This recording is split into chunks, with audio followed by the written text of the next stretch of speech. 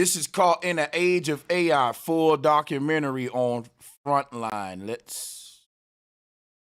That ain't a good pen.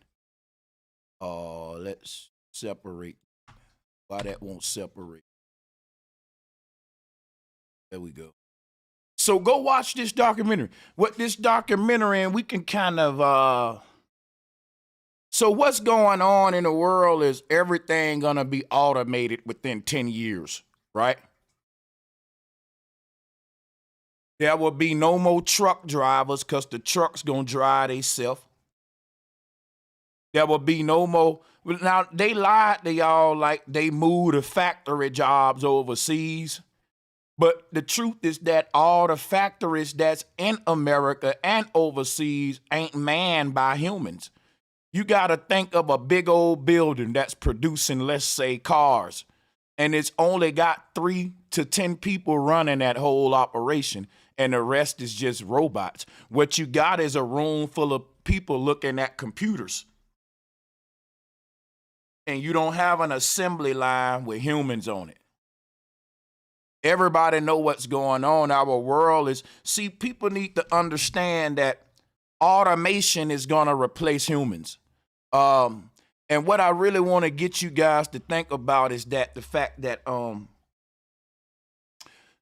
AI is going to do a lot of our cognitive functions.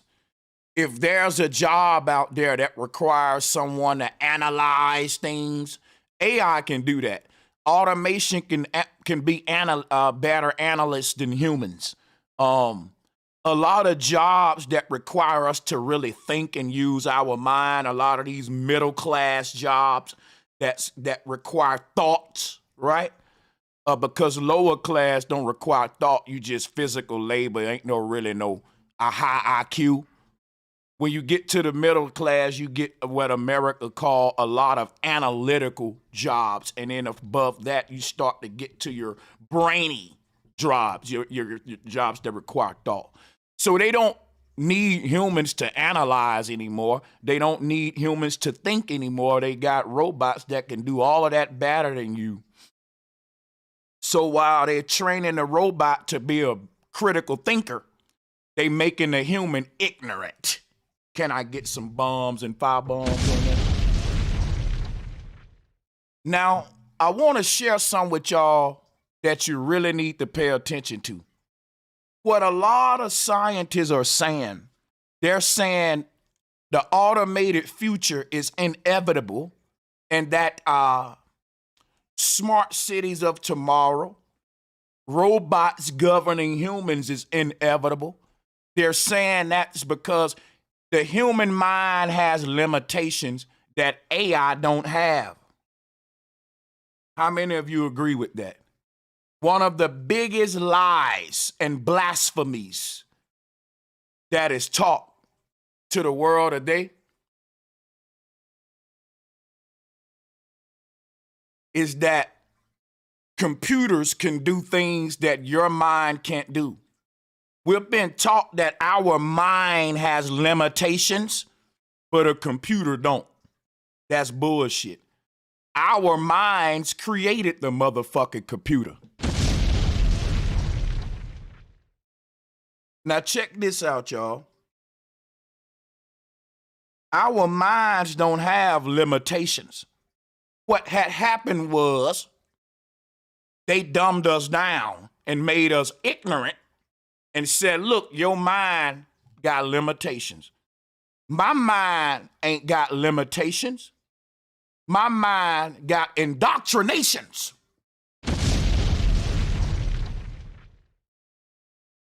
Don't call the indoctrination that you seeded out there in the minds of the people limitation. There are no limits to your fucking mind. And if you don't know that, we in trouble. Oh, I'm getting the Holy Ghost. If you don't know that, we in trouble. If you don't know that there are no limitations to your mind and you teaching your children that their mind is limited, shame on you. The only thing limited is your body. But once your mind can conceive it, your body will achieve it eventually. Ain't no goddamn limits in your mind. I can prove it to you. Close your eyes. Tell me what the mind can't do. In the mind, you can fly. In the mind, you can think of things that don't even exist in this world. And then you can go put them in the world. In the mind, all things are possible.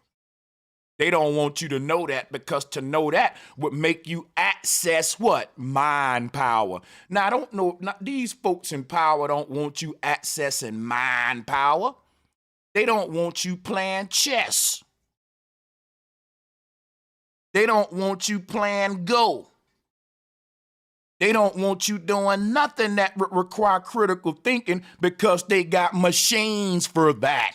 They only need humans to be dumb, ignorant, slow, and so that your purpose will be dwindle away to nothing.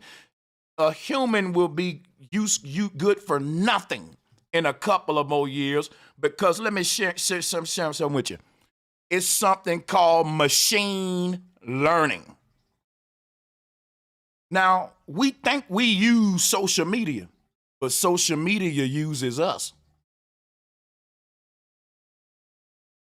We think we search Google. Google's searching you. I want you to watch the documentary that I pinned in the chat room, and everything I'm talking about right now, that documentary gonna go into it. Every time you get online, AI is learning from you, and it know more about you than you know about yourself. Everything you do on the internet leaves behind a digital signature, a resonance that can be used to predict your future actions. And AI has created a system so fucking crazy, bro, that they can predict your actions down to a couple of years. And when I talk about predicting your actions, nigga, I mean that literally. I'm not playing no games. People, let me explain something to you. In criminal justice, just say there's a serial killer on the loose, but we don't know who he is. We don't have an ID on him. We can do something called profiling. And by profiling, we can look at the way that this killer murdered these people. We can look at the way that he left the scene.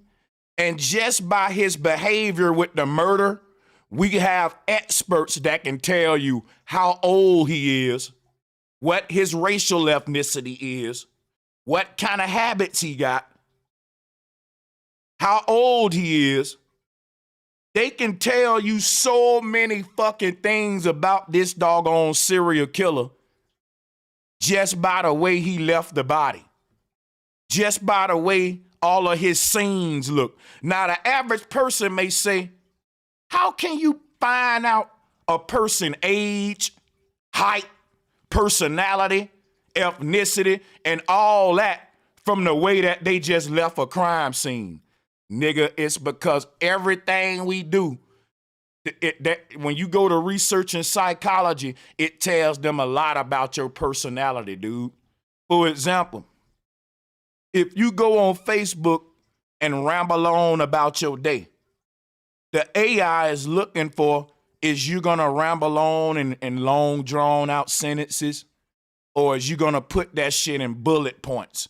See, little shit like that matters. When you watch the documentary, they're gonna talk about that. When everything you do on a computer, the AI is saying, damn, this is how humans disseminate information. So let's say you telling everybody about how your day went. The AI is studying how you doing that. And then the AI is learning a lot about you just by how you interact with others. And it's profiling you. And with all the data that we feed the internet, what they're doing, they're mining information. Like we went through a gold rush, a silver rush. Now we going through an information rush, a data rush. Human privacy is at stake because of it. We're in an information, a database age where corporations really want to know, what do you do when you wake up in the morning? Who are you emailing and what are you talking to them about? All of this, they can learn about you to be able to market to you better and create a certain profile that AI will then create an algorithm and start building a world for you. So when you get up and the first thing you do is check your phone, there's a robot putting on the screen something that they know gonna, the robots are gonna be influencing your day from the moment you wake up till you go to bed, and ain't gonna be no way around that because the world going digital. So the robots are really gonna be planning our fates. Now, the people in power are saying this is gonna create a safer world. Because if a truck driver don't got to handle that truck, it'll reduce accidents, for example, right? But you got to understand, they don't care about our safety, y'all. We're training our replacement. You know, on a job, when they get you to train somebody, and next thing you know, after you train them, they fire your ass, and you just realize, oh shit, I was training my replacement.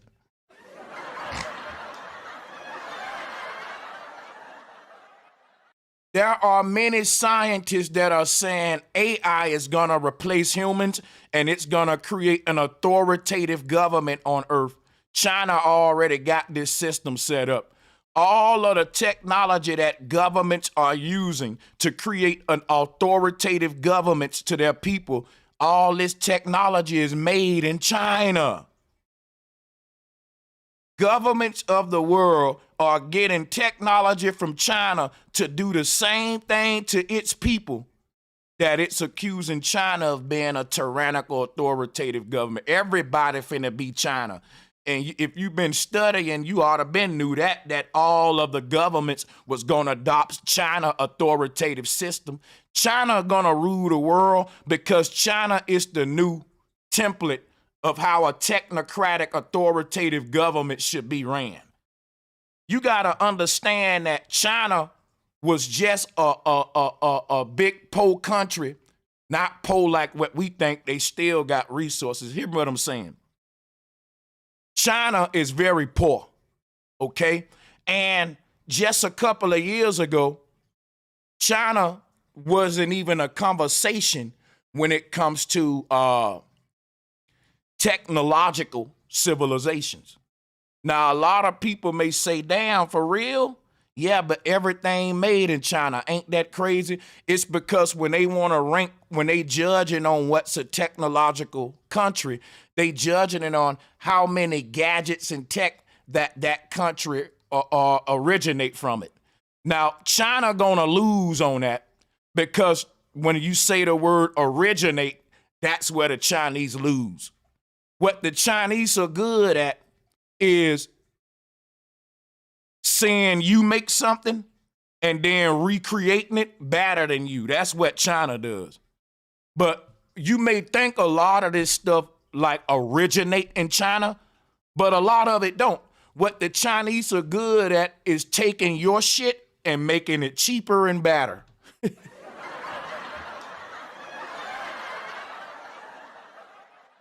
That's why you can't beat the Chinese. If you invent some shit, it's gonna be in China a month later, nigga, cheaper, better, with more features on it. How you gonna compete with that?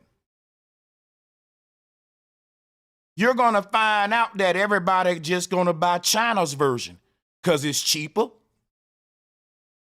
It do the same thing. And that's kind of like what's happening in the world right now. Everything's made in China for that reason. It ain't that other people can't make it. You can't make it cheaper than China. You can't make it cheaper than China. Let me show you how crazy China is, right? You got real companies that go to the China, like Jordan got plants in China because they saw that they bootlegged the Jordan so good, you might as well motherfucking hire them bitches. When they say all of our factories going overseas, I mean, think about it. People gonna buy bootleg Jordans if them Jordans look real authentic and you can't tell. Yo, I saw niggas buy them. I saw niggas buy fake throwback jerseys. But the throwbacks, when I was in Korea, I was getting real throwback jerseys because they made in Korea. But what I'm telling you, man, is some of these places can fake stuff so good that a lot of the fake versions be selling for higher than the real shit. Oh my God. Go look it up. There are fake Gucci purses, Louis Vuitton purses that are priced more than the real thing. So that the fake market of stuff, there's a high-end fake market. Like there's actually a high-end part of the faking industry to where some of those fakes can go for higher than the real thing because of the rarity of it. And it looks so much like the real thing, and the real people wouldn't make it in this particular color or style. Like, but let's neither here nor there. You need to know that to understand what's going on. Now what China ain't fake from nobody. What's original to China is their system of government. China is a very unique situation, being that it's more people in China. Like first you got Africa, then you got China. China's so heavily populated that the more populated your society is, the more technology you need to govern it. Okay? Simple, right? If I got to watch 3 little babies, I don't need a lot of technology. But if I got to watch 300,000 babies, I'm going to need some cameras in that room, some cameras in that room. I'm going to need some machines that dispense my milk bottles out in 1 minute, 10 at a time. Just think if I had to tend to 3,000 babies. I'm going to need technology to help me if I ain't got a damn huge army of people, which we don't. So like when societies grow and they start becoming big societies like China, the technocracy now has to be implemented because it's no longer sustainable with the current infrastructure. A government is only made of so many individuals. And when they population have a growth spurt, how do they govern all those people? They introduce cameras, tracking systems, they monitoring devices, and etc. So China went from very simple governing technologies to some of the most advanced forms of government tyranny technology you've ever seen in just 2.5 years. When the AI robot played the human in AlphaGo and won that game, China started building its new infrastructure that it got right after that. Before that, guess what? China went from like a total of a few thousand surveillance cameras in the major cities to now it ain't nowhere you can walk in China without being on camera. And we doing the same thing. People just ain't opening their eyes. We just had a population boom. That's the drill generation. Within this whole past couple of decades, guess what we been experiencing? More police state. You're seeing more cameras. Countries that had 0 to little cameras on their streets now has a camera everywhere you walk. It's impossible to go somewhere without a government eye on you. And now all of these cameras around the world are part of one big network that China's AI is governing. Oh my God! Time to think. I'm telling you, every country's camera system is connected to one world network, dude. And guess what? When your face is when you walk in a grocery store, you on camera. When you walk out, the government is getting our faces on camera every day. And guess what they doing? They're studying our facial muscles. And they machine learning is teaching the AI how we feel. So just think, you got an off day, right? You say, I'm gonna take a jog to the store, right? I'm gonna get me some breakfast and I'm gonna jog back home and I may take a little walk in the park. You just gave the government so much video footage of you that you ain't even thinking about. And we may say, well, they gotta survey us to make sure everything's straight. These cameras that's above us everywhere, that's AI watching us, learning from us. The AI saying, okay, look at the way he jogging this morning. He didn't jog like that yesterday. I wonder if there's something with the AI is just data is, put it this way. The AI is a hungry fat man and data is its food source. Simple. Like the Cookie Monster. AI eats information. It eats data. Now, me and you, we eat food. We drink water. AI is an artificial intelligence that cannot live if we don't feed it data. So what does everybody have on their social media profiles? News feeds. Everyone is feeding a feed, a news feed. And what's eating the feed? AI. It's when we talk about when you go on Facebook and you strolling down, everybody posting all that stuff. AI is chunking that up every day. And it's getting smarter and smarter. And it's learning more about humans than we ever would have learned about ourselves. And it's getting to a smart enough point to where it's capable of governing over humans to a level where there will be zero crime and zero resistance. How do you fight a robot that knows exactly what you're thinking? It knows what the fuck you're thinking, bro. It's suggesting shit to you. So it knows when it does this to you, what you gonna think about, nigga. It already know you. How do you fight back at that? How do you beat me in a fight if I know every punch you gonna make? Cause I know you that well.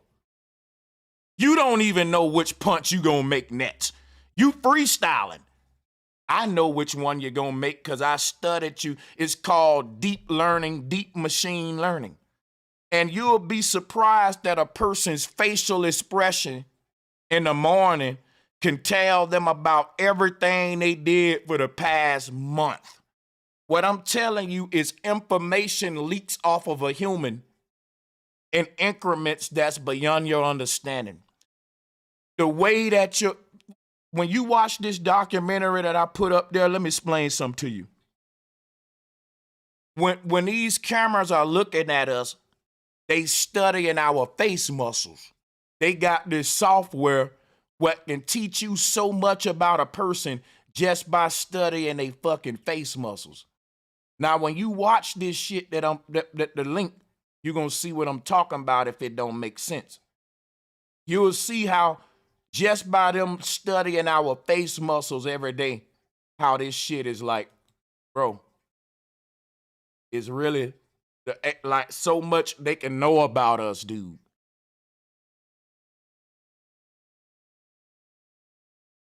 Let me see if I can find how this software look. Everybody that's with this shit, they're saying like, well, it's gonna create a safer world, a most safer world, and I disagree.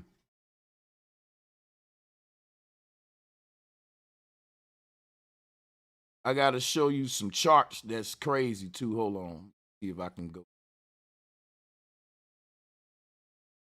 There was some key points in here that I wouldn't mind highlighting. Let's see if we can play this and get away with it.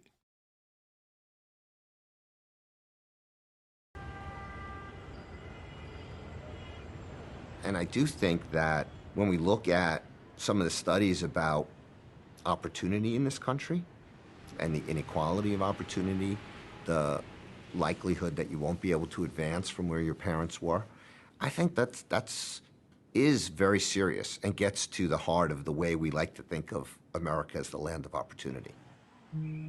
Inequality has been rising in America. It used to be the top 1% of earners, here in red, owned a relatively small portion of the country's wealth. Middle and lower earners, in blue, had the largest share.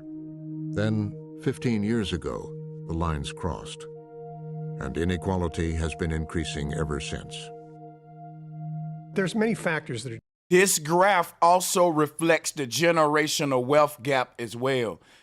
This shows you the transfer of wealth over the years in America. So from the 80s to the 2000s, the wealth of the people have been extracted just like that. And that was a crossover point in the 90s where the powers that be finally start to create what's called a worldwide monopoly with this banking system and shit. We can go deep into that, but I want to show you another graph. You're going to watch this on your own, so I want to show you something. Hold. These graphs are interesting. Check it out. Into a universe of vast potential and transforming almost every aspect of human endeavor and experience. Facial recognition is old tech, but all old technology has been updated today. There's no such thing as old technology. Remember, telephones are old technology, but they still creating a new one every year that's more and more advanced, right? You got to stay aboard with technology. Let me teach y'all something. Technology ain't no thing to where, hey man, that was last year. Technology ain't trendy. Technology is constantly evolving around you and shaping your world. So to say facial recognition is old news, no, bro, ain't nothing old about technology. Tech is part of the new world order. Ain't nothing old about the new world order and the technocracy. You're just saying it's no longer a trendy topic, but that's your problem. You need to quit looking at everything like yesterday's news. We talked about facial recognition last year. That's old. It's never old. They're constantly developing that technology and using it against you. But it was just a trendy topic for you for a period. And you got to stop doing that. You need to constantly look into technology and stay up to date with it and quit being trendy minded with it.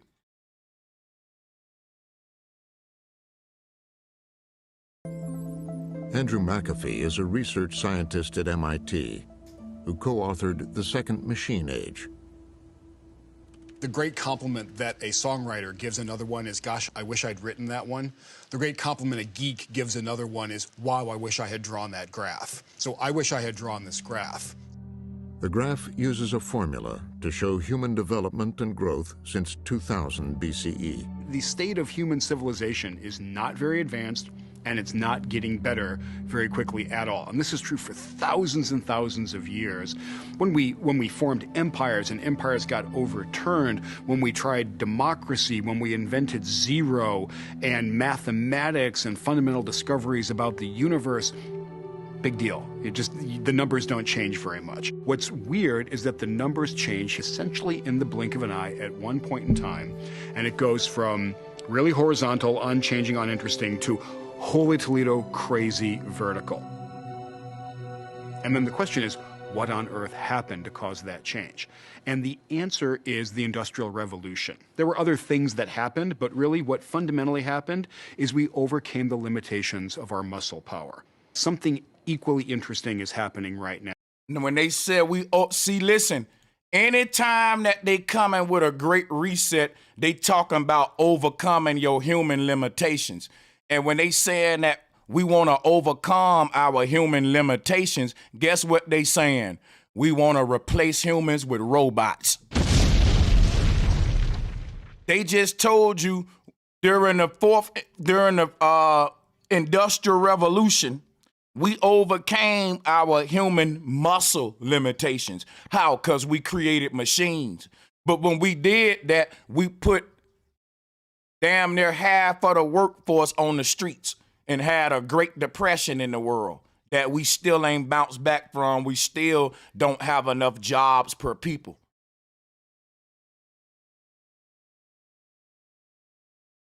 It's that manpower bring men together and create so many jobs out there for the people.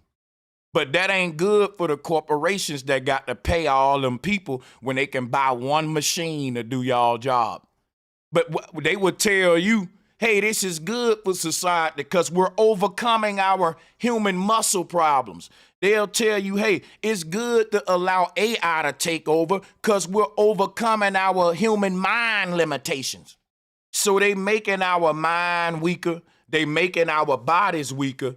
And they saying, since you so weak and you so dumb, we can make a smartphone and a strong robot. We building weak men and strong machines, y'all. Oh my God.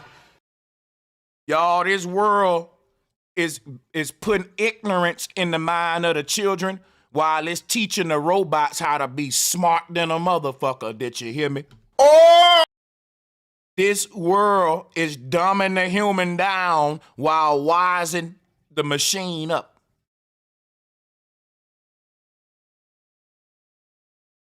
This world is making the man and woman weak while making AI strong.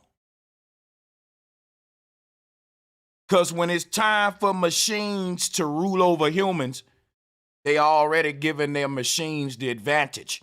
You can't outthink them. You can't outstrength them, brother. Can't outshoot them. Can't outfight them. And to you women, if they keep messing around with these female robots, you can't out-twerk them, can't out-fuck them in a minute now.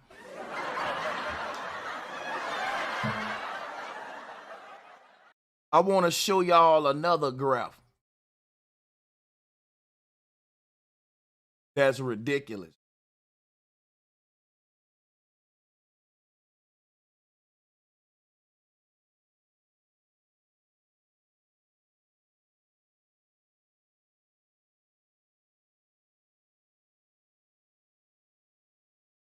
Oh, this one gonna bring it home. Hit the like and share button, guys. I'm looking for. I got the graph put up on my end, but I want to play the little clip from theirs.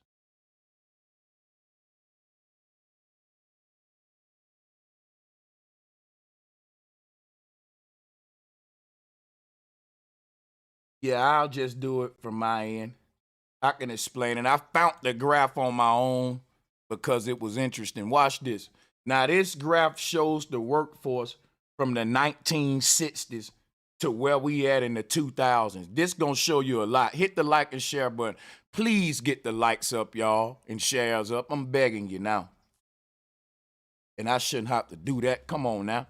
Now, check this out, y'all. What this shows is something that's gonna blow you away with what AI and what they doing. So look what's happening.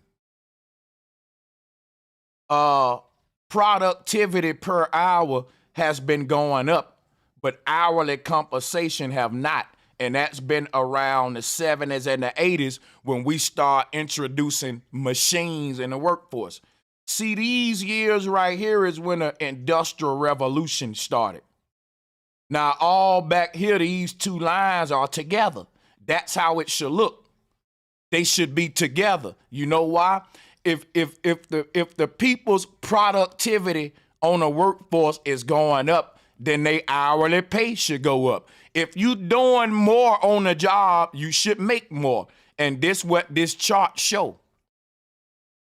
It show in the 40s, 50s, and all that, people who work hard, they got compensated for their money. Back in the day, you literally got what you was worth before inflation. Now, we think we making more money today, but you ain't, dog. You're not. Let me show you some. Look at this chart. This show you when the workforce is when the people in the workforce, when they productivity went up, the company had to give people pay raises. You feel me? Over the years, as the workforce productivity increased because we having more children, and that's giving more manpower, and also we're getting smarter, we can do more, we're getting stronger. So now you gotta pay humans more. That's what this chart means. It means that when the people's productivity was going up, their pay was going up. Something happened right here where the productivity kept going up, but the pay didn't go up. And you know why? Because the robots, the companies started laying people off and replacing them with machines.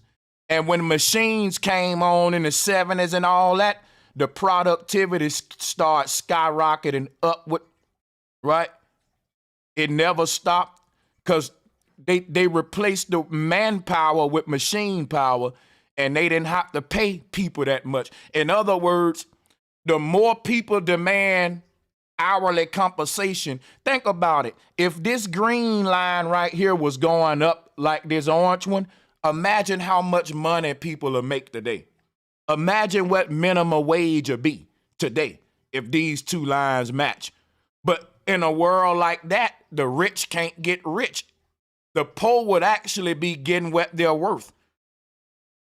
So for them to get rich, they say, look, we can't keep giving y'all pay raises over generations. You know how like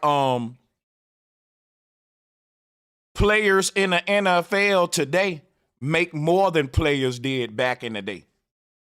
Every generation, the hourly compensation is going up. Why? Because the productivity going up. Now, in a world like that, it'll kind of be even. It'll be to where, okay, you got a bunch of people slaving for you and working for you, but all of them getting compensated for it the way that they should be.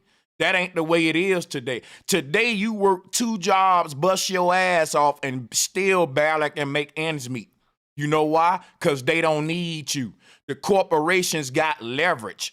They really don't need humans. They saying we can really replace everybody with robots. What happened in the 70s? The corporations said we cannot keep matching the hourly compensation with productivity. We can't do that anymore. And so what they did was they started replacing humans with machines. So the corporations was able to keep their productivity high while the hourly compensation paid the humans low. Because it makes you get cheaper labor when a robot can do 50 people's job better than them. What that's saying is you lost leverage and power. It's like what y'all talking about with the Mexicans and stuff when they was like, man, the Mexicans coming over here outworking everybody. The Mexican will come over here and work harder than you. He won't complain, and he'll work for less. Now, people was bitching about the Mexicans doing it, but they ain't bitching about the robots doing it. Y'all stupid, because the robots about to replace the damn Mexicans too. Oh, they already is, matter of fact. People saying we can't compete with them Mexicans. Let's build a wall because they taking our jobs. Meanwhile, they building machines that's taking your job inside of the wall. The threat ain't coming from everybody that's like Trump need to build a wall. These foreigners taking our jobs. Nigga, these robots taking your job. These machines taking even the Mexicans' job. Everybody need to be worried about this. Look at this graph. These folks, think about this. If they want to, nigga, they can keep hourly compensation right here all the way to 2,100 while productivity will keep going up because AI and machines are doing the work. So the only workforce is going to be a lower class, and they're going to be doing little meager jobs that don't require a lot of thinking because AI going to be doing the analytical blue collar and white collar jobs. So the only thing left of a workforce in the near future is just going to be simple, meager little human jobs that, you know what I'm saying, pretty much, you know, like the lowest of the low, they dismantling the workforce. They're dismantling the middle class. And so as these numbers progress, and that when the space between these two lines get bigger and bigger, you're going to feel that, man. You're going to feel that. Because the more that productivity rises, the more inflation happens, and your hourly compensation won't be able to compensate for your mortgage, your rent, your insurance. Everything is going up in cost. But your money that you making at work, nobody getting raises. You know why ain't nobody getting raises? Because if I was a corporation owner, why would I give a human a raise when I can take that money and replace all of you motherfuckers with a machine? And I can buy that one machine one time, and I don't got to worry about no hourly compensation. Like, this hourly shit can be done away with, man. And that's what I'm telling y'all. Like, why they got us distracted with Kanye West and Kyrie Irving and all these folks, because none of this shit gonna affect Kanye West. None of this gonna affect Kyrie Irving. This gonna affect your future generation of children, and this is who y'all ignoring while you're being caught up into idolatry. And that's sad. So I just gave you a sneak peek into what the documentary gonna go into. And like I said, the documentary is in the video description area, and it's pinned to the top of the chat room. And I'm going to move on now. I'm going to move on from that. Please like and share the video. And don't forget to subscribe and hit the notification bell. Be sure to select all so that you can receive notifications every time we go live and upload to the channel. Yeah, so somebody sent me a little dope clip, little quick clip to review from young Pharaoh debating the rabbi, right? I'm gonna show it to y'all. And the black women are something else, but with how they be getting the Holy Ghost. Hold on, I'm gonna show y'all what I'm talking about.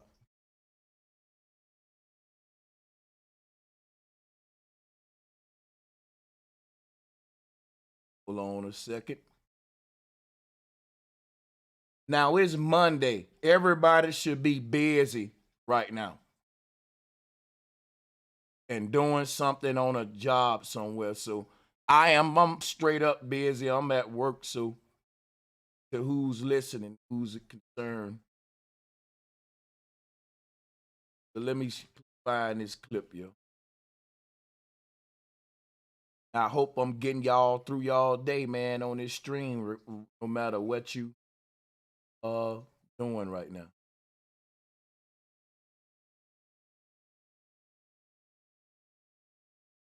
Somebody sent me the young Pharaoh clip. Wait, damn it, send me that again. Okay, here. But the Holocaust is being implemented. Black people have been murdered and genocided 50,000 times worse than what happened to y'all. And we are still I'm not done. Okay, let me give you the numbers. Arabs killed 40 million Africans. And that was just during the Arab slave trade. Then the Arabs educated Caucasoids on how to do it. Caucasians have killed over 100 million Indians alone, let alone Africans. So Arabs killed 40 million Africans. Arabs educated Caucasians how to do it. Caucasians, aka Spaniards, which are white people who speak Spanish because Spanish was created in Italy, came and then they killed 20 million Africans. And then the Dutch came and they killed 40 million. And then the British came and they killed 30 million. Then the British came back in the 1900s underneath Leopold and killed 14 million Africans in the early 1900s. Then Mussolini with Hitler came behind him and killed 40 million. And then when the Pilgrims came over here, the Dutch, the French, and the Spaniards was already over here murdering people. But then the European Pilgrims came and they killed 100 million just off zoonotic diseases and bad hygiene. So if we were to add up the body count of black people in comparison with the Holocaust, I don't honestly want to hear that shit. You got more black people in jail today around the world than that can compete with the amount of Jews that died during the Holocaust. So my main thing is, if and I'm not saying that the Holocaust was good, but what I'm saying is, y'all trying to do with y'all trying to use the Holocaust the same way that the LGBTQ is trying to use gay rights. Y'all are trying to put y'all plights out of order. Yes, you have a plight, but you got to respect rank and file. The Holocaust is not the #1 historical horrible event. It's like #2 or 3. What happened to us is horrible, and I'll tell you why. Even though your history is completely made the fuck up, you still got it. I got real history. I got real pyramids. I got real pharaohs. I got real ancestors that I don't even know about because it's still being hidden from me today. Why? Because the creators of the school curriculum in this country are Jews, and they lying to me about who I am. And that's a fact that the McGraw school curriculum, Robert Maxwell has ownership in that, and he's an Israeli spy Jew. And so my thing is, you guys are able to obtain your history.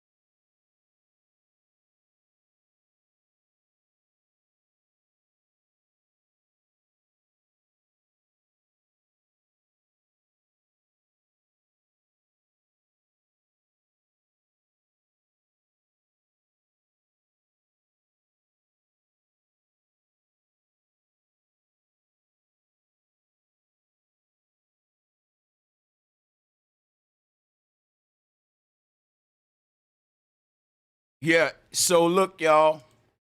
I ain't gonna lie. Let me do. Yeah, I had stepped away from the mic. Thanks for the tools, though. I wasn't saying nothing, but I want y'all to hit the like and share button right now because the likes ain't matching the views. And let's play that again. Like, do y'all want to look at that again? But the Holocaust is being implemented. Black people have been murdered and genocided 50,000 times. I just want to say that young Pharaoh have always been creating content where he's debating different rabbis and Jews and stuff like that. And, you know, he's part of the MAGA movement. This whole thing about blacks versus Jews.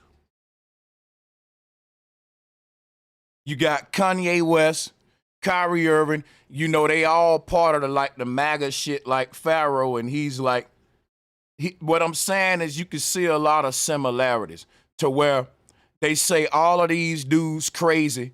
They lost their mind. We got to protect them. But they all going like kind of beefing with the Jews. They Republican conservative brothers. I think that's something, you know what I'm saying? There's a little pattern that we see there. I think that the stuff he was saying in his video is powerful. And one thing I would say is, in my opinion, having a focus on Kanye West and Kyrie Irving is bullshit. Now remember this, right? They canceled Young Pharaoh for the CPAC shit.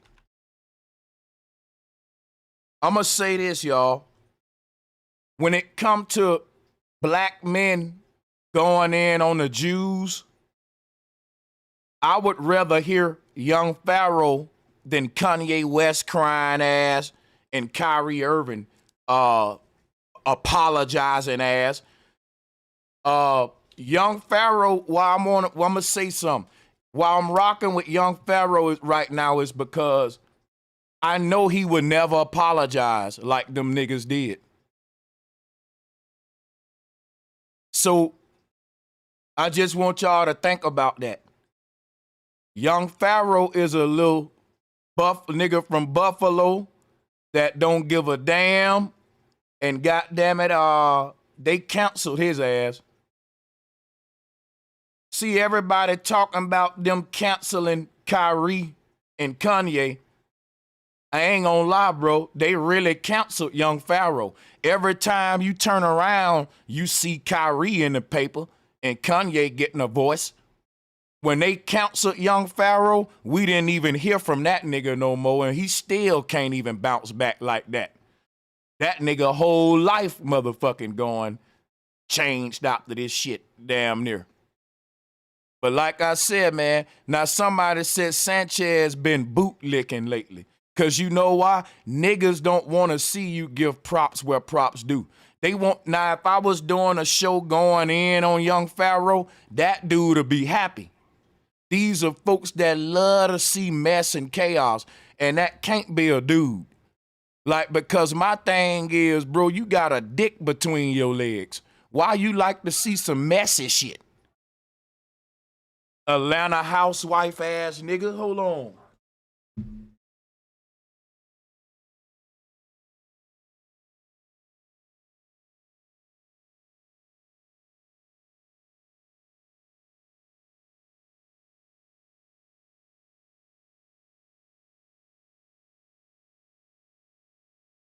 Yeah. My thing is, if all I'm doing, I touch on topics. When it's my time to debate Young Pharaoh, I have no problem doing that. And then somebody sent me this video. Look, it said, YP digging in a J's ass, pause. That title though. But yeah, you see what it say? Lamont Murphy sent me this. And when I clicked on it, boom, that's what it take me to. I said, yo, that's a short clip, 4 minutes. It's powerful. Let me review the shit. So I can only review Young Pharaoh clips if I'm beefing with the man and going at him. Y'all see that? Y'all see that, right? I can only review Young Pharaoh shit if it's flat earth versus globe earth, me going in on Kemet and all that. I can't come and get a man props like I don't got no personal beef with no Young Pharaoh. Shit, you know what I'm saying? That nigga's a real nigga. He reached out to me for the flat earth, globe earth debate. You know what I'm saying? When him and Seti could have just made their documentary and been on some shit to where, you know, they ain't want to approach a nigga.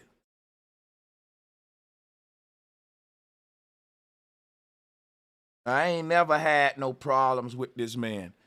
And so, with this bootlicking shit, that's crazy.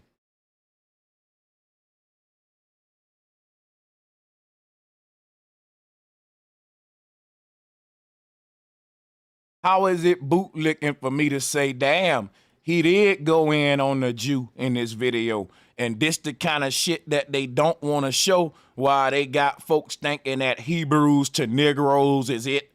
They got folks thinking about Kyrie and Kanye. Nigga, this is, like, I'm telling you, this is more hardcore than all that shit. You got a group of niggas that want to be Jews arguing against the Jews because they can't beat them.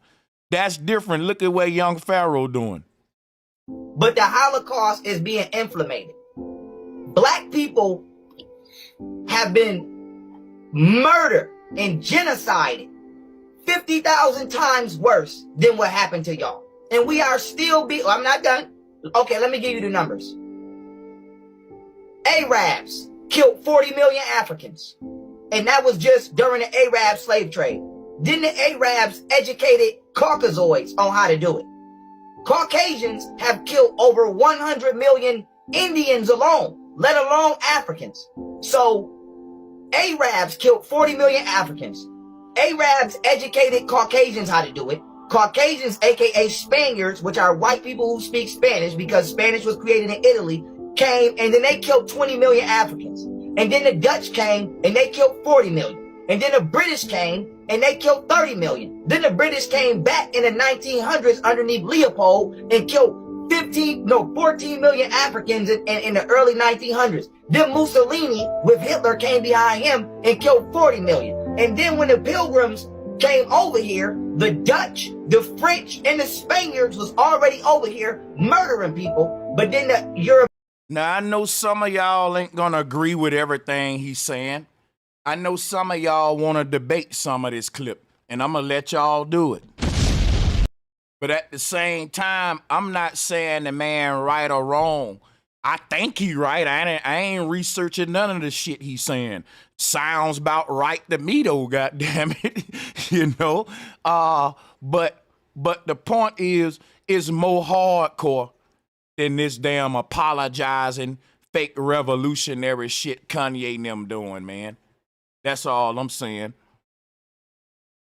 European pilgrims came and they killed 100 million just off zoonotic diseases and bad hygiene. So if we were to add up the body count of black people in comparison with the Holocaust, I don't honestly want to hear that shit.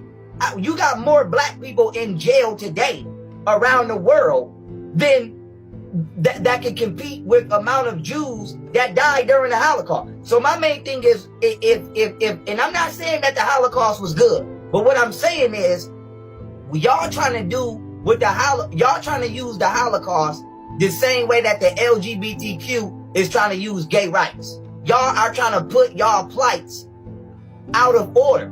Yes, you have a plight, but you got to respect rank and file. The Holocaust is not the #1 historical horrible event. It's like #2 or 3. What happened to us is horrible, and I'll tell you why. Even though your history is completely made the fuck up, you still got it. I got real history. I got real pyramids. I got real pharaohs. I got real ancestors that I don't even know about because it's still being hidden from me today. Why? Because the creators of the school curriculum in this country are Jews, and they lying to me about who I am. And that's You got to be a real hater to not fuck with Pharaoh on this video right here. You know what I'm saying? Like, I know y'all niggas don't like that the man fuck with Kemet. I don't either. I know you don't like that he believe in a globe. I don't either. But this is where I think Pharaoh shine at with this kind of stuff right here when he in front of these little rabbis and stuff. And if you're asking me, when it come to the how you supposed to approach these Jews, it's the way that young Pharaoh doing it, because they can't say he's being anti-Semitic. He's teaching this goddamn man something. And the man is sitting there like he's in a fucking class session. He can't say that the man offending him or nothing. Young Pharaoh said, look, I'm not even saying that the Holocaust was a good thing. See how Kanye going out there just blabbering out the mouth trying to piss people off? He just a fucking loose cannon that's stupid as hell. Pharaoh is actually articulating knowledge to these folks. That's all I'm saying, bro. And I think that is fucking more than what them niggas doing. I'm glad this video clip was sent to me because it's a good example to show niggas that this ain't what Kanye West and Kyrie Irving doing, nigga. This is if Kanye and Kyrie was doing like this, then they'll convince me. This is how it looked like when you putting the pressure on the small hats. It's not that shit Kanye West and Kyrie doing. That's what the fuck. That's why this clip is gold for a nigga like me. I'm not hating on young fella. This is a good teaching moment to show niggas how you approach these small hats. Not with all this apologizing and we're Jews too. We're Jews too. Nigga, let's play this shit. Somebody got this real shit, man. It's a fact that the McGraw school curriculum, Robert Maxwell has ownership in that, and he's an Israeli spy too. And so my thing is, you guys are able to obtain your history, whether we agree with it or not. Ours is still being hidden from us to this very day. So the Holocaust is relevant, but it must take a back seat until black men, not gay, not trans, until black heterosexual men get justice. I don't want to hear shit about a Holocaust. Now, when we get justice, then we can give you justice. But here's the thing. How did y'all skip the line? Not only did you get justice, you get a minimum of $3 billion from this country every year. We giving y'all $10.5 million a day to help y'all set up a land that y'all not even from. Come on, nigga. Come on.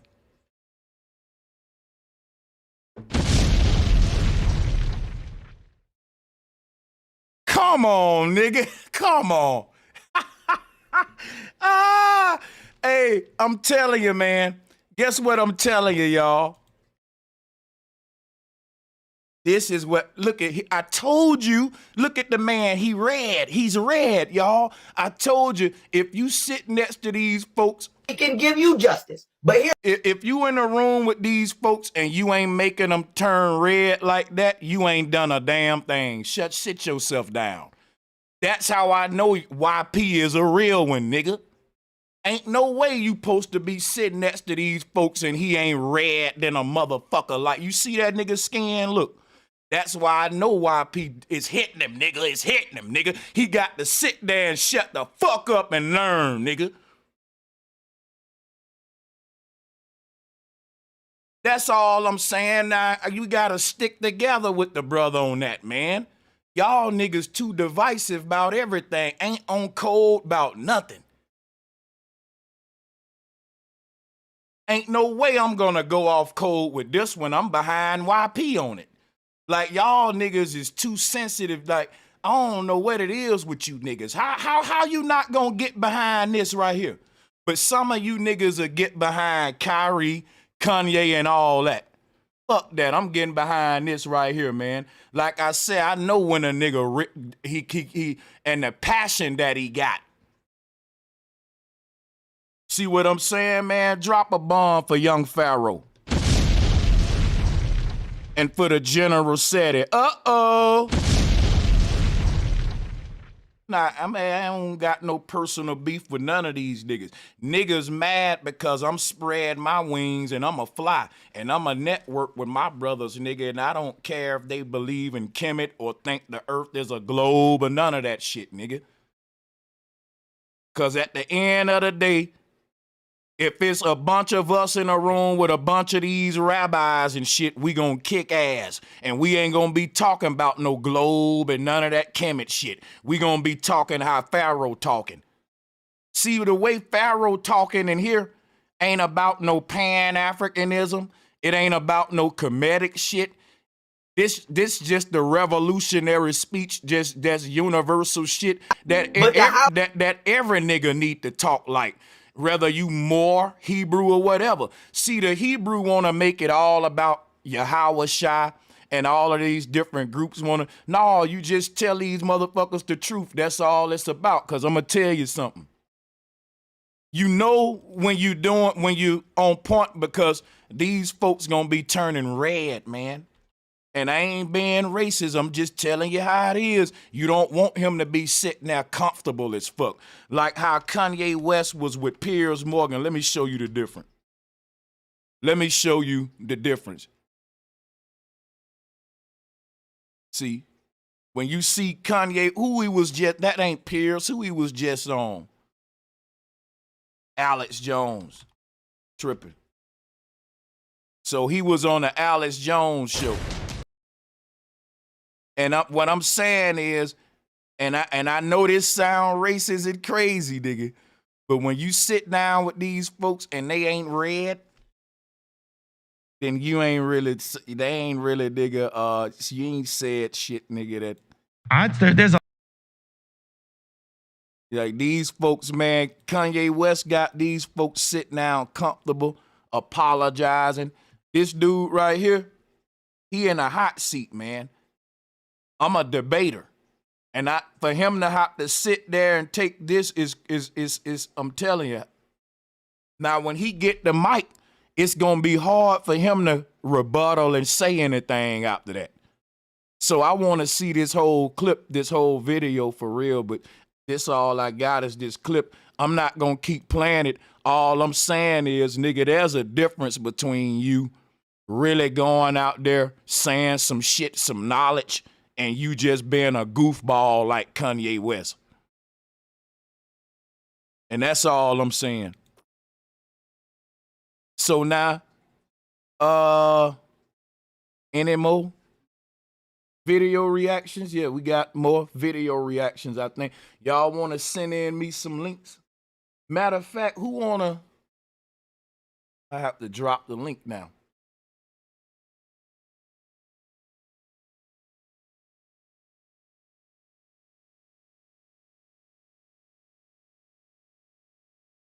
I have to drop the link.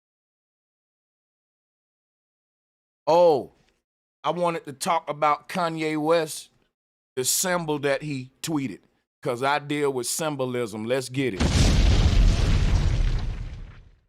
Think it was like a 6-pointed star. I never looked at it. Somebody said that. I'm trying to verify. Kanye West 6-pointed star swastika. Is that true? Let's see it. I knew it.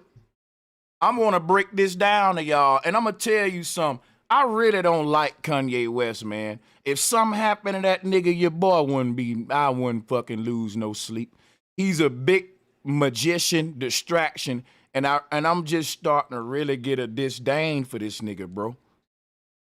Cause all of these, like a lot of these symbols that this nigga, he's getting these symbols targeted, man. Like, let me show you what this symbol is that he fucking, see, check it out, right? Watch this. The Jews symbol is the 6-pointed star, right? Hitler's symbol is the swastika. Now, when you put them both together, guess what you get? The truth, man. You get the fucking truth. The symbol that Kanye getting y'all, this symbol is about to be banned because of Kanye. Because once they ban Kanye for it, now they're going to go through a lot of videos like mine. And I'm literally teaching with symbols like this. This is a universal symbol. Let me show you what this means. The swastika in the middle is the human body, y'all. That's your body. That's Allah. Arm, leg, arm, head. Let me show you something. If I can find it. Because this is a hard picture to find where it got Allah. Let me see if I can find this shit.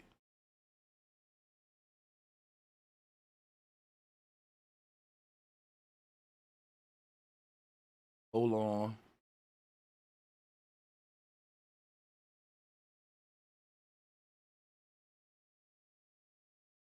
Hold on. I'm going to tie this swastika in Allah and all that. You know what? Let me search my own folders. I think I got it on my computer. Because they may have took this off the internet. They starting to censor a lot of this stuff. Bear with me a second, y'all. We about to go into the sacred geometry of what Kanye posted. The symbol he posted. And trust me, you don't want to miss it, so hit the like and share button real quick. Now, let's go ahead and show you what he posted. And go right into it so we don't keep you. anticipating too long. So listen, guys. If you look at the degrees of a human body, it is the swastika. Now, you know how when you running like this and a human in stride, your body's making a swastika. The different 90 degrees in each of the limbs and countering them, like what all of the degrees in anatomy of our body is mimicking the hyperboloid at the North Pole. The different ways your body can bend are the different ways that a hyperboloid fluctuates or reciprocates. I'm going to show you what I mean.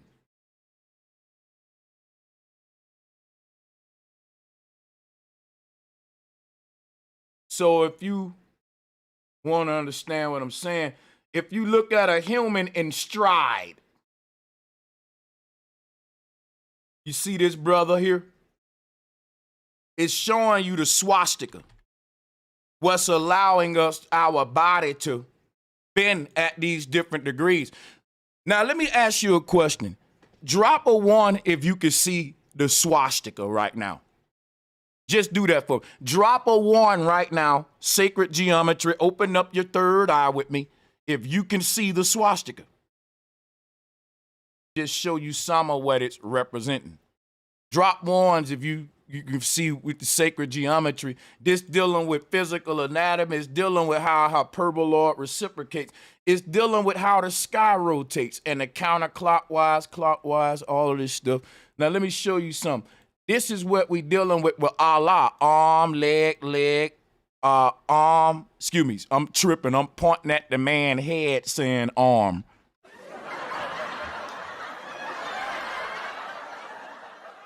Let's try this again. So, arm, leg, arm, head. Arm, leg, arm, head. This is the swastika. Now, the crazy thing about this swastika, right? The human body is what's called a pentagram. Let me show you. The human body, if you look at Vitruvian man, the body is what they call the Baphomet. That's the God that can do good or do evil. This is the 5-pointed star. Your body is like the densest part of your manifestation, and the part that's the more distant from the spirit, if you will, is more instinctive than intuitive. Now, the body is a pentagram, but the energy around the body, right? That's where we get to the 6-pointed star. You have the 5 inside of the 6. You have the pentagram inside of the 6, the 5 and the 6. This is gang language. Because in the gangs, either you under the 5 or the 6, but that's the same in the occult. If you under the 5, that's the knowledge that deal with the flesh. And if you under the 6, that's the team that deal with spiritual matters. That would be church and science. So church is 6. Science is 5, dealing with biology, the pentagram, the mortal world. And they govern, and this is just coded language when you're dealing with how the two express themselves on an ethereal level. The body is the 5-pointed star, and then the Merkaba would be the 6. So the body is the swastika. Okay, I can take these off now. So the body is literally the swastika, and surrounding the body is the torus field, right? And this is what give you symbols like this.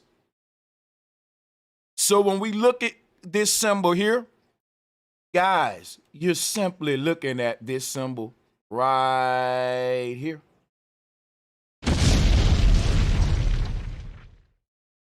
Because listen, guys, the body is housing a black hole at the core of itself. Let me show you something.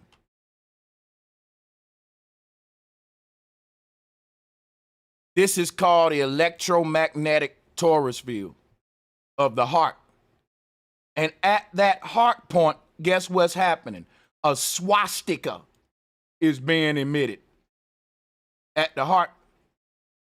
There's a crossing or a convergence over energy, an intersecting of energy at the heart, and it's resembling a swastika or a vortex. That's all the swastika was. So at the middle of this pentagram is this electromagnetic field of the heart. And that is a vortex that looked like a swastika. And that's what'll give you this symbol. Because the auric field is the six-pointed star. That's your Merkaba. You see?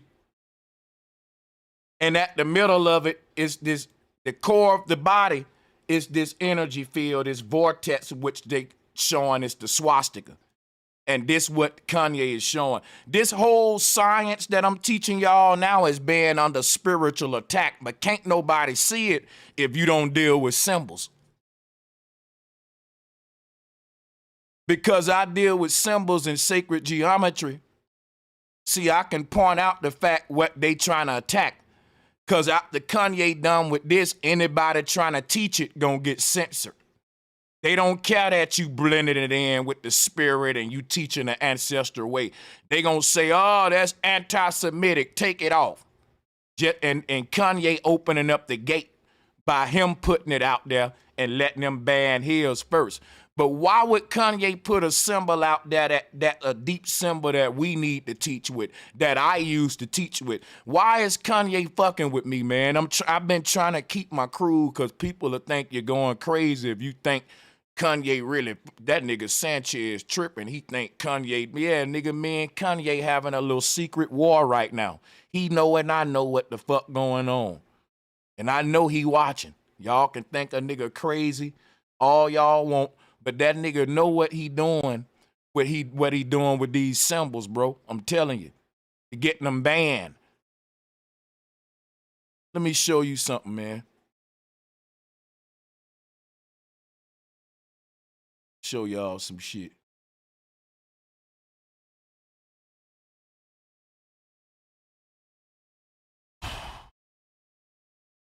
This is what I show all the time.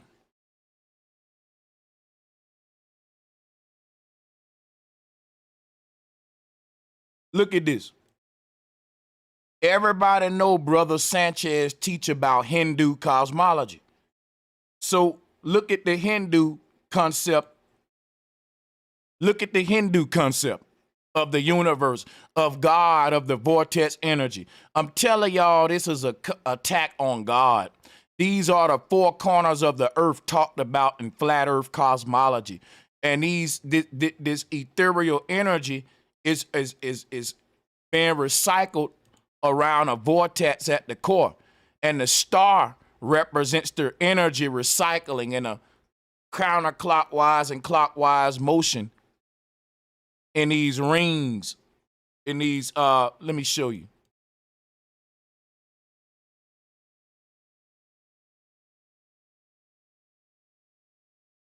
Six, nine vortex energy.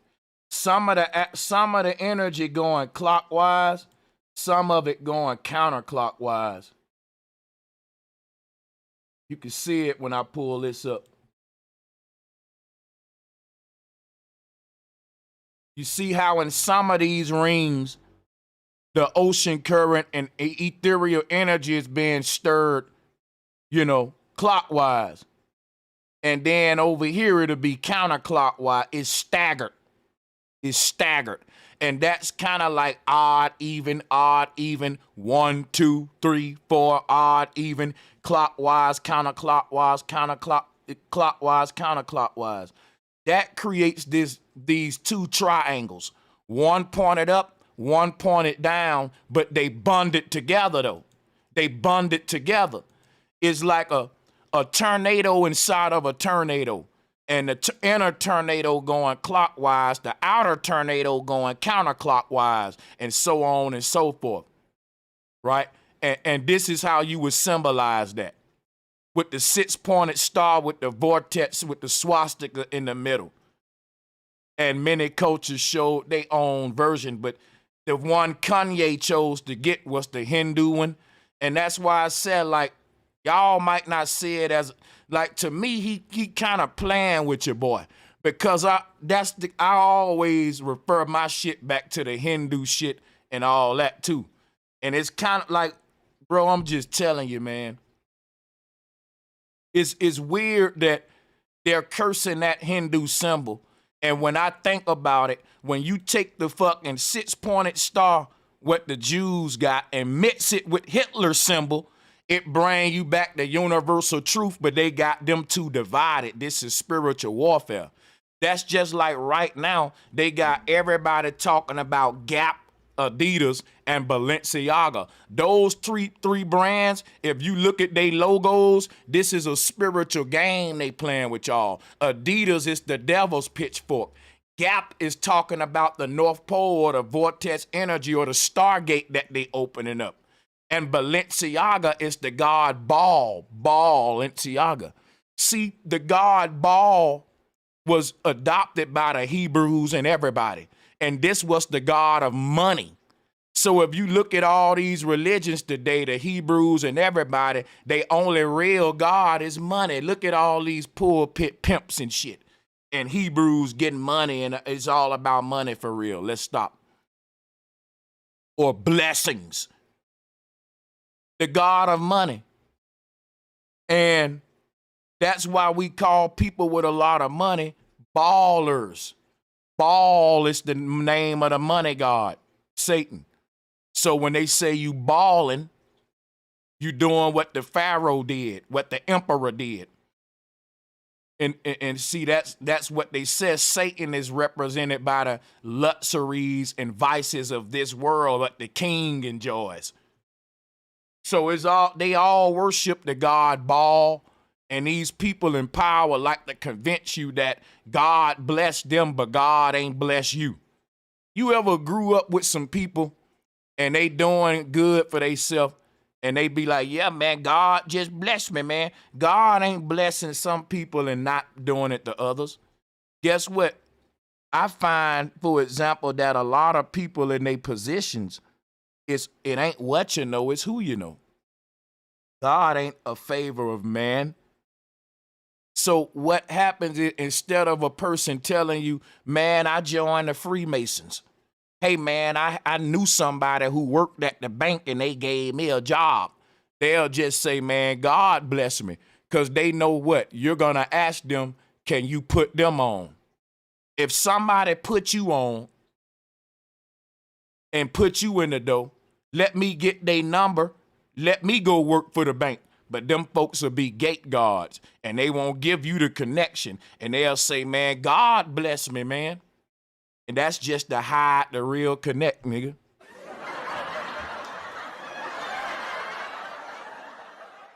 Pastor will point at his jet, pastor will point at his Benz, and he'll say, God bless me. But God ain't blessed that old lady that got to catch a ride to church. God couldn't have blessed you and then bless Miss Smith. You lying to me, nigga. Guess what happened? The congregation blessed you with them tithes and donations. But you don't want to say that. So, God bless me. We know how this works. and when you say that, that means what I'm doing wrong, why God ain't blessed my ass yet. But that's the kind of world we live in. If you believe in God, you'll think he's favoring others over you. And that'll do some of your self-esteem right there, buddy. But Kanye knew what he was doing, attacking that Hindu symbol. Nobody else gonna show you what symbol he stole, but Brother Sanchez is a master at symbolism. I'm an expert at sacred geometry and symbols. Been studying them since a little boy, which is why I'm able to do what I'm doing. The moment Kanye posted this out there, I knew already what time it was. This is an attack. They constantly attacking this spirituality and this truth. And anytime somebody want to teach it, they going to say, man, them symbols you using is satanic. Them symbols you using is related to Hitler. Hey, Brother Sanchez, you keep pulling that rainbow up, and that's the gay flag. Y'all see they doing that on purpose. This is called spiritual warfare. It's spiritual warfare. All the symbols that they know that a person gonna need to wake up, they got them linked to all kind of racism, hate, sexuality, and things that'll be sensitive to be censored. And it's all by design, y'all. They make it harder and harder to teach the truth and to call out the people that's controlling all of us. Because when you go to exposing them, you're going to have to, look, this is what you're going to have to pull up. Look, they stole this symbol from the ancient world, but they the synagogue of Satan. So when Kanye put that symbol out there, it's not the same as when I put it out there. To him, he's desecrating the symbol because the desecration of that symbol is what they call in the star of Remphan or the star of Lucifer. If they was putting that symbol out there, really teaching a Hindu truth about it, that'll be them revering and respecting that symbol. But in order to do that, guess what? You got to be laughed at because you saying the earth is flat. If you're gonna, when they said those who serve Christ gonna be persecuted and mocked with Christ. But if you look at today's world, people who serve Christ ain't persecuted and mocked. People who serve the ancestors is. Now let me show you something. People who saying what the ancestors were saying, they getting laughed at, mocked, censored, and persecuted. Let me show you. You see some group of some ancient society, they call it Lapland. You see that?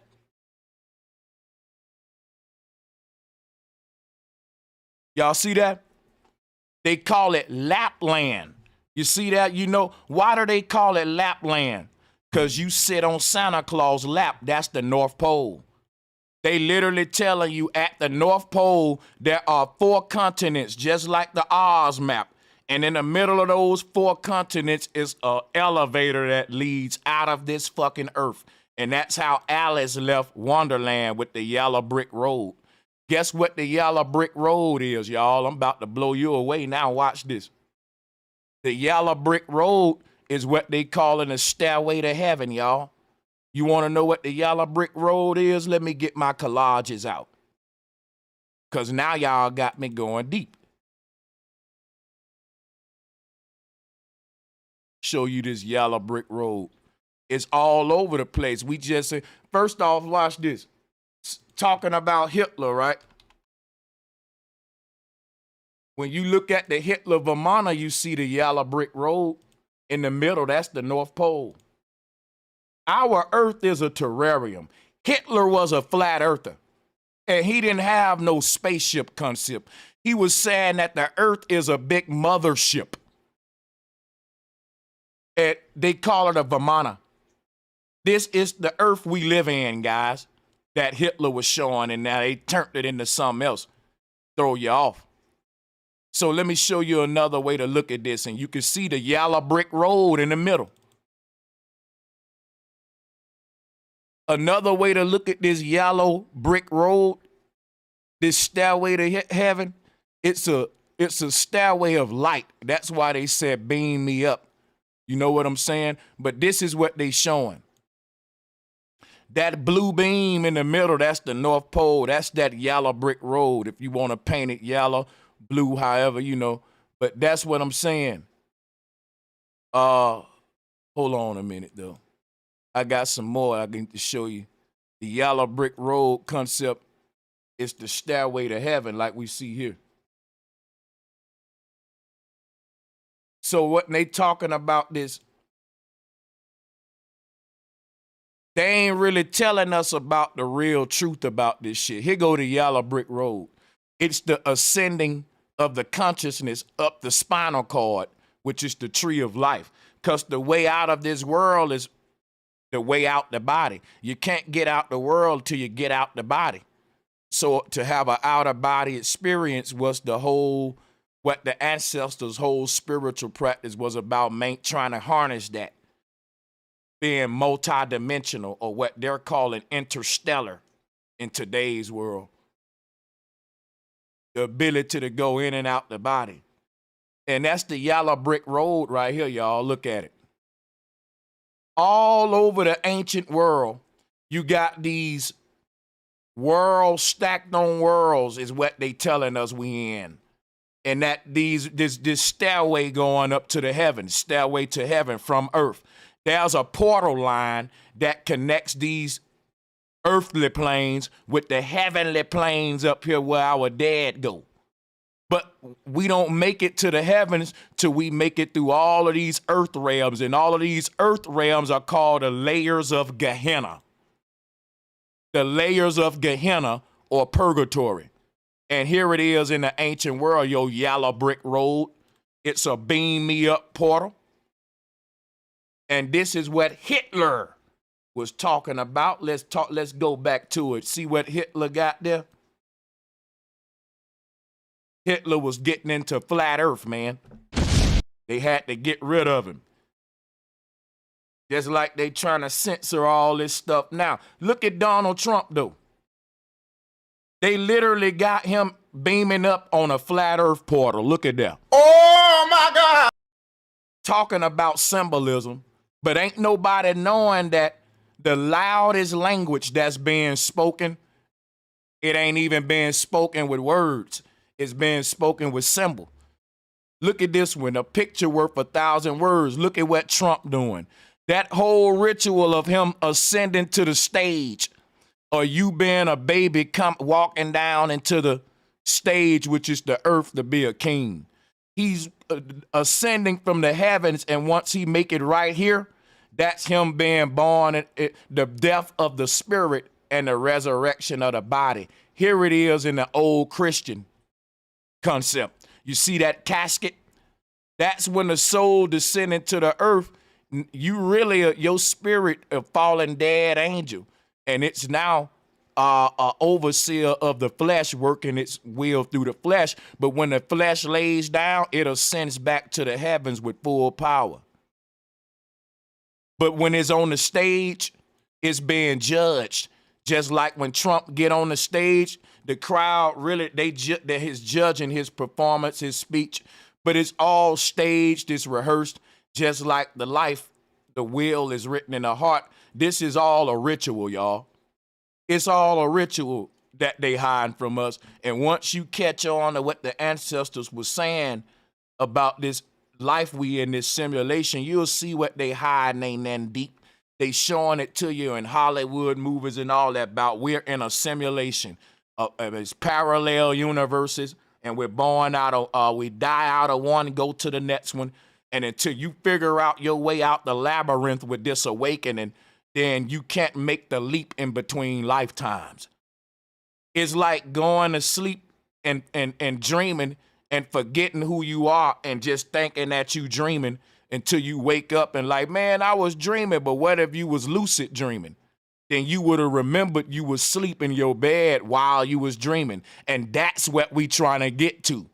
Because every time we die and we reborn, amnesia, we don't remember none of this shit. But now this is supposed to be a time where this incarnation, we breaking the loop. We're breaking the repetitive cycle, which is why they going through all the terraforming and all that stuff. All of the symbols that's going to activate this awakening in humanity's DNA, they are attacking those symbols now while using them in a cult. You see that shit? So what Kanye doing, he's a magician. And magicians are partaking in a spiritual warfare against the masses to stop this awakening. And how do they do it? With censorship. With censorship.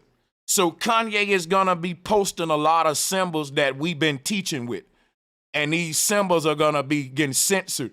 And guess what's going to happen? I'm just giving y'all a heads up. In the future, you're going to see more and more videos of mine get a strike. And it's going to be old videos that was fine, like classic material. In other words, I'm building a body of work on YouTube and on social media. And when a nigga die, 50 years, they got to been erased all of this shit where we telling the truth.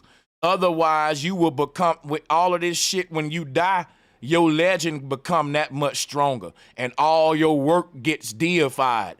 So what happened, they want to censor all the truthers' work before we die. And then we'll be hidden, deleted from history, because there wouldn't be no way for you to find all this stuff in the future. You know, they laying the foundation to ban all the videos using symbols like this. And what that's saying is, hey, if you need these symbols to teach the truth, that's saying we just censoring the truth then. Why would celebrities be posting deep occult symbols like this around the place, getting them censored out of nowhere? The man who made College Dropout. Y'all don't see the spiritual warfare? Now, again, if you look at this symbol here, this is called Lapland. And the reason they call it Lapland, right? Let me show you some. Give me 1 minute.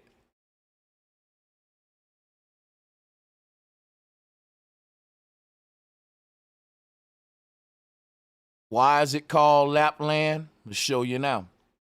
Because at the North Pole is where basically is representative of the earth realm. Here is what the earth looked like. This all throughout the ancient world, different societies had a great mother goddess spinning around the sun and moon. And the sun and moon is her breast. That's why they call it the Milky Way. This is why we sit on Santa's lap. Santa is center. She represents the energy at the center.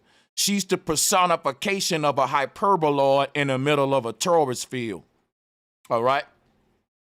This is the energy that spins to heaven, and this is why women hula hoop. The word hula is the word halo. Halo hoop.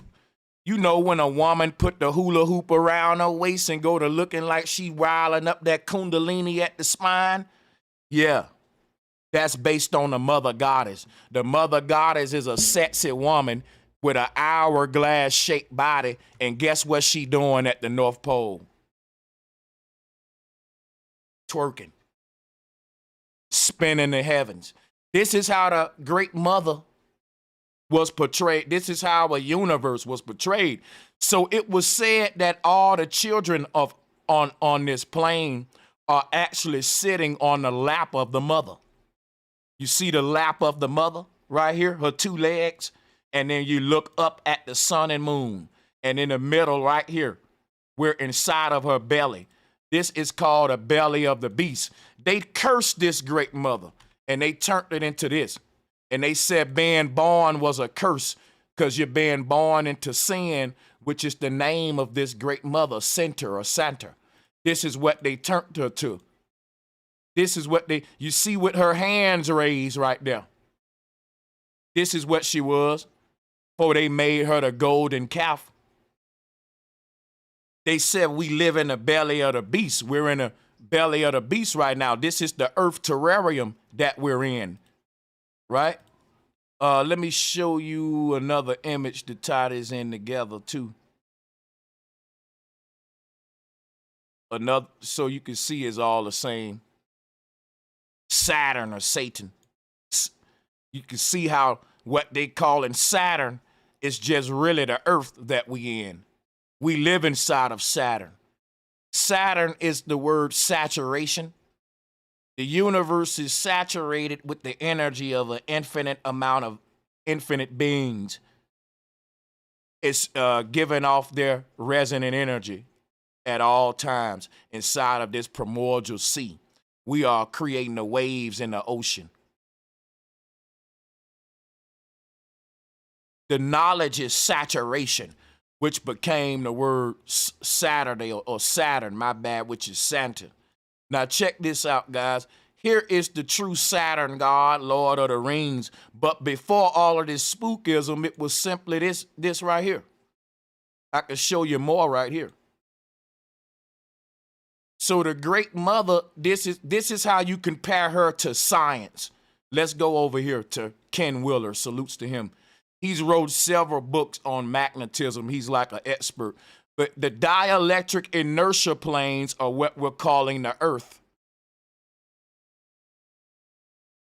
The plane that we live on. Let me pull that up again. Let's go deep. Drop a 1 if you want to go deep with me. Hit the like and share button. Let's look at the dielectric inertial planes, because we're living on those. Right? Let me pull this back up. Now look at here, guys. This is what our earth looked like from the ground up. It's more than one world, man. The word world is W-H-I-R-L. It's whirlwinds.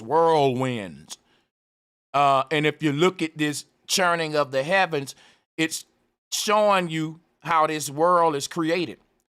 Where the sky meets the ground, there's a big bang happening. They said life was created from a big bang. This show you what happened when when the sky meet with the ground, the gaseous world marry. This is the trinity of solid, liquid, and gas, which is what's allowing life to be possible and allowing the spirit to be connected with the physical in this dual simulation reality that we in. This show you our cosmic parents. This would be the Egyptian Trinity. And in the middle, you would have Heru, which is the root word of horizon, which is the dielectric inertial planes. Father, son, father, mother, son. Son is sin or center, the center. That's why they never had a daughter.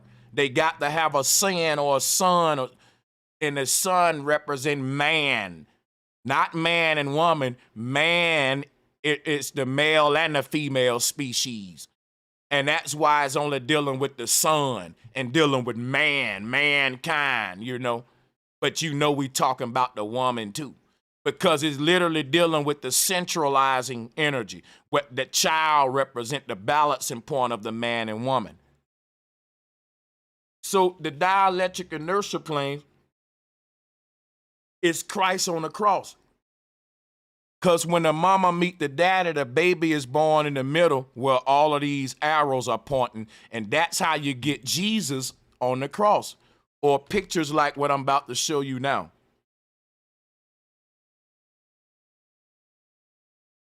When you get pictures like this, with his head on the cross, that's because all of our conception take place at the middle, right here. And so we're born on, our energy is being distributed outward from this central point to manifest us in all of these rings that I just showed you right here. And how that it looks like this. You see that? All of those rings around your body, that is your consciousness being shifted from the inner world to the outer worlds. See that? So this is what it would look like if we became multidimensional. If we awaken our kundalini, our energy will be free to leave this central body, and we'll be like traveling all of these ethereal planes. This is what it'll look like. So it'll essentially look like you have wings on. You see that? This person look like they got wings on. And yes, they essentially can fly, because this mean that they auric energy is healthy and they're able to dream, lucid dream, astral project. They eating right, you know, ain't nothing blocking the chakras, and the energy can be expressed all the way outward. Some of us don't get enough deeper into REM sleep to get our energy expressed outward all the way out to those other realms. So we don't dream as deep. We don't go far. We're in this middle world. And some of us only dream to this second world. Some of us are deep dreamers. They go all the way out there to those outer realms. And these are the ones that are really exploring the past, present, and future in a deeper level. Like, you see what I'm saying? If this make any sense to y'all. This is what the expanding universe is. You're a universe in and of yourself as well, though. So the energy goes on and on and on. And that's how you get the word onion, which is what it looks like, an onion. And if you look at the word onion, it's just on and on, basically. But let's and that's what an onion look like. So these dielectric inertial planes are what I just showed you, all of the different rings that we see down here. This is definitely we're in a science experiment. This is a very intelligent design, but they want you to think it's a random mishap. And I got to go into all of this to show you what they're hiding, man. They're turning this star and all of this into spookism, and Kanye West is helping them because he's the big bad boogeyman that's praising Adolf Hitler, and when he put it out, he changes the context of it versus somebody that's really teaching about it how I'm doing. So we all gonna suffer with this clown, and people keep giving him power too and attention. So I mean, we're gonna be exterminated anyway. I told y'all that because niggas just starstruck and they idol worshipers anyway. Time to open up the call lines. I've been talking for 2 hours. Let's get it. Please like and share the video. And don't forget to subscribe and hit the notification bell. Be sure to select all so that you can receive notifications every time we go live and upload to the channel. I'm going to put the link out there, and we'll let everybody call in, and we're going to get this round table going, and yeah, let's get it, man. Y'all know what time it is. If you want to join, click the link, and let's do it, man. And look, I'm telling y'all, my round tables and panels are going to be better, y'all. And you're going to see that today. Because I'm not bullshitting. I'm going to keep my shit on a high quality level. And look, soon as I see a person on some shit I don't want them to be on, I'm just going to put them off for the day. They could join next time. So click the link, man. Click the link if you got something to say. Or however, whatever. Smoke or whatever you got. Let's get it. And we'll get them some time, y'all, to hop on while I play some music or something like that. So yeah.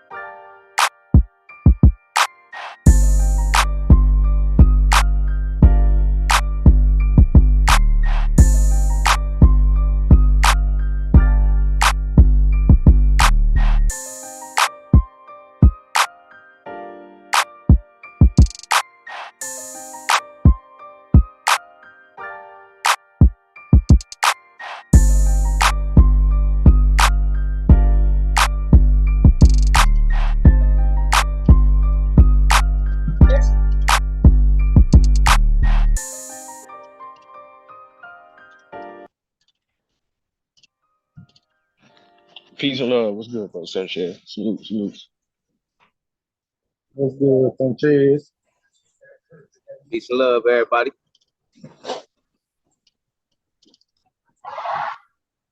Can y'all hear me? Mic check.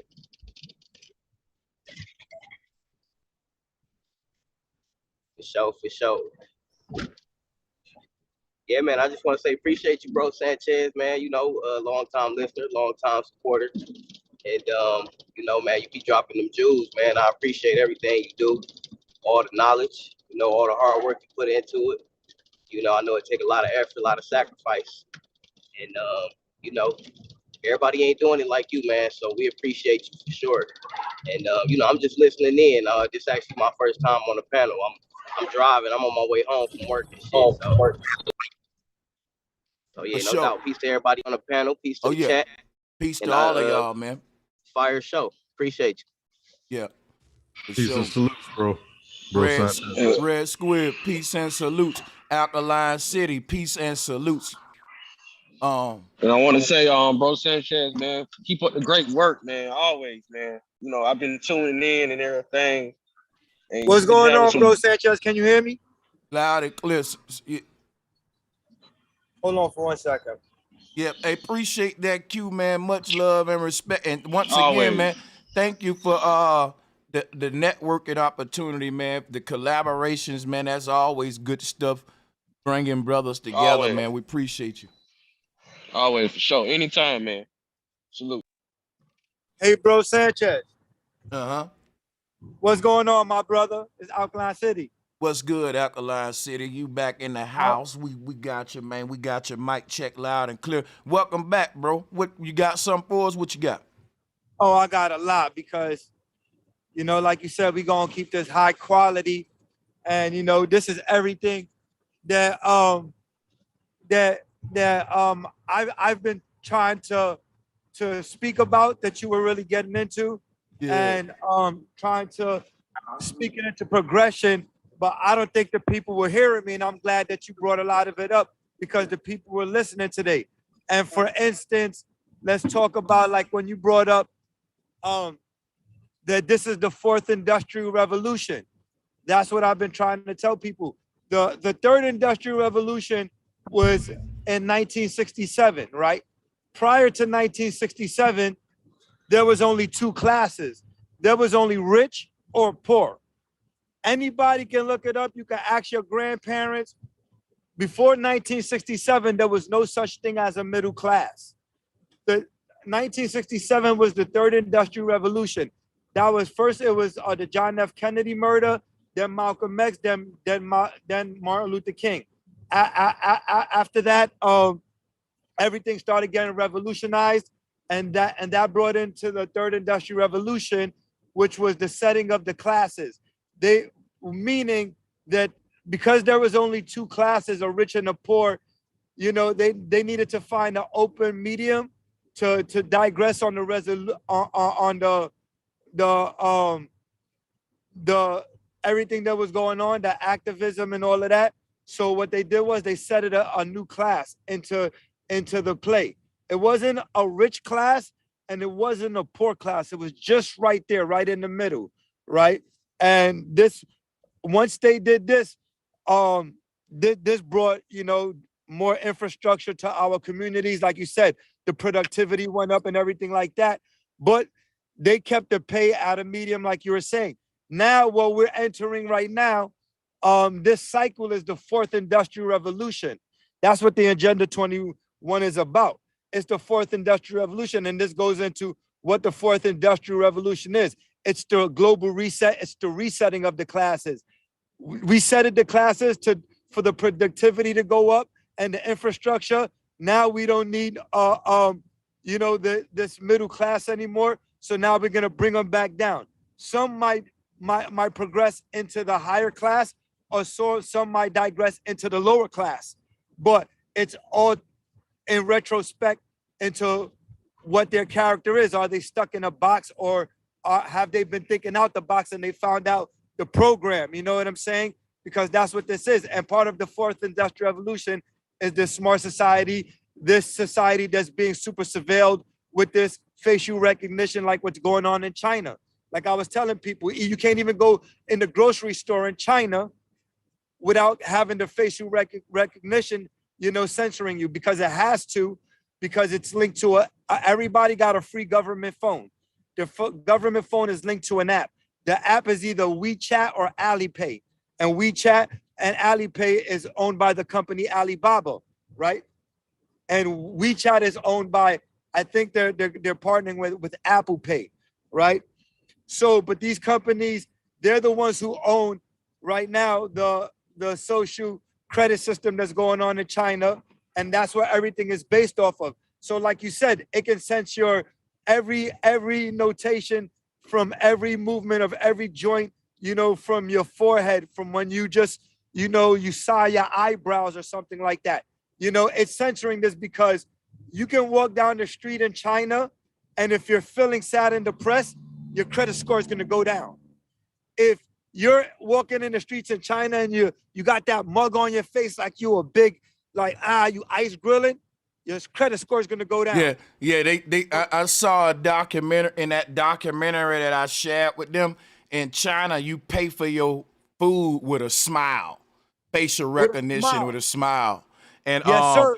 Yeah, he ain't lying. That's what I was telling y'all about, how we're studying our facial muscles. When you're smiling down the street, he ain't reaching. Up. Yeah, he not reaching though, is what I'm telling y'all. At all. And guess what they was saying? They was saying like people who got a high social credit score, they get like free traveling vouchers, free perks and shit. And people with a low one, they get all kind of fines. It's harder for them to get a job. Like if you're a rebel rouser and shit like that, think about it. A person that's going out there frowning up, getting mad at government and all that, think of how they score gonna look like with their energy and shit. So they creating a new moral technocratic earth, to where the church and science is gonna be ruling us on a morality. Like this is, cause everything they doing with terraforming is they saying we need this a moral obligation.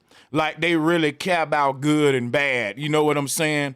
So once they go to get into good and bad, now you got the church working with science. And the question is science going too far? Because science and technology is going to places that can be considered inhumane, tyrannical, and ungodly. But that's when the church come in with science and say, no, this is heavenly. God bless these scientists with this bright mind to be able to solve the problems that God created. Ain't that stupid? Hey, bro, check this out. Hey, and shout out to the panel, bro. Hold on, my brother. I just want to make one point real quick. Throw it out, bro. Yeah, another thing that they're doing, bro. Check this out. Let's pass it around. Yeah, I know. I just want to make this point real quick. I wanted to make 1.2. I'm sure you're gonna talk longer than me, but go ahead. No, I'm not, brother. Just 2 seconds. Look, another thing that they're doing, bro. How they're shaming the people and they're punishing the people. They got billboards that are all over every street corner, and it's going up and down like a missing person. People got bad credit scores, and it's showing their faces. Like you said, they can't even get on the bus, and your face is being shamed to the public. So if you're walking down the street and a person, if you got a bad credit score and you say hello to a person, and if they say hi back, their credit score drops. So they got this facial, these billboards, people's faces going. Hey, you breaking up? Hey, yeah, you breaking up, and you definitely longer than I was gonna be. Like I said, but let me get it real quick because I was gonna be. We get your point, though. Yeah, I was trying to piggyback off you real quick, Sanchez. I mean, as far as just continue what you were saying about the morality and right or wrong thing, because as they preach it that way, they are the ones that determine right and wrong. And what I mean by that is, I mean, let's just look into the progression of the situation and what's happening in China. You know, you're saying that, you know, how people interact with each other, as well as what Alkaline's saying, but that's, you know, depending on what, because nobody's perfect. And so everybody makes mistakes and everybody has flaws, but it's like, it's going to go to the social engineering agenda. So it's like more about going with the agenda than actual morality or right and wrong, even though it's going to be like held under that umbrella. You know what I mean? Yeah, that's crazy, man. So like basically what currency is turning into is data. And the machine learn better when we're conforming to government, processing a lot of bullshit and data. You basically being harvested as a food source for the machine because you're a creator of data. A human creates so much, and data is another way of saying energy too. And you're fueling your feet. We're making the AI smarter. And the thing about it is like they creating a new society, an incentive-based world to where people who gonna feed the AI the most data gonna be sort of rewarded the most. The people who going against that agenda, you know, the opposite. And that's kind of what That's kind of what I was saying, because I watched the when you posted it on Facebook, I went and watched it yesterday. And what disturbed me the most was when they were talking about any of the implications of the problems that it may cause, just how they laugh it off, man. Like, you know, it take a woke person. Like, when I was watching the whole time, I'm like, man, look how these people just like laugh off serious dangers. Saw that shit. Yeah. Yeah, man. It's just, there's a lot of parts, you know what I'm saying? Like, to be honest with you, man, I knew you was gonna go in today and I had to work. I didn't have time, but I wanted to rewatch it and write down some notes, man, because there were so many like instances where I was just like, man, this is crazy. I can't believe, like, just that lady that came on and she was talking about, like, and just the way they were casually saying, like, well, they already, you know, they are. And what bothers me the most is that lady pissed me off, man. Yeah, she was pissing me off too, bro. But look, I'm gonna give you the floor back. But what bothered me the most is that at the end of the day, as quote unquote woke and conscious people, you know what I'm saying? And we have conversations like how far they are ahead of us.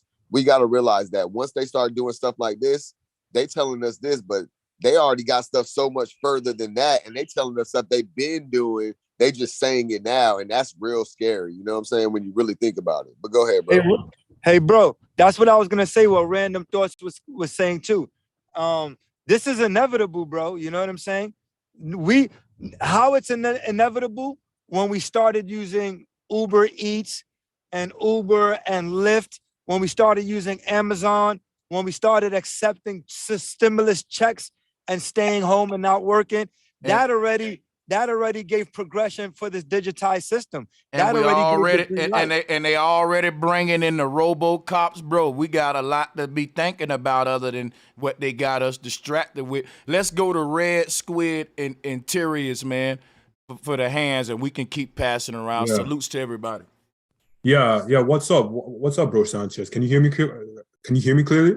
Yeah, we can hear you. Salutes. Okay. So in relation to what, like everything you said, even like what you said earlier, like especially about the center, right?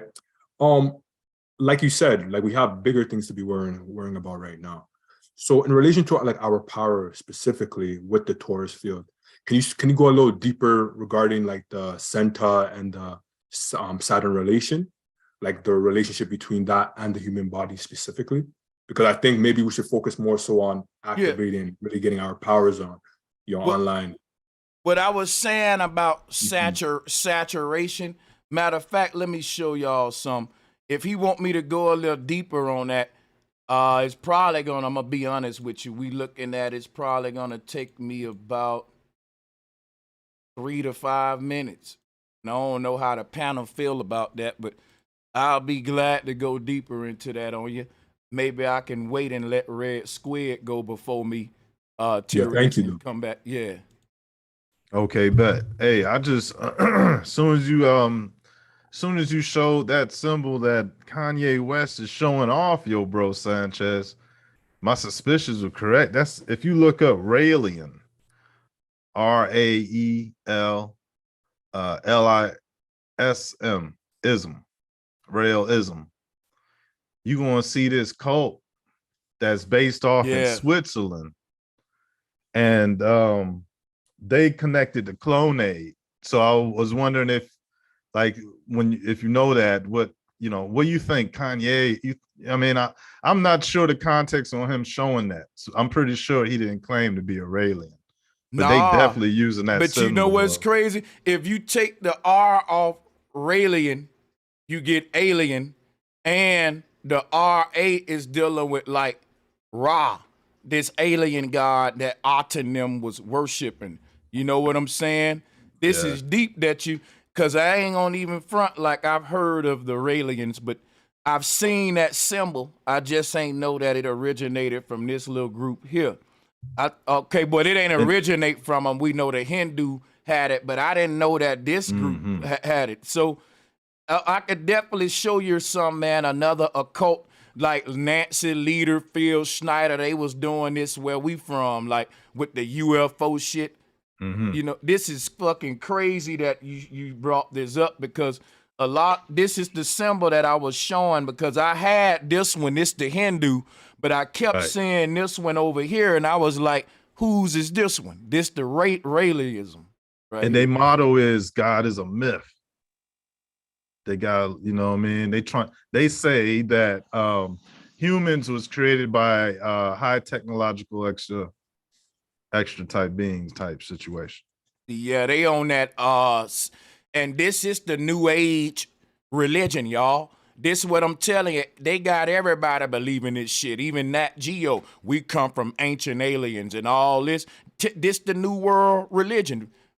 The aliens, see the aliens. They want their God is the, and guess what the alien gonna be? The artificial intelligence. And Buddy looked like a goddamn bootleg samurai from Red Dawn, the leader. Crazy, man. And I want to add something to that because I did a build on that on my page about the Aurelian symbol. And also, you know, the Nuwapians, you know, they worship the goddess Balat. And that also goes into the Zionist, you know, goddess, God, Baal. And that symbol goes back to all them people, even to the Nuwapians, they worship that same symbol. So that's something to think about too. Yeah. That Kanye West, you know, gives praise to the Hebrews and all them. Even, you know, the Nuwapians give praise to those same gods. So yeah, that's some sick stuff, man. Mm-hmm. He was in the video with Katy Perry talking about being a big-headed alien. E.T., name of her video. I want to really do a whole, like, if folks really knew what Kanye West, who this man was. Let's since we talking about this alien shit, that opens up a whole nother door to the shit Kanye connected to. Cause that Star Rim fan that I showed, like they the ones taking this damn symbols of the past and the ancient world and turning it into the alien god, the Satan shit, and all the spookism. See what I'm saying? Hey, man, bro, Sanchez, can I be heard? Oh, sorry. No. I'm gonna let y'all go. I'm gonna still answer Tyrium too. I didn't forget, but let me show y'all something real quick, man. See, because when we start breaking down Kanye, I don't think a lot of y'all familiar with this shit. Look at this. That's a picture Kanye took. Now, the reason I'm pulling that up, right, because when you look at the realism shit, this is what it's all about. This is what Kanye is being binked up, and he's at the top of this little, let me go to this shit. They be teaching y'all shit, man. This the same shit I was showing y'all with Trump, man. Like, y'all got me really want to get into this symbolism and shit. Let me show y'all something. You know how they say Saturn be eating up the children? Christ is Crease, right? Just give me a minute to cook and I'm going to show y'all something real quick. When they said Saturn eating up the children, right? Watch this. Remember what I showed earlier with Donald Trump? Let me pull that back up real quick. Give me about 2 to 3 minutes. Where is that Donald Trump shit I had earlier? Damn. Hold on a second. Talk your shit, bro. Yeah. Guess what though? I'm a remember the picture of Trump I showed. Oh, I know how to get back to it. Let me open this folder up, man. We finna go deep. Cause after I show y'all what I'm about to show you now, I'm gonna leave no doubts in your mind that these folks are connected with something that deeper than what we think. Now watch this. The Trump. Remember that picture of Trump? I had him walking down a little flat earth shit. That's very fucking important, and I can't even find it now. Oh, here it go. See, look, Christ is Crease. You know how they said Jonah was inside of the whale mouth? Look at where Trump at right there. See, Trump inside of that Pac-Man mouth. When they talk about the Pac-Man matrix and all that, this is their God. That's entering this little spaceship with them and shit. Like when we see Trump walking down there, in Christian art, this is what it looked like. You see him ascending up to the holies of holies, the seat of power. And that's basically the consciousness ascending up the base of the spine to the crown chakra, to the top of the dome. That's what we looking at. Jonah in the whale. This is in Hindu, y'all. Look. The Jonah in the world, where the word Jonah is genie. And here go the genie in the lamp is the Jonah in the well. You in the world, the mind inside of the brain. And they acting it out on all levels. Look at this shit right here. So even with Noah's Ark, let me just show y'all some real shit. When you look at where Trump at, in the mouth of that whale is like Jonah right here. And guess what? When the people rub the lamp, the genie grant the wishes. Jonah is the one, the president is a puppet, man. And he's going to grant the wishes of the people who, controlling them. And that's why the word Jonah is genie, because the genie going to do your wishes and shit. So, but what I'm saying is like Trump going to the inside of this dome is literally a ritual and shit. Like I'm showing you, it's the Gab ritual. It's the whole thing about us descending into the dome. Even Travis Scott is showing you the ritual with Astro World, because the Astro World is Saturn. It's the multiverse, all of the flat earth rings that you see with Travis Scott right there. And then when you zoom out, you will see what they showing you is inside of the fish mouth. You see how a fish mouth look? All of this, y'all, is symbolism that connect all of this stuff.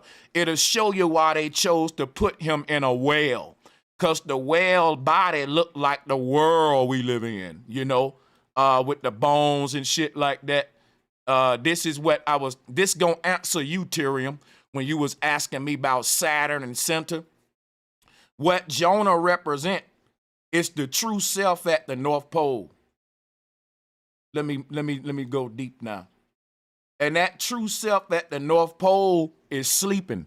You see, that's why Jonah is praying. He having a premonition, which is a dream. He's having an out-of-body experience called a lifetime. Now, where is he going? He's leaving this whole multiverse, and that's him exiting the world, entering the world. This is like an out-of-body experience, is what I'm telling you. And what I'm telling you is like a lot of times the symbolism that these folks be having is linked to you being gobbled up in the mouth of this beast. And that's what Trump doing. You see him getting gobbled up. And then the belly would be the stage where the food lands at, where Gab at. And that landing, he will make noise. The baby will start crying. The president will make a speech. It's all ritual, y'all. So check this out. Look at here. You got Kanye West emerging from up out of the whale. This volcano is the whale. And the whole thing about this is like they had a god called Vulcan.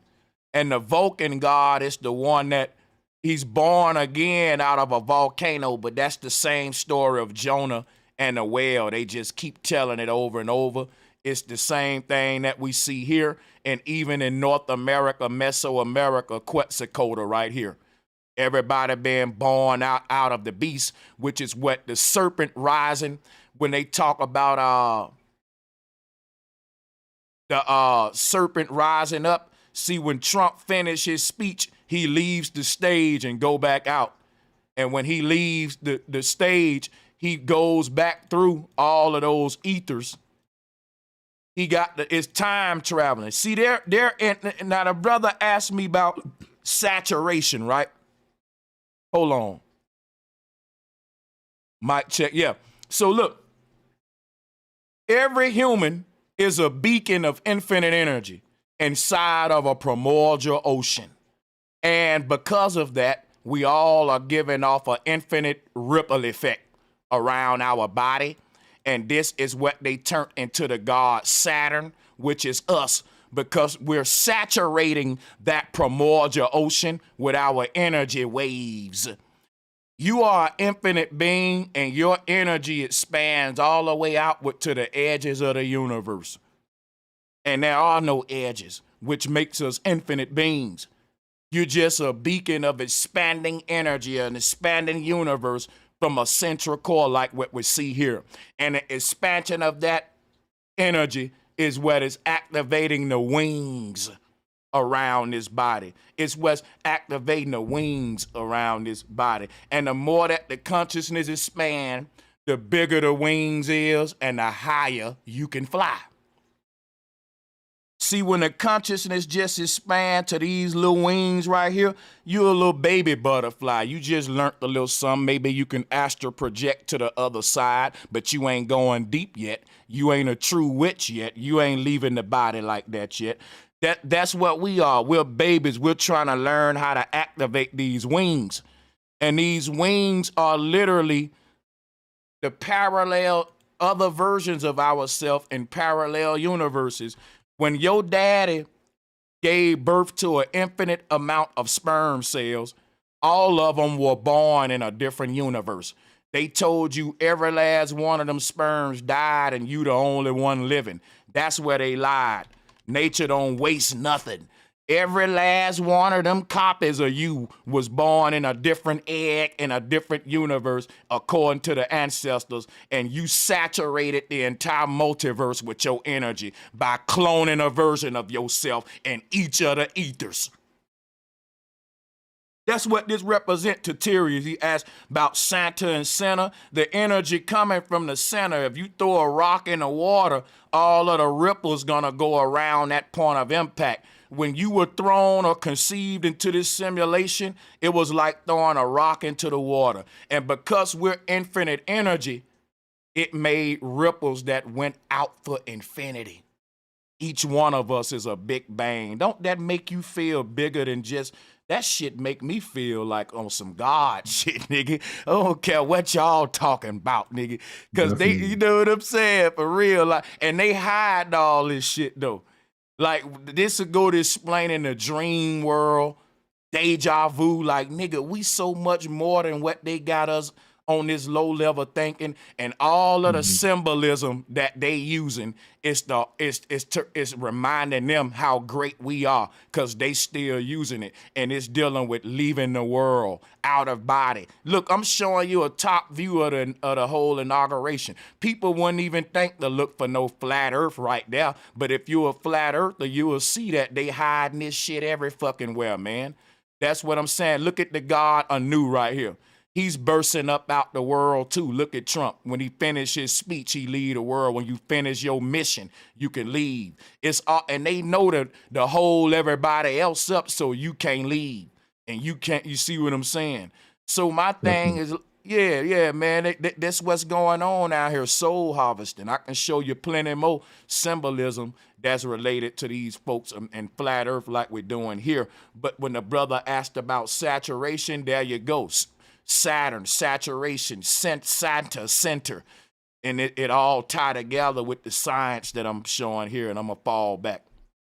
Yeah, thank you. Yeah, thank you for that. And like, just related to like the topic that we talked about today, I'm also curious regarding like, okay, we all know that at a certain point, everything that you're talking about from your channel, like the Dan Winters, the Santo Bonaccis, the Savant Bomars, all of that's gonna get wiped from YouTube, et cetera, et cetera. So like, what steps can maybe one take right now to really activate their body? Because in my opinion, like, I believe that we have to activate ASAP, because give it 2 more years, none of this information will be able to even reach any of us. Right? Everything going the way it's supposed to go. Okay. Because when we go to even having a conversation of activation and saying words like wake up and going back, digging up ancient symbols and having these conversations, it's opening up old ancient neural highways in the brain that haven't been fired up in humans for like thousands of years, and we the first ones that's firing it up in our neural network. That make me feel good too. Okay. Okay. So everything. What this is, this whole awakening process, like all we had to do for all these years was wake up to the truth, and it'll set us free. Now, what people think that look like is everybody getting money and get rich. What it mean, what the ancestors was saying was our soul is trapped in a loop. And every time we die, we forget we was born, and we live this same exact life over and over again, and we think it's new. But guess what they said? They said when you have deja vu, brother, that's proof you lived it before. See, let me show you something. When you have deja vu, that's you remembering that you've lived this life before. Otherwise, you wouldn't see. You can't see the future if it ain't happened yet. That's what science teaches. Exactly. They teach. So if the fact that we can see the future before it happened, it already happened. The question is how many times we've been born into this loop. Because if every time you die, you just born again, it start over at your birth and you don't even know you was never born, this shit will feel old to you. It'll be like, yeah, you know how humans sort of live on this earth like, it ain't nothing to really be in awe about, like, because we're old souls that they keep putting in a loop. And that's why it ain't that sense of awe no more. It's like, yeah, okay, the wind blow, that. All right, man. It's like we've been here before. And the deja vu even confirms it. And it's time, and it feels like everybody's saying like it's time for us to go. And these archons in power, they know that. All that is when you die, we're at a certain paradigm and a certain neural highways are opened up. When your consciousness leave the body, it use these neural highways to exit the body. And these neural highways will change its trajectory once it lead the body and aim it toward the right direction. What I'm saying is when we on our deathbed, when we breathe our last breath, a lot of thoughts are we're going to still be in our mind. And when we get out the body, if you thinking on some flat earth, ancient symbolism shit, you're connecting, you're tapping into the key that's going to shift your energy versus somebody that's tapping into some false religion. They're going to be thinking about, what if I go to hell? I'm a burn forever.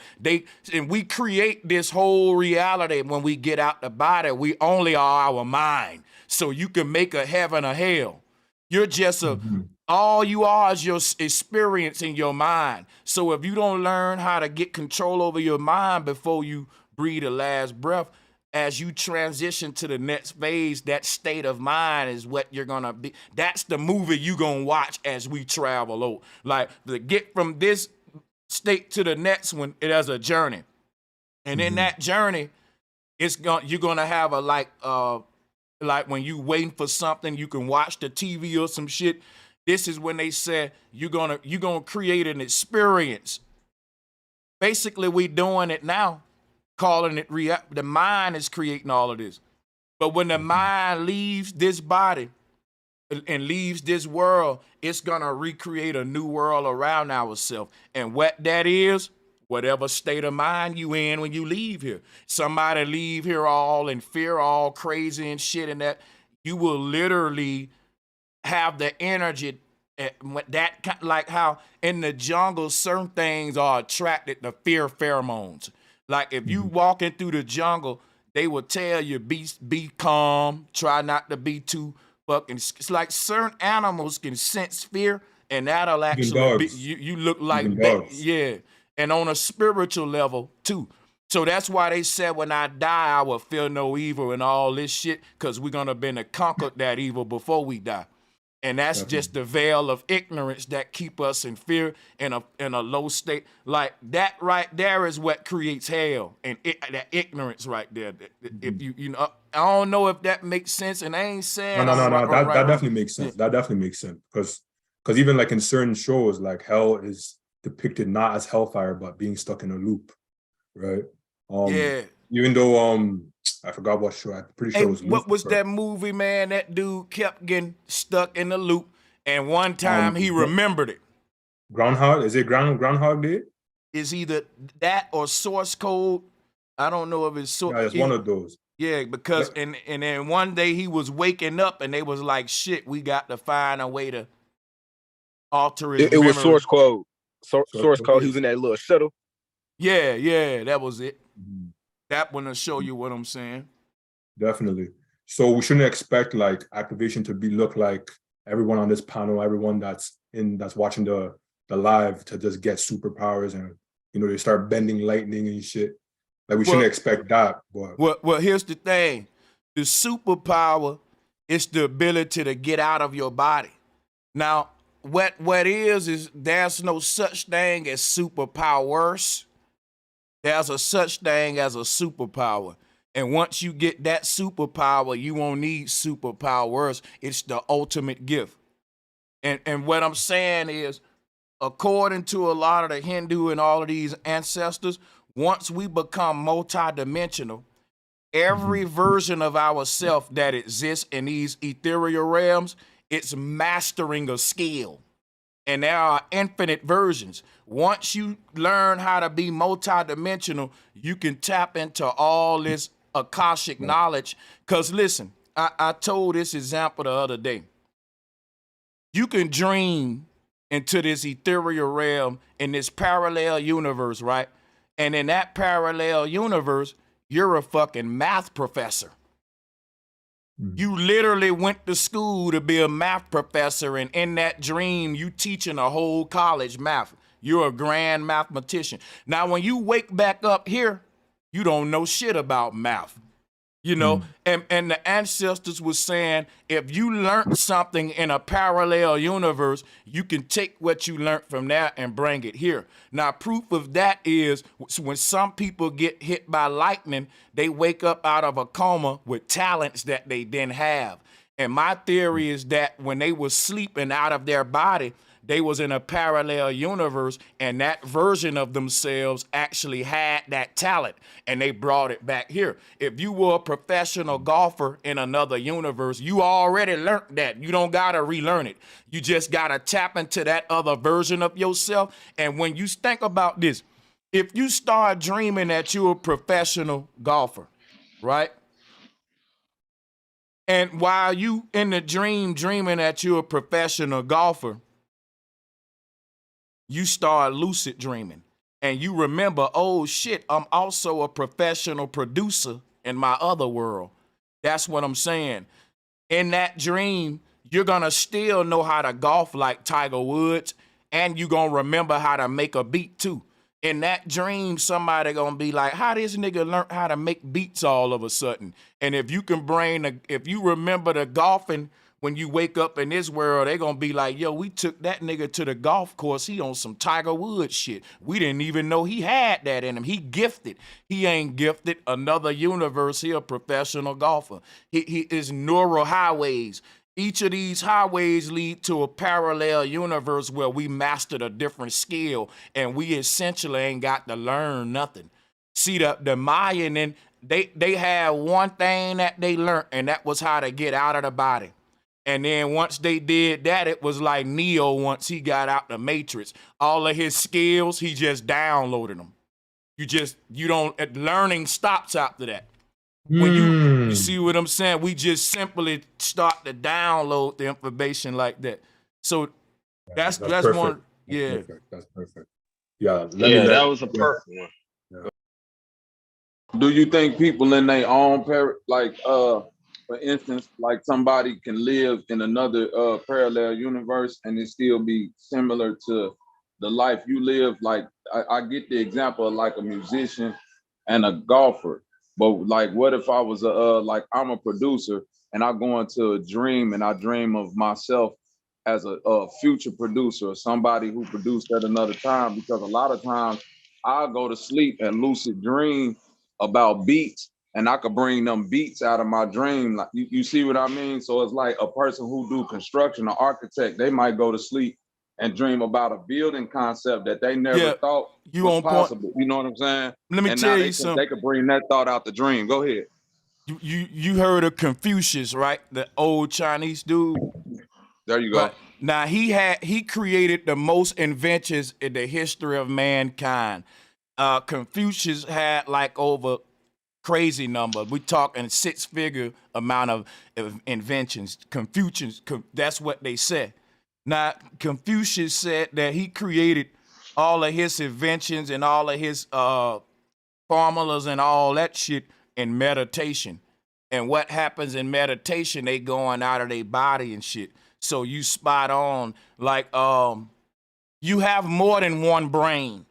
And the beats that this body would make with this brain, when you dream and get out of this body, you in another body, in another world.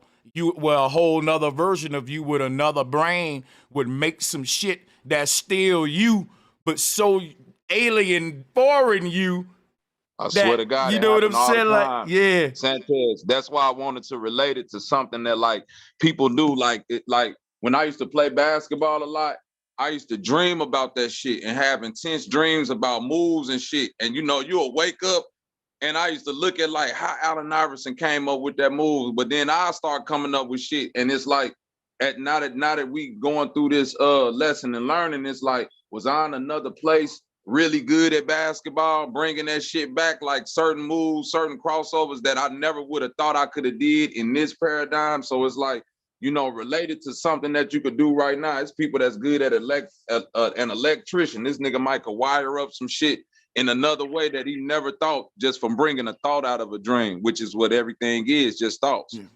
And that's what it is. When Allen Iverson thought of that crossover, he was in meditation.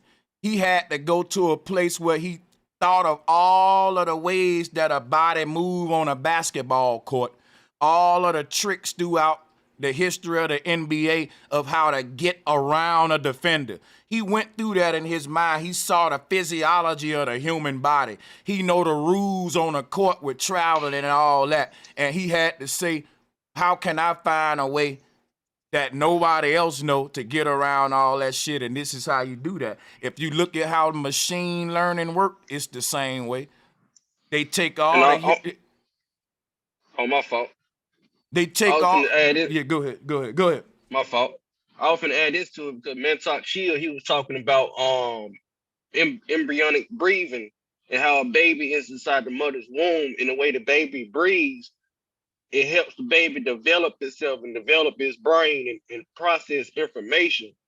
And when he explained it, he explained how the baby tongue posture is up towards his top of his cavity placement, basically, and the roof of his mouth. And he talks about how that helps the baby breathe better and basically oxygenate his brain and everything. And then he talks about the way we breathe now. This is not the correct way we're supposed to breathe, because a lot of people are tongue-tied. If you ever heard of that word before, tongue-tied. And like even doctors, recommend people to get basically they tongue cut, because certain words, when they say something, they're not coming out as correct because their tongue is basically held down at the bottom of their mouth when it's supposed to be placed up when they pronounce certain words. Like, it's deep. He talks about like how that's the proper way to breathe when you talk and when you breathe out your nose and everything like that. Yeah. So yeah, that's he crazy goes deep how. into Yeah. Yeah, he goes deep into like the way he's supposed to breathe and everything, and the spiritual elements of it.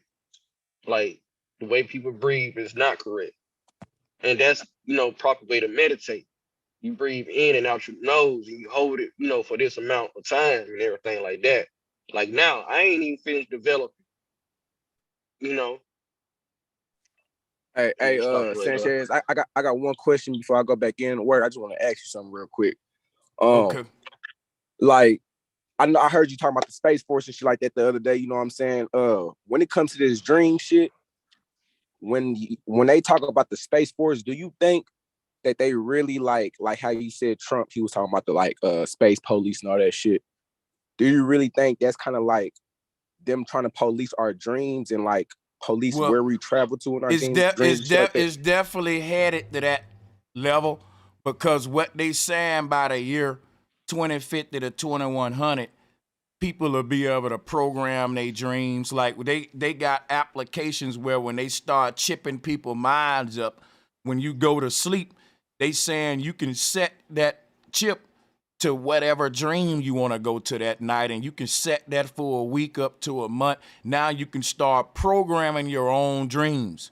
Now, my only thing with that, where the world going right now is crazy, because we're allowing technology, right? We're allowing technology to infiltrate a part of our manifestation, our being, that we really need to question it, because now we got technology interacting with our auric energy, spiritual energy, our neural highways. It's getting into, they saying that in the future, if a woman is raped, they'll be able to delete that memory from her mind. They can completely erase that memory away I've to heard where that. it won't psychologically affect her no more. Now they want to give us all of this like, yay, it's a good thing. But what happened when they start deleting memories you don't want them to delete? What happened when you think you programming your dreams, but since they got access to your mind, they ain't telling you, they influencing what you think you want. You don't even want it. The AI telling you want it. That's the part we ain't looking at. How you know Facts. how you gotta now you gotta think of how many of your thoughts are really your own now.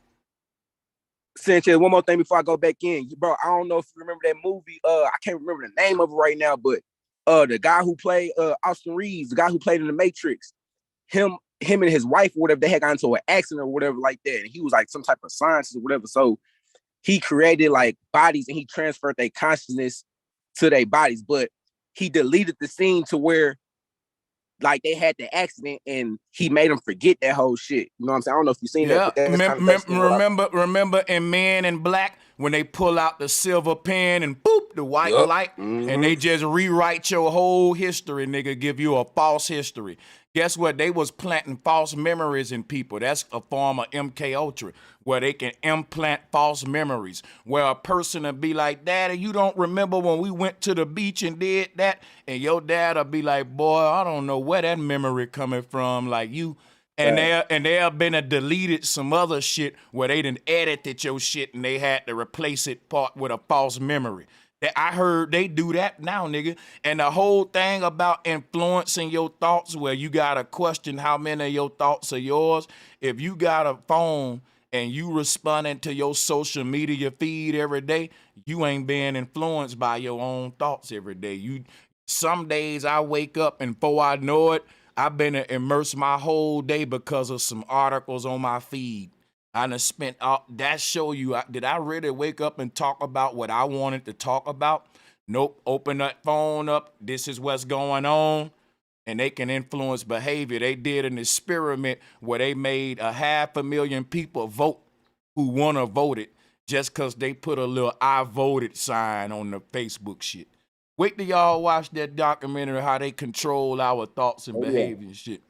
And the next it's warfare. Yeah, and I don't mean to cut you off, but that's what I'm saying is warfare. Yeah, go ahead.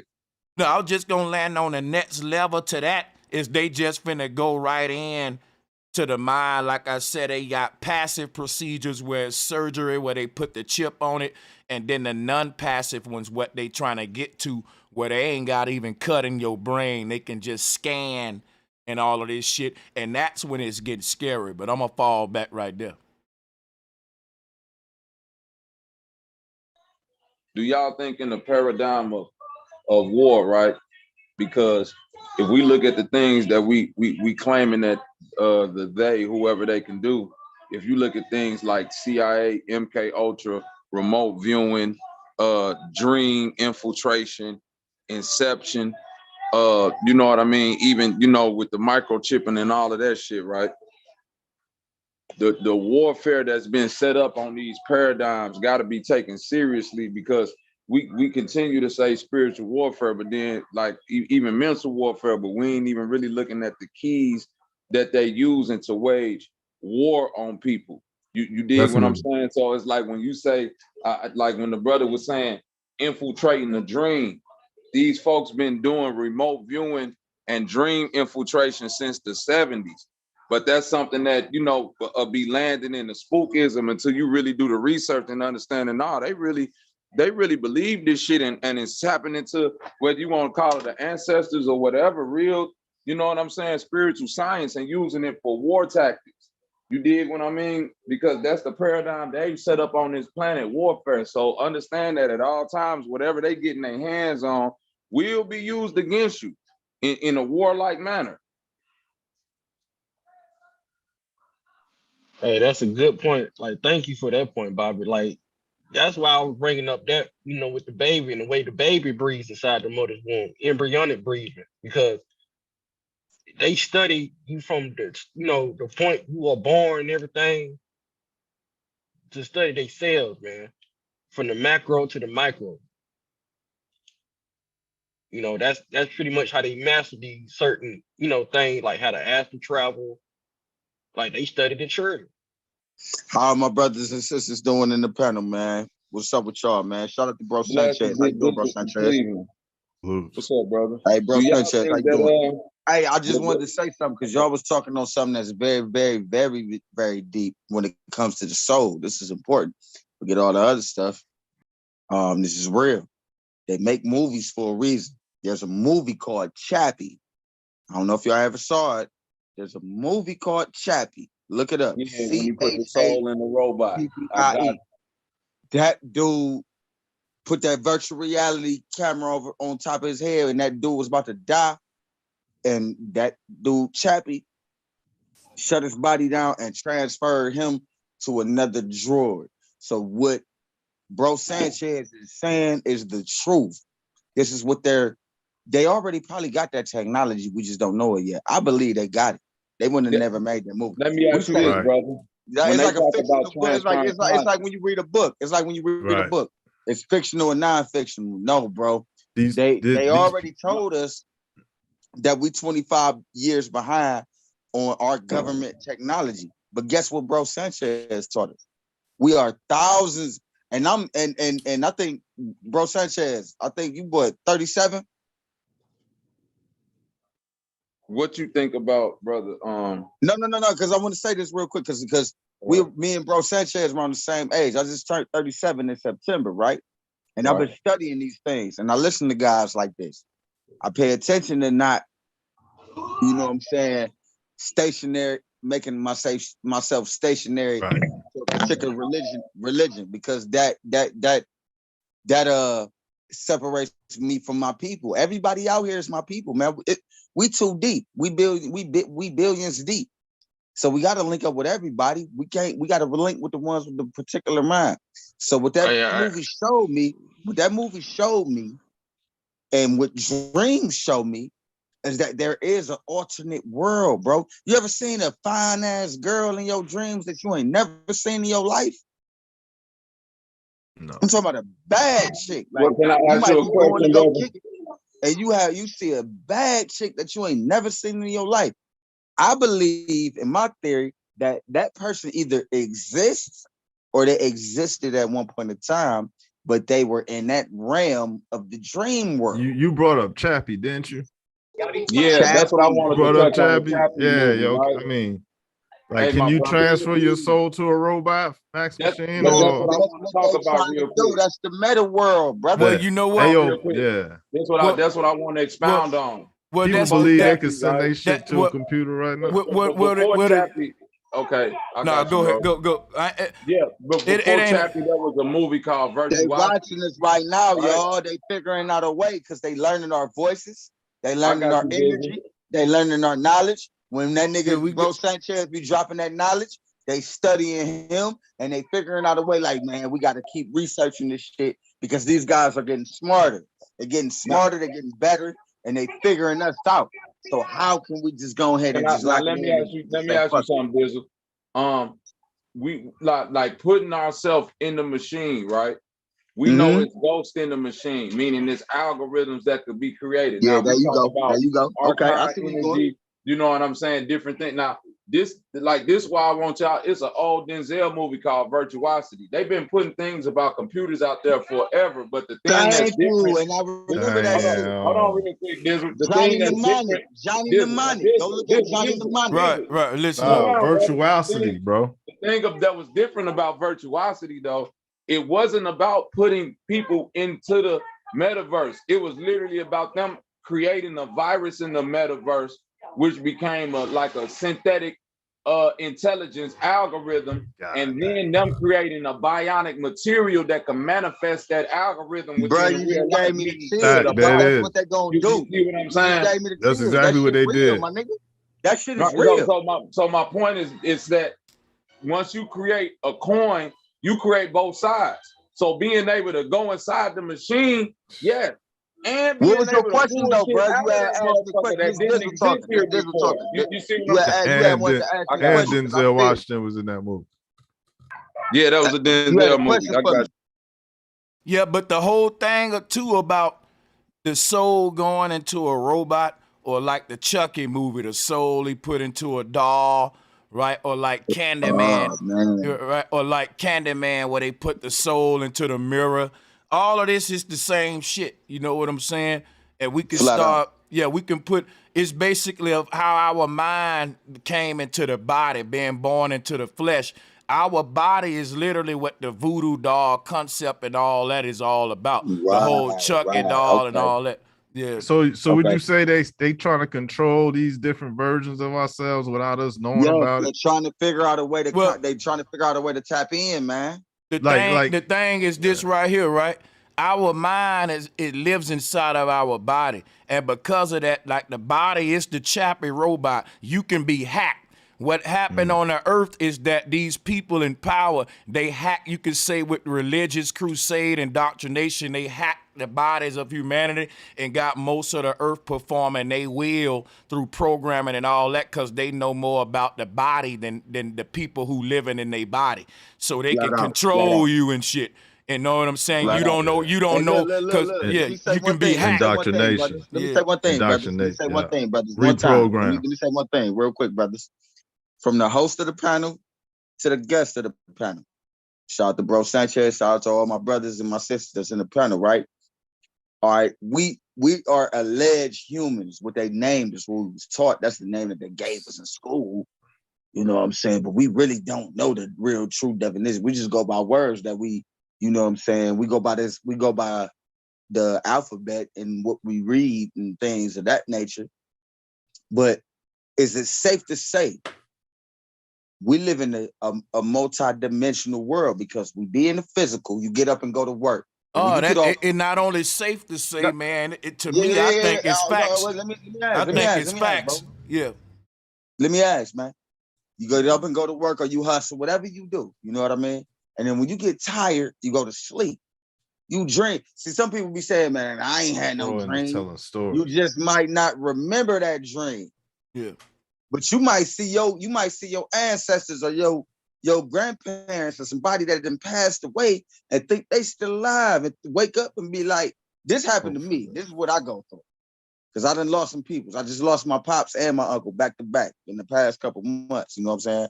But I'm learning to, keep it on a positive mindset, because I'm learning spiritually, bro, you have to have control.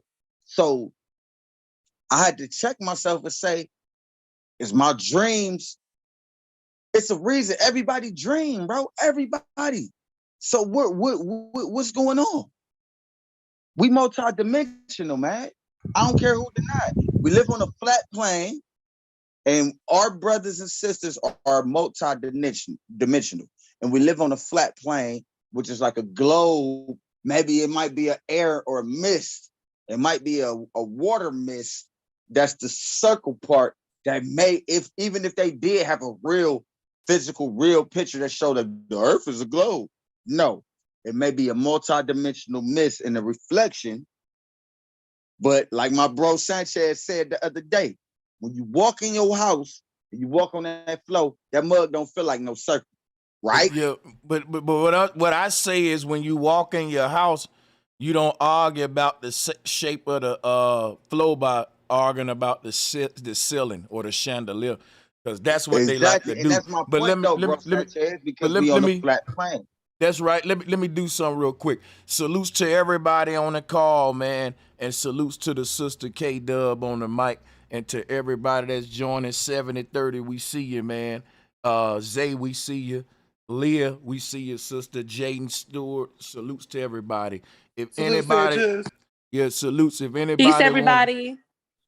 Peace to y'all. Yeah, peace, y'all everybody. already know. And I was just Peace, opening it up in case somebody else wanted to, different, I want to tell you this too, Sanchez. I just wanted to. I'm sorry. Hold up, brother. I'm share sorry. that thing, Dizzle. Share that thing a minute. Relax I just wanted to say when he said that everybody dreams. Yes, all of us dream, but when it comes to when you say they block, the problem is it's the life that we're caught up in. And most of us at the end of the night, or even when you take a shower, you're not shedding off all of the shit that you've been through throughout the day. So when you go into sleep, when you go over into your subconscious, you're probably going to, be on a basic dream level. Like Sanchez, he said, you're going to be there in the basics. So yeah, everybody does dream. I'm going to say this. When my diet was trash. I don't know, do y'all remember, it was this, what's the name of that restaurant? It's the Rock restaurant, Hard Rock Cafe. It was the tower. It had collapsed. Something had happened. 6 months before that shit happened, it was in the news, the main media or whatever. 6 months before that happened, I dreamed that I traveled, whatever you want to say. This is before I had knowledge of all this shit. I dreamed about that whole scenario. Like it's not even a dream. I went into that and I saw the bodies falling. And I was like, okay, that was a weird dream. 6 months later, I'm watching the news. I'm walking past the TV, some movie shit. I'm walking past the TV in the Hard Rock Cafe. They having fucking bodies, whatever the fuck happened to that building. I saw that 6 months before it happened. And I've had this happen. Pardon me, sister. Pardon me, real quick, sister. I'm sorry about that. What's your name, sister? What's your name? Kiariel. Okay, Key. Kiariel. I'm just gonna call you Key. Key. I'm gonna call you Key though, just to shorten it up though. Okay. You just said something that's real deep. That shit just gave me the chills because I feel like our subconscious, when you pay attention, if you can't remember your dreams, you might see something. They call it deja vu, whatever you want to call it, what the white man call it. But you may see something in your dreams, and it becomes a prediction, and it comes to life. That's why the subconscious is so important, if you ask me, because we do. I don't care what nobody say. People, I just had a dream. People that don't believe in the type of stuff that we build on. And I'm not the super right guy. That's why I'd like to build with Sanchez, because I might say some stuff that's wrong and he can enlighten me on and stuff like that. But one thing that I can say that I feel like is true to all of us is that your subconscious, once you fall into that realm, when you go into sleep level, you may see something that may happen before it happens. Hey, Dizzle, no disrespect. Let the sister finish, bro. You went off into a whole diatribe. He intercepted that bitch Dion style, prime time. I ain't gonna lie. Let me get two off, nigga. You finna right. the whole drink. My bad, hey, I ain't trying to say that. You know when you give a nigga be like, let me get a sip. This nigga gulping like a motherfucker. No, because I was feeling where she was coming from, man. I was feeling where she was coming from, man. Do you hear yourself? Oh shit, that's some real shit. I wanted to let her know I was feeling where she was coming from, man. Okay, I mean no harm, appreciate bro. that. I mean no harm, bro. It's all good, bro. It's all good. Hey, salute to the sister too. It was just funny because it's like niggas be like, "Let me get a sip," and you looking at this nigga like, "Hold on, bro, that ain't no sip, nigga. Give my drink."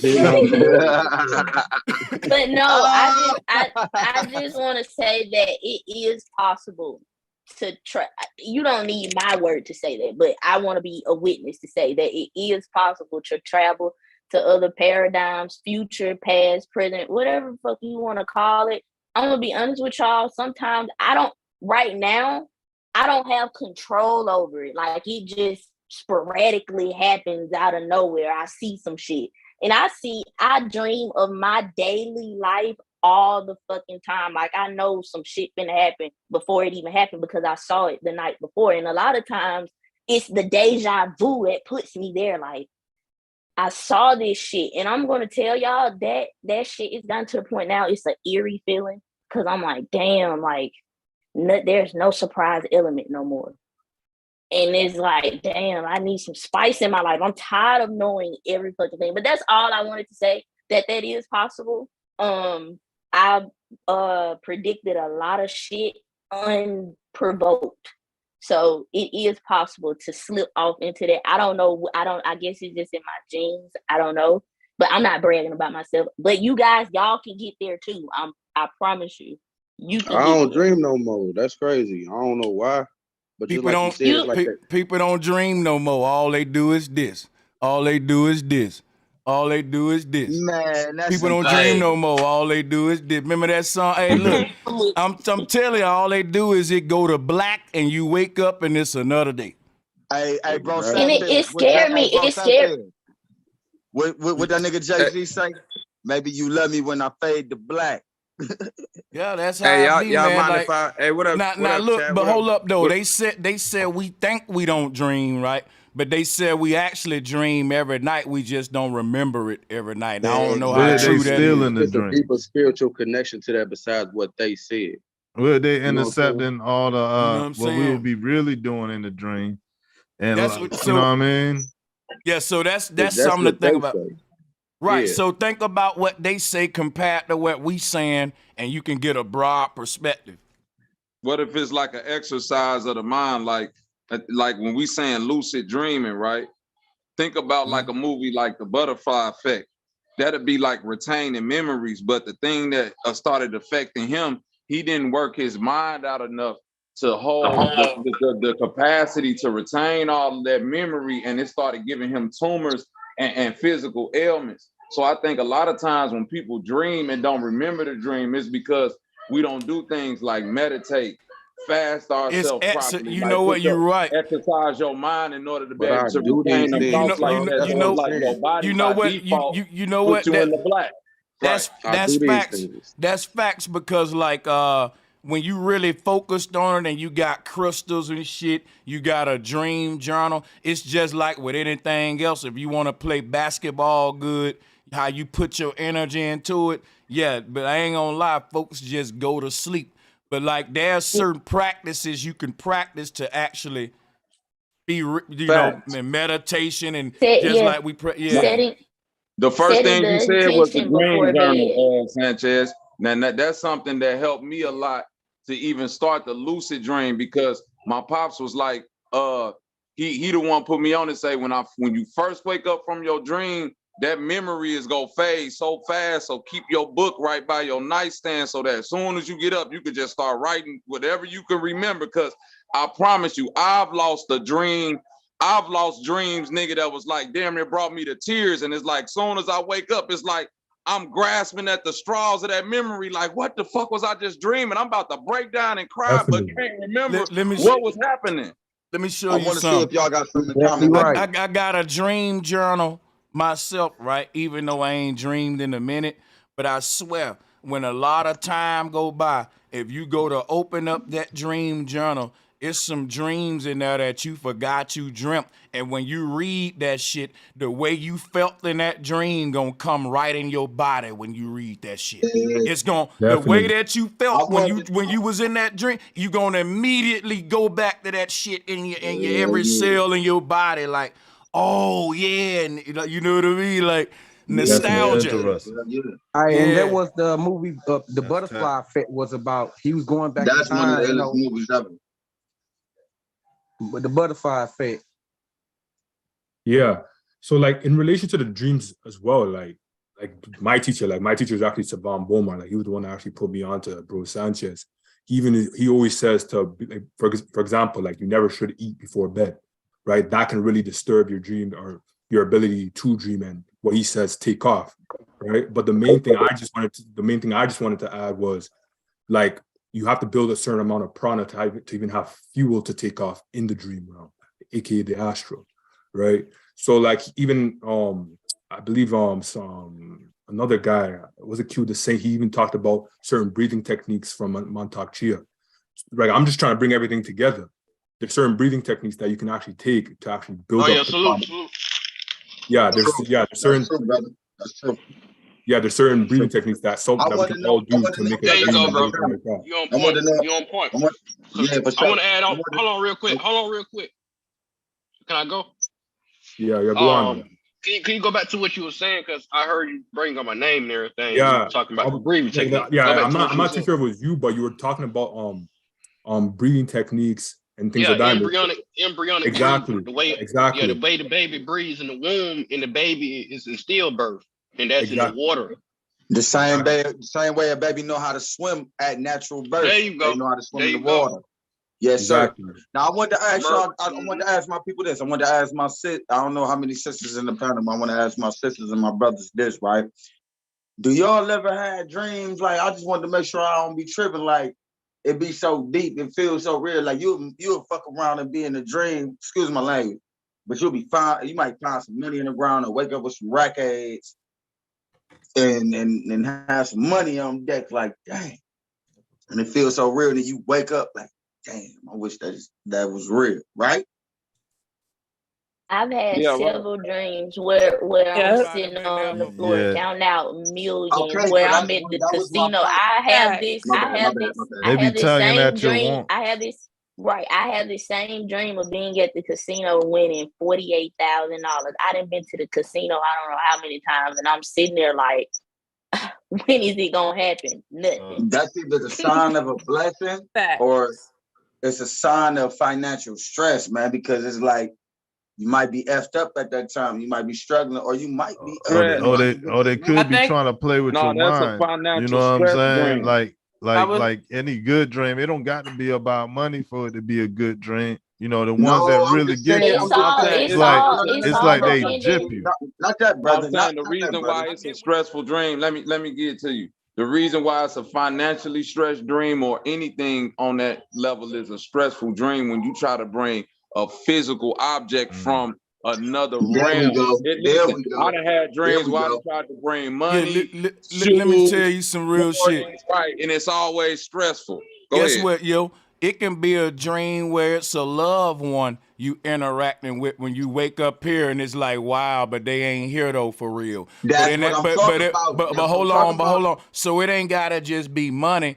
It can be with a loved one that you met. Now I think there are realms out there where everything already played out, with these parallel universes are carrying out all the possibilities. When you have these dreams with you with all this money, there's literally parallel universes out there where your account balance is different than what it is in this motherfucking world. You know what I'm saying? There's universes I'm so out glad there. you're having this bill, Hold on, brother. Damn. Wait a minute, brother. Now there are universes out there, right, where you don't even got no account balance because it ain't even no money in them universes. And there's just an infinite amount of universes where different possibilities of this same reality is playing out in different realms. And this is what dreams are. We can go to these different parallel realities. So I think that's a dream and death are the same thing. That we But just isn't that a permanently. computer though? Bro, isn't that a computer though? If Yes, it be like it's all definitely based on simulation software that's being projected out from the one computing. So what it is the brain is a computer, and the software that is running is Windows simulation software that's allowing the soul to peeking through a finite realm from its infinite position.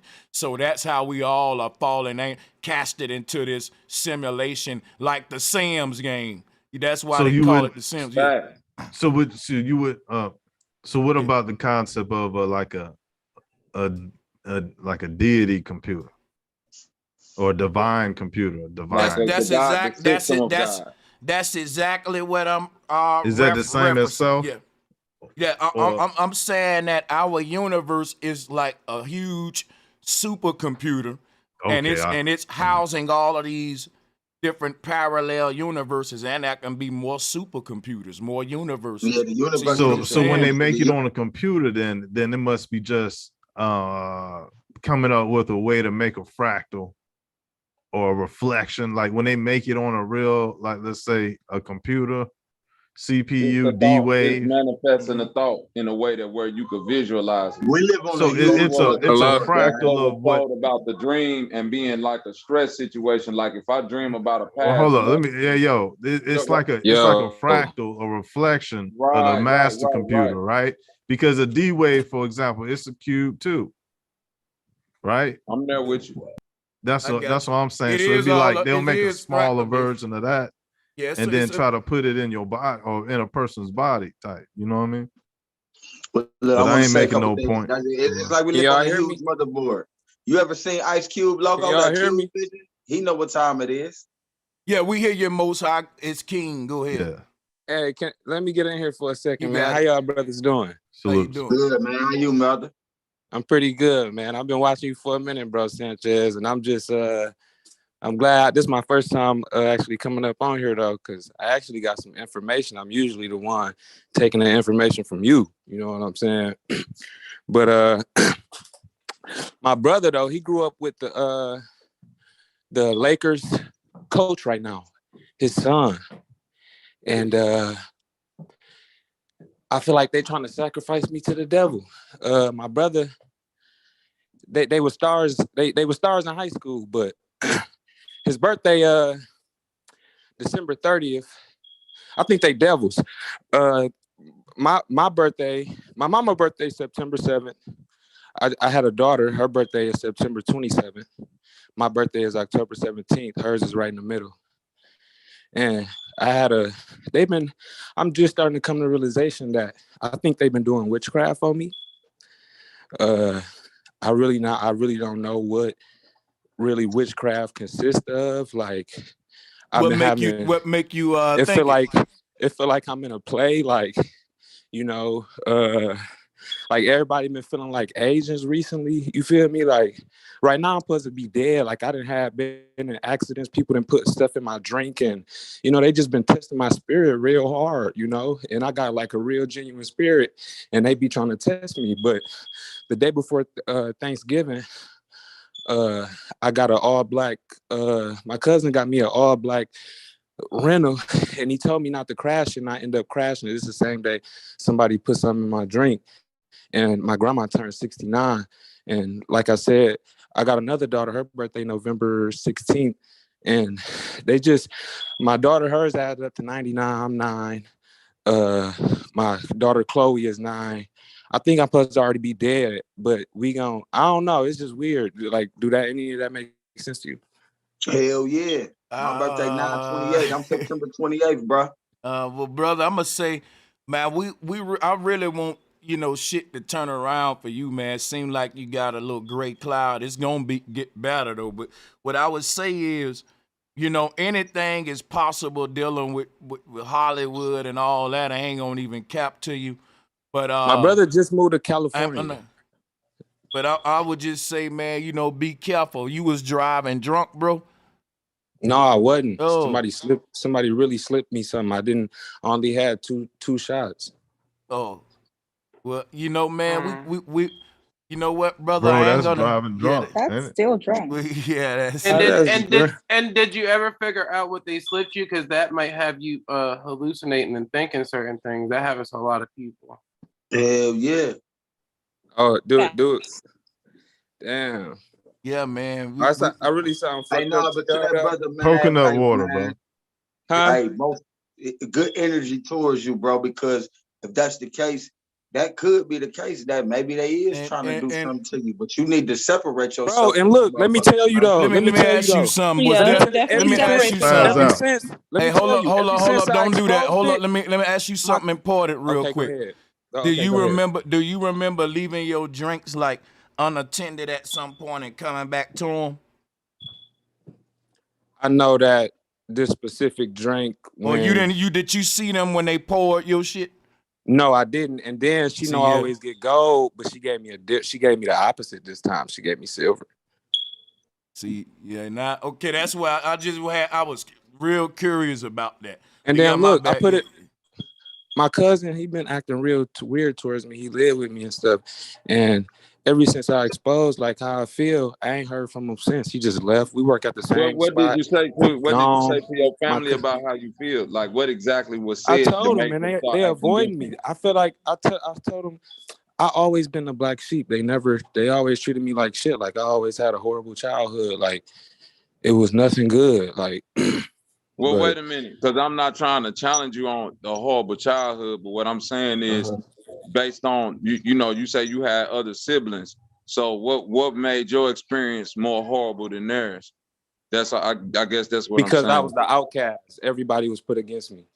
Well, I'm saying that's like, listen, brother, I'm not trying to like psychoanalyze you, but I'm saying I'm an outreach worker.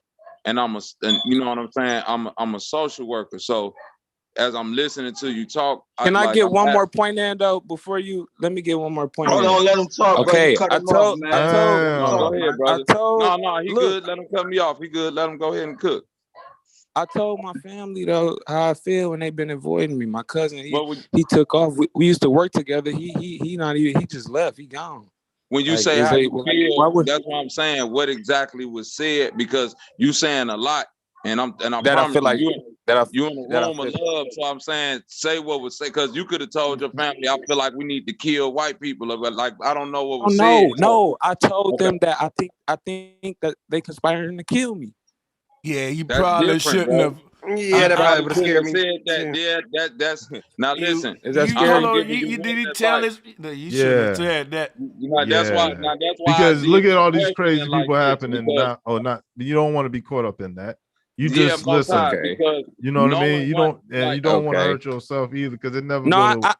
I don't feel no bad for myself. That's the thing. I don't have no bad intentions for myself. I don't have no bad intentions for nobody else. Like I bet. Yeah, nothing well, if like you that. don't got Like bad intentions for so when yourself it for comes to the nobody spirit, else, like just and you your word. my wholeheartedly spirit is feel high that right now. Like my spirit is high. Like my confidence come from within. I don't need like no Look, validation from So can without. I you ask Like you gotta a go. I question, need so no you external feel this? validation. Then did your yeah, family all right. take you when you was young to like Hold on. This gonna sound rude, right? But Most High, brother, we finna move to the next caller. I'm sorry for what you went through, my brother, and what you're going through, my brother. But guess what, brother? I think you're gonna be strong enough to get through it. You're here with us, right? I don't think nobody listen, long as you move and always be ready, it ain't that the Lakers or whoever wanna sacrifice you. The next door neighbor may be secretly hating on you. Just move with caution anyway, right? Anyway. And look, and just, you still here. And just, just move with caution. If you got you a burner, keep it, make sure you got you a nice holster where you can get to that thing Wild Wild West style. And look here, brother. We here on the panel to give you whatever good advice we can give you. And if anybody on the panel want to give you some, I ain't gonna stop them. But my brother, much love to you. We gonna go to Zika Mo, and you know what I'm saying? Yeah, much love to that brother. It's gonna be all right. Let's go ahead, Zika Mo. You gotta unmute your mic, Zika Mo. And we got Tyrius and Buck been waiting too. Whichever one of y'all go unmute first is cool. Can you guys hear me? Loud and clear. Go ahead. Peace, Brother Sanchez. Peace to the panel. Man, I didn't even know that you had this this channel. So I kind of jumped in the middle of it, and I caught the beginning when you guys were or when you were breaking down the symbol that Kanye West had put up. So I had some information to add, and I apologize if you guys already went over this. Like I said, I kind of jumped in the middle. But has anyone heard of Raelism? Yeah, they just who was that brought it up? Yes. I did a build on that on my channel about the Raelism symbol. Like it ties into the Nawapians, the Hebrew Israelites, the Zionists, and they whole agenda to kill their own people. And it ties into the Hindu symbol of the North Pole and shit. It's a deep shit, man. Yeah. I don't know why the brother keeps saying it ties into the Nuwapians though. Huh? So I don't know why the brother keeps saying it ties into the Nuwapians. It ties the worship of black. Hold on, wait a minute. Have you ever I'm seen? just asking, Brother Sanchez. No, I got you. Have you ever seen Malachi York's mothership conception? I'm gonna tell you how I think it tie in, and it is probably what he thinking. I have seen it, Brother Sanchez. I've seen it a lot of years. I've been around there for a lot of years. That would be the same Raelian concept. I'll pull it up for you. I see what you're making the contrast, but that's never been. Things may look alike, like the cross that the KKK got might look like the Christian cross that my grandma got. It ain't that it look like it. Here's where it come through with symbolism. all of these symbols are universal, meaning a symbol is like a word. You can trace the origin of it to original source, and that original source was always universal signs before the religions corrupted it and turned it to specific deities and belief systems. What we dealing with is going back to the point of origin with the symbol. And when we going through the Raelianism and all of these different groups. Are you showing a picture? Yeah, I'm about to pull it up right now. Because you ain't screenshot. I got you. Let me pull it up. In the books, it specifically speak against Raelianism. In the Holy Tablets, Dr. York speak against that, and he says stay away from that. It doesn't matter. The Nation of Islam speak against the white man, but they still with Scientology. It don't matter. We'll see to the brother. No, that's a fact, Sanchez. Real quick, you guys. Can I say something to the brother? Symbolism is how you can be from a whole nother part of a place, and then somebody be from the other side of the goddamn world, but we identify each other because we all go by this symbol. Just like a nigga rocking some J's. You can speak a whole nother language. But you see that Jordan sign on the side of that shoe, you can be like, oh, yeah, he got them J's on. Oh, he a Christian. Oh, he Muslim. Oh, whatever the case may be. So no, bro, nothing does not go when it comes to symbolism, bro. It's made for a reason so people can identify across the world, bro. Yeah, what but are you I'm talking saying about? I'm completely familiar with symbols, and I know what I'm talking about, and I'll tell you right now. What I'm talking about is this: is that if I put up a symbol, I knew Dr. York for over 30 years. Doesn't matter, brother. It doesn't matter. So I don't see how to. Okay, go ahead. I'm gonna give you this though. Raelianism symbol is nothing but a UFO symbol, bro. That's they what I'm saying, and that's all I'm saying, bro. From the sky. That's all we saying, brother. Bro. Now listen, brother. When you look, only thing I'm saying is when you look at, I'm about to pull up Malachi York shit now. I had to dig through my shit. Hold on. Here we go, right here. Watch this. Here go Malachi York. Yeah. Shit. So now look, watch this. Watch this. Everybody, hold on. It's a lot of hot mics, man. If you ain't talking, have your mic muted because then it'll help the show progress. Now watch this. Let's go to the symbol Kanye showed. It's the same shit. It's the same thing. It's the mothership with the vortex that's powering it in the middle. What this is us. Malachi York is a damn agent to me, and I'm going to show you why. Watch this, right? Facts. I'm going to show you why.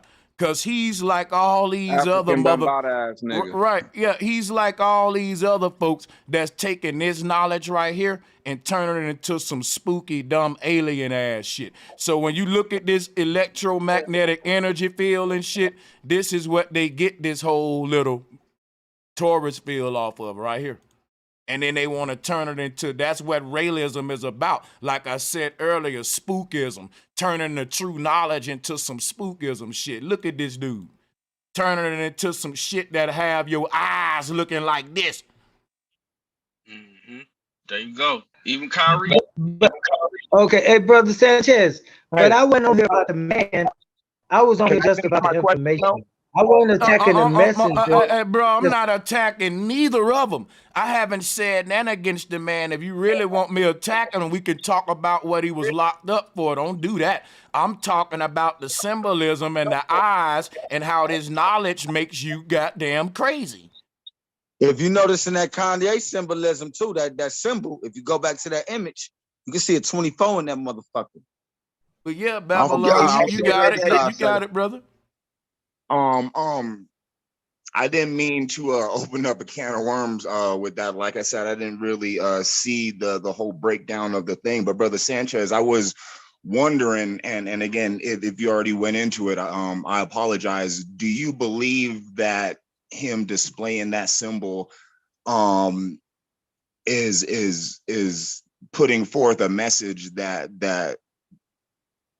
has to do with what the people who believe in Raelism is trying to put forth because so let me answer look at the symbol though, brother. Let me answer you. Yeah, because guess what, man? Malachi York was speaking about. Hold on, we getting some feedback. Malachi York, the one that gave us the whole concept of Nibiru being a mothership that's gonna take us to our true home.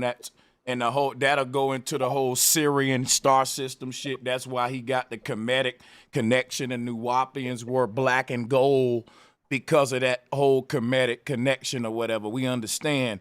But what we're talking about, Planet X, ain't really what Malachi York was saying. Was Planet X? This is what it is. Watch this. This will end the conversation. Here's what Malachi York was doing. He was helping them hide the cosmology like all the other witches, like what Kanye doing. And see, he turning this into this.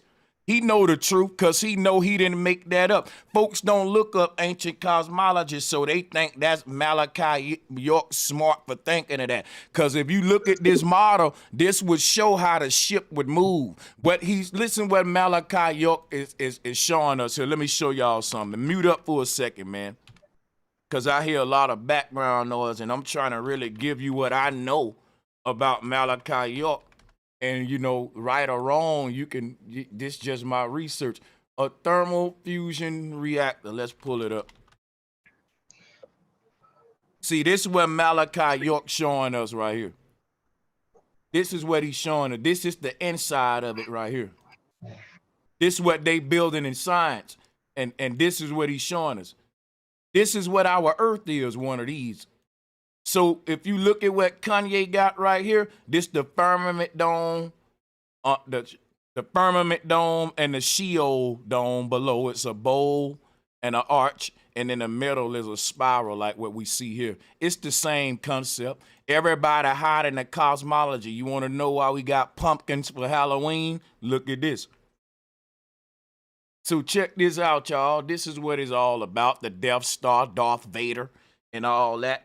And it's saying that when Darth Vader come in contact with another planet, his Death Star gonna blast them people away, and they're gonna become abort their ship and have to abort his ship and become slaves. Go watch Star Wars. This Death Star is what they calling the Star of Bethlehem, the Star of David, and this is the CERN technology. When you look at this, that's what they create on Earth. They're trying to destroy this whole shit to recreate it. But guess what? They got everybody saying that when God come back, he gonna destroy the earth and rebuild it, a new kingdom. But they got everybody saying that, not just the Christians, the Nuwapians and everybody, the Hebrews. This was even what Malachi was saying, but they just, instead of calling it the cross, they call it X. But it's the same thing, or Planet X, or Jesus coming back. It's the X coming back, or the Planet X coming back, the cross symbol. And that's what the Muslims got too. It's the same God. It's this shit right here, the swastika and all of that. When you Google this motherfucker, they call him the king of pedophilia. Look at that sign Don't do right there. him Go like back that. to that. I don't want to go into that Yeah. part of Malachi. I just want to stay on the UFO shit. We I know, all but know no. about that. Go Come back on, to that respect story. the shit. Yeah, okay. Go back to that story. Go back to that story you just showed, bro. You see that 24 right there? Because you know Kanye running for 24. You see that 2-4 on the left side? Yeah. You look at it, you got the swastika. Now I don't know what that other side symbolizes. It's like a Z / maybe a 3 or whatever. Yeah, maybe a 3Z. But you can see that 24. You can see Bro that 24. Sanchez. Hey, on some Yeah, it's real 67 though. Yeah, Look, Where's look, look, 24 at? look, I don't see no. I don't see no 24. Look. Man, Between look that at it, star, bro. Yeah, brother, it's all good, brother. 24, and he running in 24. Just pass it around. They said, well, whatever. When you see it, I don't get the point. Let's just move on, brother. 24, gotcha. Let's go ahead. between that symbol and the little antics that he pulled on the Alex Jones show, it kind of seems like he's trying to get some sort of message out to this community. Like I don't know Hey, what man, exactly. look, brother, stop. If the man want to get a message out to me, he know how to do it. He know how to get it out to Tucker Carlson and all them. We ain't, like, don't speak in code to me, then go directly to the white man and talk on his mic. Don't play that shit with me. He ain't doing that but censoring these damn symbols that niggas need to tell the truth. He's a puppet doing his job. We ain't gonna make it nothing crazy. We know the truth. Let's just go with it. We know the truth. But if you look at, do you think he oh wow, I think your microphone need a baptism. Hey brother, your mic was breaking up, but when you pull up, like when you look at the day the earth stood still, look at this shit. I forgot about that symbolism. It go back to all this shit too. But yeah, man, let's keep the mic moving, man. Who we got next on the mic, For bro? sure. Babylon, we gonna mute you. Your mic is it ain't really. Yeah, go ahead, man. What's good, everybody? Peace and power to the panel. What's good, bro? That's the brain. All of the with the research I'm doing, we all know about the Christos, right? That's literally like the term for oil. That sacred oil secretion that goes up the spinal cord. 33 for a reason. Christ on the cross. The cross hatch of the hypothalamus where that oil touches is supposed to open up neural pathways that have been dormant and locked through the pineal gland. That's where that oil secretion goes. Supposedly, if you abstain from alcohol, all the vices, sex, etc., in the moon month of your birth month, in the moon cycle, when the moon goes, like I'm a Gemini, so when the moon is in Gemini form, there's a seed that's planted, a conscious light seed. And I just learned that they call the solar plexus Bethlehem, in Bethlehem, right? And so I'm starting to really break down and see how all of this is talking about and symbolizing anatomy and astronomy within what we think is without, of course, right? We always talk about that. But I really want to know why we do that, why it's written that way, and the secret. Also, the secretion, the key word in it, right? So this happens 12 times a year. And that also goes into the numerology of the sacred 12, right? And all this in gematria, right? But what I'm starting to see is that we have the ability to tap into and read these stars in the celestials for signs and wonders to tell, to predict what's about to happen and to control it literally. And when y'all was talking about the superpower, you're right, there is only one superpower. And that's the power of one, the all that we all spark from. But that's just what I want to throw out there, that really what we're looking at and what they're talking about is the mothership is the brain. But this physical thing comes from another all powerful being that we're connected to. So I truly believe that our thoughts can be manifested into physical realms and worlds and dimensions. But that's all I got for y'all right now. But yeah, Yeah, and I want to say, when we talk about realism and the Raelian joint, that remind me of Israelite, and the Israelites got the same concepts of this alien god. They do. Yep. And that all goes back to Enki and Enlil. And like we was talking about the other day, Marduk and Mordecai, the same exact person. Mordecai is Marduk. That's right? how. So, yeah. That's why the root word of alien is this god. And that's deep. That alien. This god that literally talks about rapturing people, like Elon Musk. People don't really understand this nigga's technology is literally the technology that's gonna cross us over on some shit, and that's what the aliens would do. They will show you how to, yeah. And literally, the Neuralink is planted. No, hold on. The Neuralink. I'm passing right to it. Now that I think the Neuralink is planted right there where that sacred secretion, the Christ, the Christos, that oil, that's really the information from our celestial mother, right, and fathers. But that's where they're trying to intercept. They're trying to put a gateway right there to intercept that sacred fluid or information. What it really is light code. It's all it is blocking off the metabolic pathways, because we're synthesizing light information, which we are as a whole. But yeah, y'all got it.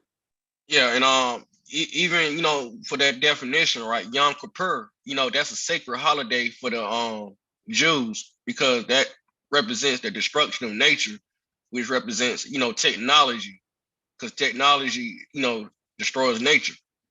You can look at the 5G towers and all that.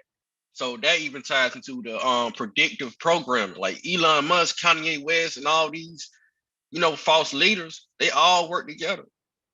Like they giving him his bag. He's part of that predictive program, and they understand this algorithm to the benefit that it's going back to them.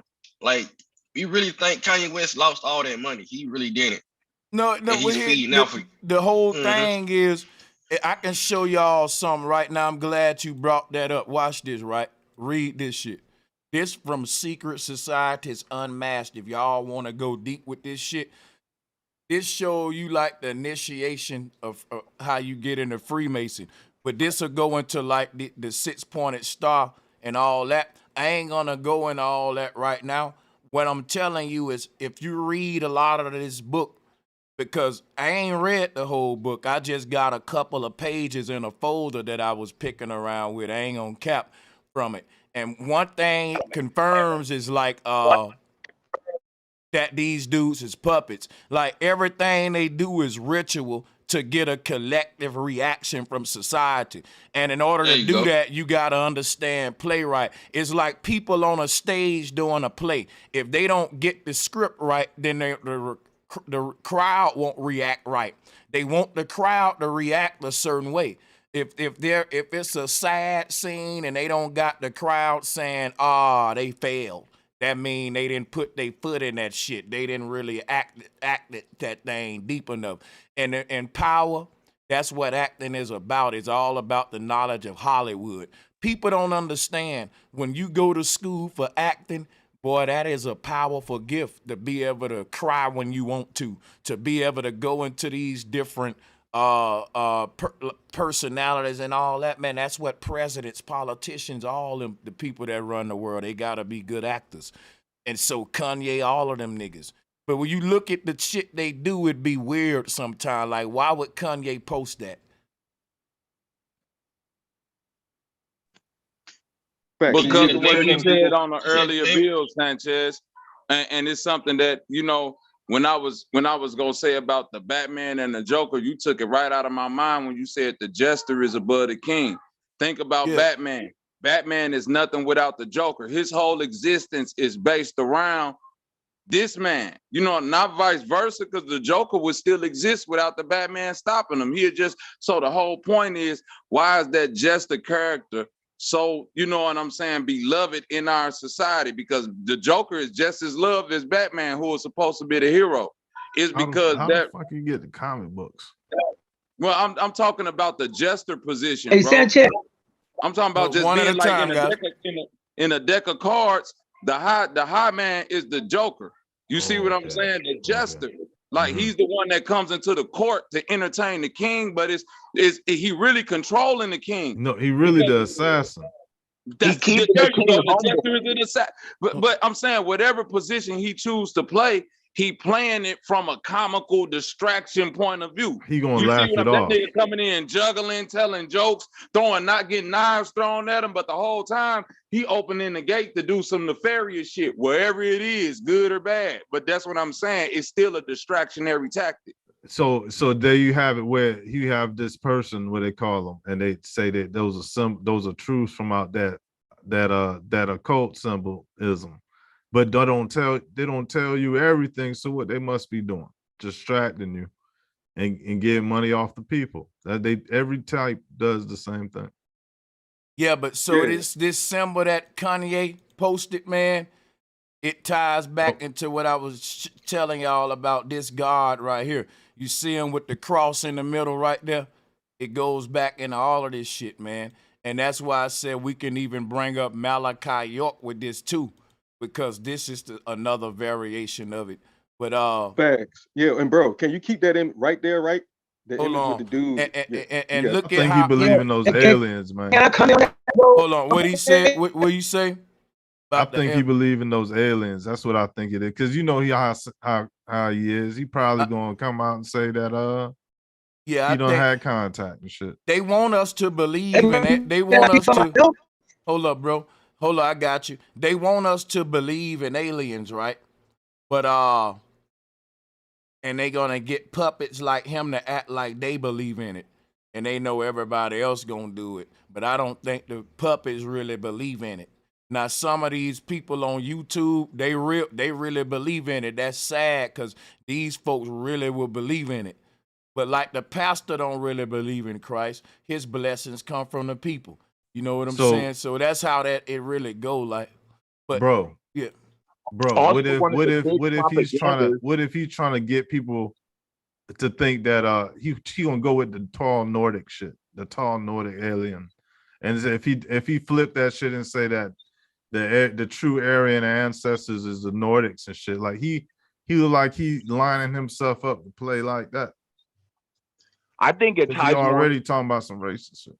I think it ties more into cloning because one of the biggest things that the Raelians are into has to do with the cloning facilities that they have set up all over. And one of the first things Alex Jones said was he was like, you know what, this probably ain't Kanye West underneath there. yeah. So Everybody's been saying that too, and like we can't play with that. Like I think there's some truth to this whole thing. But see, I don't think it's cloning like it's a whole nother Kanye West body. I think it's the same body, but they have a different consciousness coming in and out of it.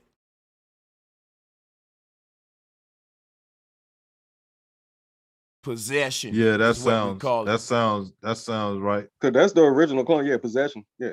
Because that's what Neuralink does. It allows you to transfer the mind from a computer to a skin to this. Like Kanye can transfer his consciousness into a hard drive, a computer, and have another AI consciousness in his fucking body for a minute. And we be like, he acting weird, and then you can come in and out. Right. What we're doing is what we're doing right now, right? We're opening up our mind to the possibilities that the technology that's in our world really allow us to do now. Neuralink will be on the market in like 2 months. It'll have the first humans using it. So this ain't a game. Any nigga that still think the way we talking this a game or some sort of tinfoil hat shit, he's stupid than a motherfucker. Cause this ain't no goddamn game what these folks trying to do with the technology. Now guess what, Thanks. y'all? Here's something else we gotta think about, y'all. If they bringing the technology out in 2 months for everybody else, how long they been using it if we know celebrities ahead of everybody else with technology? And all the people in power, they test it first. They get the shit first. It's a rapper right now with a 2025 car, and you can't even get it yet. They in the future already. They're ahead of us and shit. So any technology they're allowing us to get, like they said, from 50 to 100 years, humans will even be immortal. And what we've been saying the past decade, what if the people in power are fucking immortals and archons? They've been using it before you. That's why they can safely implement it. This is shit you would have had to been testing for hundreds of years on the level they talking about. You don't just make these leaps in technology to where you go from not knowing how to clean up your oceans to knowing how to get out your body with Neuralink. That's fucking stupid and bananas. That lets you know they've been knowing these things. You don't make these leaps in science like they tried to say with the Roswell incident and shit. It's time to wake up, man. Hey, bro, do you think that maybe this concept of a interface like a brain chip is part of the deception? Like we don't even need none like that to access what it is it. part of the foundation. Because any technology they make gonna be bulky first, right? It ain't gonna be brain chips that's gonna be the end goal. You're right. That's called passive approaches. They saying they don't want to be cutting into everybody's head, putting a chip in it. Like, yeah, that's the spooky. That's the part that ain't realistic. The realistic part is they're gonna master this technology till you know when people go up in the store when they scanning your forehead with the gun, it's gonna get to a point where they ain't even got the cut in your head because what they extracting is a light source. Let me show you what they taking out of the what Neuralink is taking. Hold on.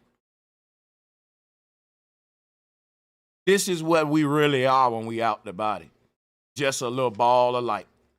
And they can put this in another body inside of a computer simulation, a sim. That's basically what this earth is and what your body is. They reverse engineering the thing.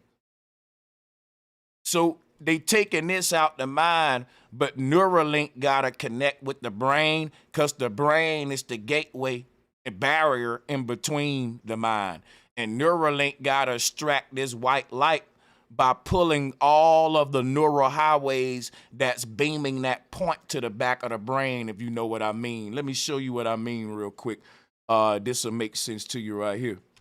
The Egyptians summed it up this way. This is what that little ball is. It's all of your neural highways meeting at a single point in the back of the skull, and it's creating that right there.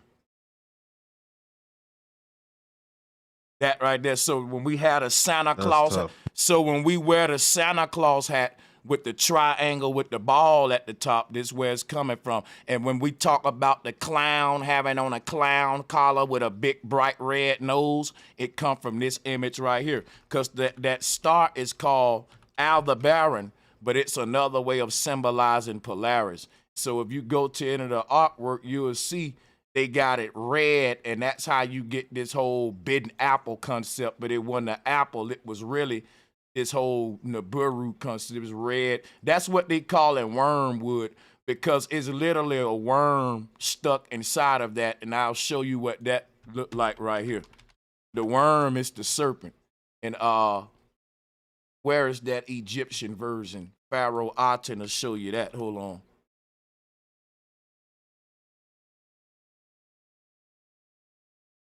Here it is right here. And one of these, yeah, it is. Well, let's get a vivid one. All right, but yeah, y'all can build. I'll pull it up. I think y'all get it though. For sure. But I'll find this example. Yeah, and I'm just going. And while you look up the wormwood, for sure, is what they make absinthe out of. And if y'all know about absinthe, Wormwood kill parasites. yeah, it do. Yep, and it makes you hallucinate. Don't want to throw that out there. Wormwood is in Revelation. Well, yeah, you got it. It's one of the stars that's been thrown down. But yeah, it's one of the stars, right? That's supposed to fall to Earth, and they named it wormwood, and that's why I started looking up wormwood, what kind of ingredients, things they make with wormwood. They outlawed absinthe for a reason because you will hallucinate. You know, that stuff you put the cube, the ice sugar cube in, let it drip, then it turns green. That stuff. In that cross-hatching clausum is a piece of the brain that sacred secretion cross-hatches with. And what I researched, like just to build on what you're talking about, also when you're talking about Santa, Saturnalia, Klaus, Kris Kringle, Santa Claus, it travels down the center, right? Just like the chimney, just like Santa Claus does, that sacred secretion. And it's a reason why we use Santa Claus in relation to Christ. But yeah, y'all got it. You already know. And what I was gonna say with this image right here, when you pull up this whole Kundalini shit with the serpent rising, see, it's called serpent rising, right? It's Kundalini shit. Let me see here. So look, this serpent right here, right? How he get around that spinal cord is because he's a fallen angel. He fell into the body from on high. So what I was saying about what this represent is what they call in the reptilian eye. Because this serpent up here is like, this ball is one eye, and then the serpent in the middle would make it split it, and it'll make this sort of 1/3 eye up there. But that ain't nothing but another way of saying the crown chakra. So when you go to the crown chakra, right, you will see that it's the only chakra that's outside the body.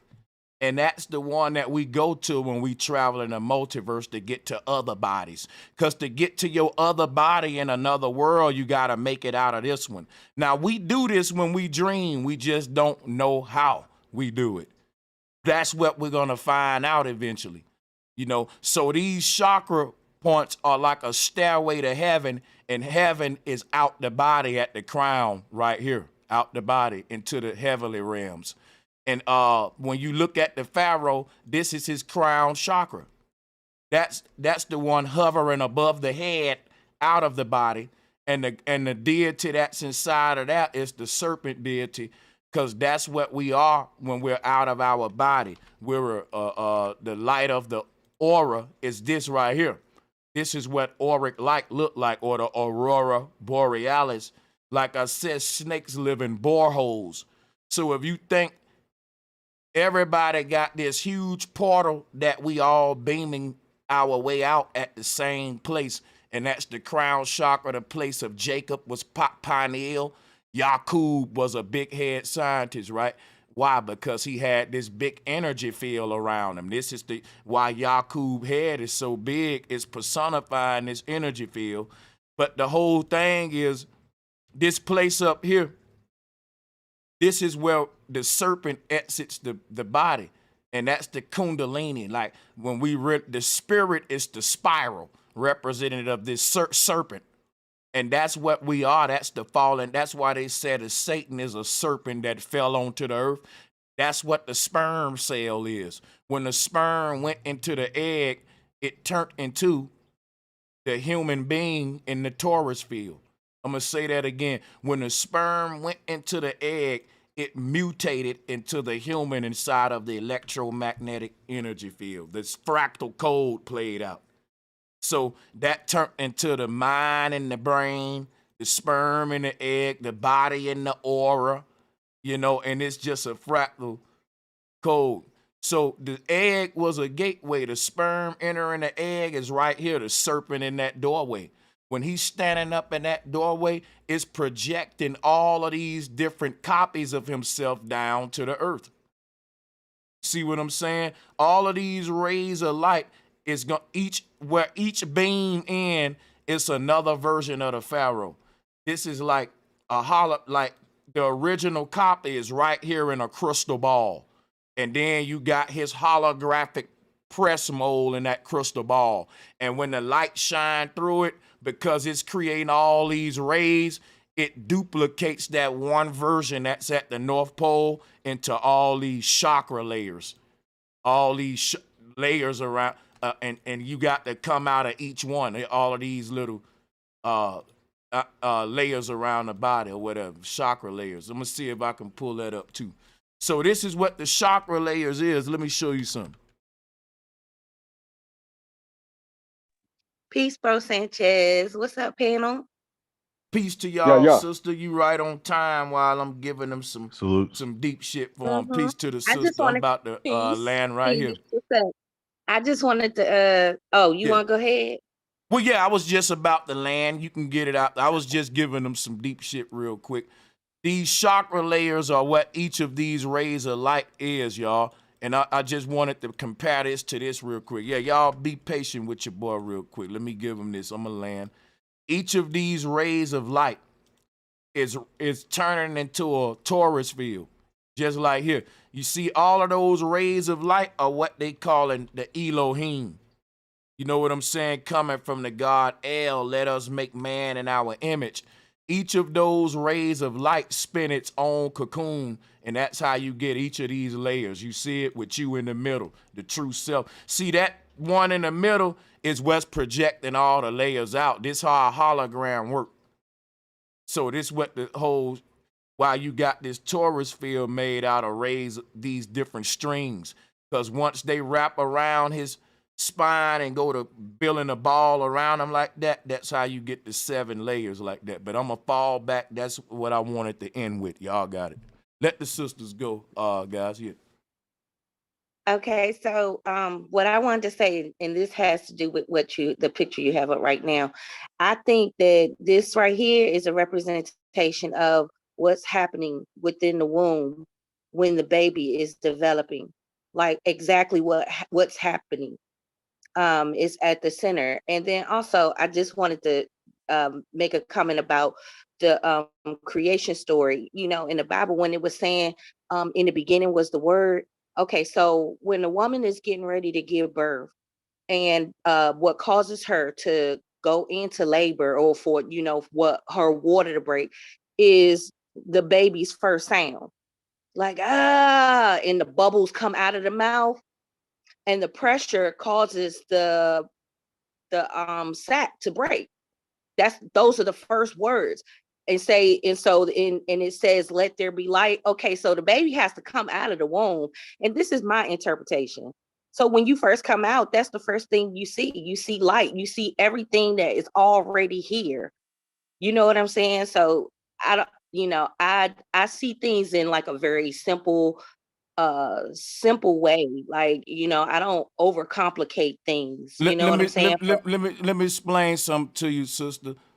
Mhm. If you think what I'm doing is overcomplicated, it's because you see things too simple. It's easy to see simple. The ancestors didn't see simple. They simplified complicated things the way I'm doing now. We don't understand how the technology we use work because we like to simplify some shit. But sometimes you gotta be complex. The simple and the complex exist together, but the key is to simplify the things that are complex the way I'm doing with the symbolism. When you talk about this symbol mean a baby being born, I've been teaching that. I can show you collages I made 5 years ago tying that knowledge together. That's because that's the secrets of tying together the simple with the complex, my sister. So we on the same page. I made my career off tying this shit into the woman. So when you say that what I'm doing is complex, let me show you what I'm doing, right? What I do is I Oh show you. no, bro, Sanchez, I'm not. I just want Hold to tell on. you, I'm not saying what Hold you're on. saying is I'm saying complex. I'm saying you saying it though, just so I can show people who may think that it ain't. Watch this, right? Oh, Here go the woman's uterus, right? Guess what? If you look at the way I'm tying this shit in, watch this. Jesus on cross in the blood, that became the woman's uterus today. Now, folks will say that's spookism. That's all deep shit. Guess what? Jesus said you gotta be born through me. You was covered in the blood of your mama, right? So we covered in our mama's blood and we born through our mama, but they turned this into Christ. My job is to show how they turned some simple universal knowledge into spookism and complicated shit. It's also to explain the spiritual aspect and what the kundalini and the soul, the nature of the soul and the ethereal realm is based upon. You can't have a baby without a soul. The mama give birth to the body and they create the body, but they don't create the soul. What this knowledge explains is how the soul is conceived inside of the body. That's what electromagnetism explains. These same symbols that I'm showing on the screen now, you can see that this would be a baby inside of the fetal bag. That would be the body inside of this energy field. Same symbolism I've been showing for years. You're spot on, sister. We on the same page. But what I will say is the occult, what they do, they take complicated knowledge that's not, a lot of folks not getting into electromagnetism, talk about the auric sonoluminescence because they consider it complicated. That's why I said what I said, that we can't always look for shit to be simple. You know what I'm saying? I'm gonna tell you, to create the technology that Steve Jobs, Elon Musk, and all these folks create, it gets complicated sometimes. It gets technical. So we got to really know how to simplify complicated shit so that we can understand it if we want to really see what's going on. And I think the symbols will do that. And I'll fall back. Salutes to the sister, y'all. That's what's up. I like how you put things into perspective, and how you give us a way to relate the complex with the a more simpler way, our simpler way of viewing things in relation to the complex complexity of this. So that's what's up. I appreciate that. Because the secrets of childbirth is what what they not telling us is the conception process. They got the birth process down pat. But they don't tell you what happened when the sperm hit the egg, that it's a big bang created. This is like the whole Japanese kamikaze pilots was based on this concept. I know that sounds crazy, but your sperm is literally a kamikaze pilot that crash landed, and its energy from when it crashed was an explosion that became its body. That's why I said when you look at like a mushroom cloud, that's what our bodies are. Like ain't no whatchamacalls, ain't no random patterns in nature. You see how this explosion looked like a human being with his head on a neck, with his arms out and his feet down there, standing up. So this knowledge right here, it shows you like when you look at the middle of a ripple effect real quick, just to show y'all something. Everything in nature has this pattern, like here go the human body again in the middle of this. Your head on the neck and the shoulders coming down, that's your body. With the crown chakra hovering above it. And all your chakra layers are the vibrations or ripples around this. You will see images like this all throughout the ancestors' artwork.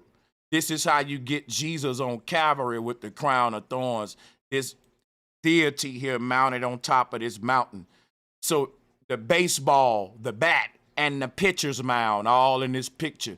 The binary code, the sperm, the egg.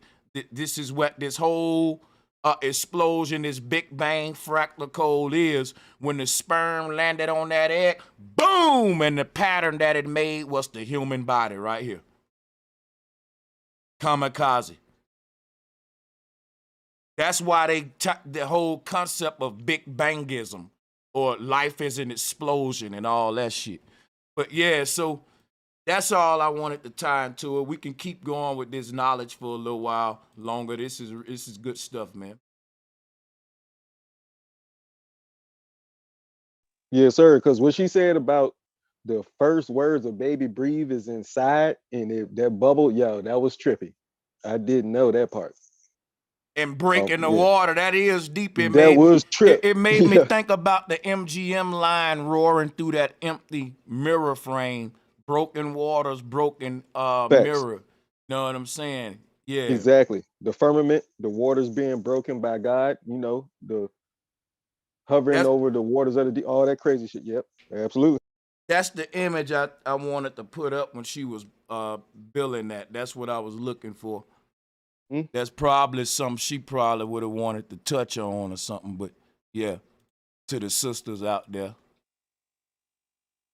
Yeah, I had another question for you though, Bro Sanchez, because I've been doing some research on the CERN technology and background about where it's located and stuff, and I found out that it's on the border of France and Switzerland, right?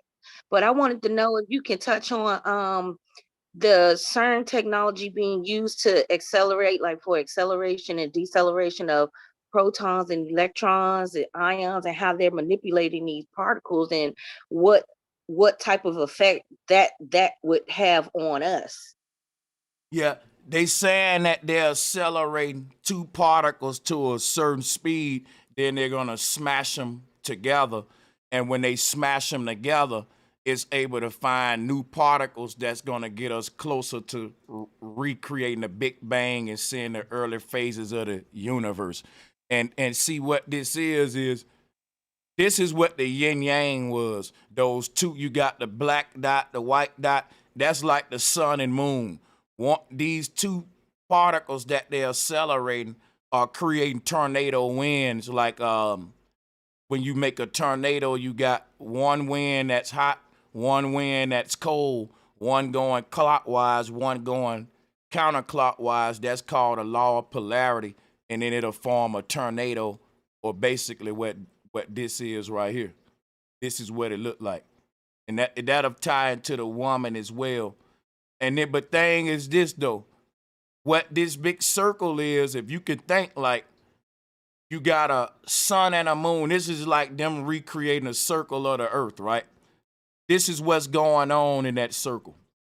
They're accelerating two particles that would be like the sun and the moon inside of a huge ass Taurus field, which is like a Cheerio or a cell. Like what I cut one in half up here, like cutting a donut in half, and you could get the face of the wise old owl. You see the owl face? That's our Earth cosmology, the wise old owl right there. But the whole thing is how that's what they doing at CERN.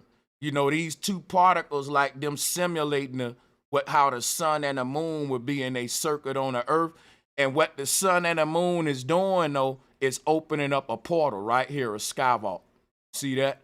And that's what CERN trying to do.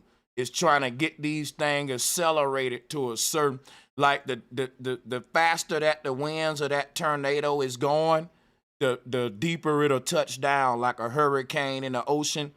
The more violent and fast that it's going, the deeper that the tail will get, and it can get so deep that it can go to drilling through the fucking ocean floor like a drill. So that's what the whole concept of them caduceus represent, or this drilling energy that I'm showing, like right here, of how you that's what's basically going on in a woman's body, this Stargate right here, and how she's able to be a portal the same way. The two particles is like these ovaries right here. See these ovaries are like a lighthouse, and like the police sirens, when one turn red, the other turn blue. When one turn blue, the other turn red. They keep pushing it back. That's kind of like on a spiritual level what this uterus looking like. And so that whole concept is what's going on is when the baby is inside of the fetal forming, the energy that's wrapping him in the flesh is these two caduceus, or this holographic body that's why you got to see him with certain material like sonogram and all this stuff, that they actually fading into existence. We're light beings, and this is like a holographic simulation.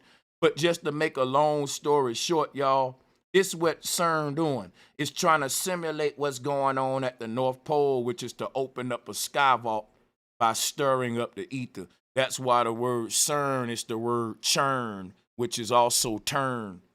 You know what I'm saying?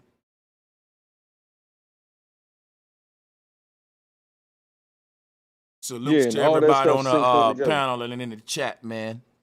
For sure. Yep. Oh yeah, and you all cooking, that bro. stuff stinks in, bro. Like when you show pictures of the Aurora Borealis, just from my research, what science says, that's a process or residual of the plasma coming off of the sun and the solar winds and the information that's carried here.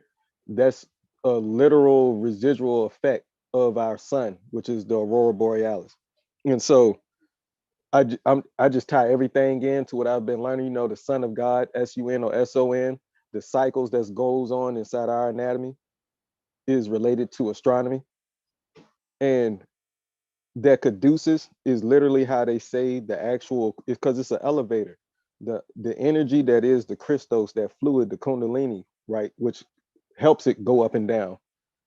It goes up and down. It's a spiral. I don't know if y'all seen those spiral toys that caduceus, one snake is the sun, one is the moon. Like them tornado winds, and both together open up the vortex in the middle, which is the pole. That's the beam me up stuff. But it can't be there without them two snakes, like your mom and daddy. That's the DNA. That's the gateway in and out.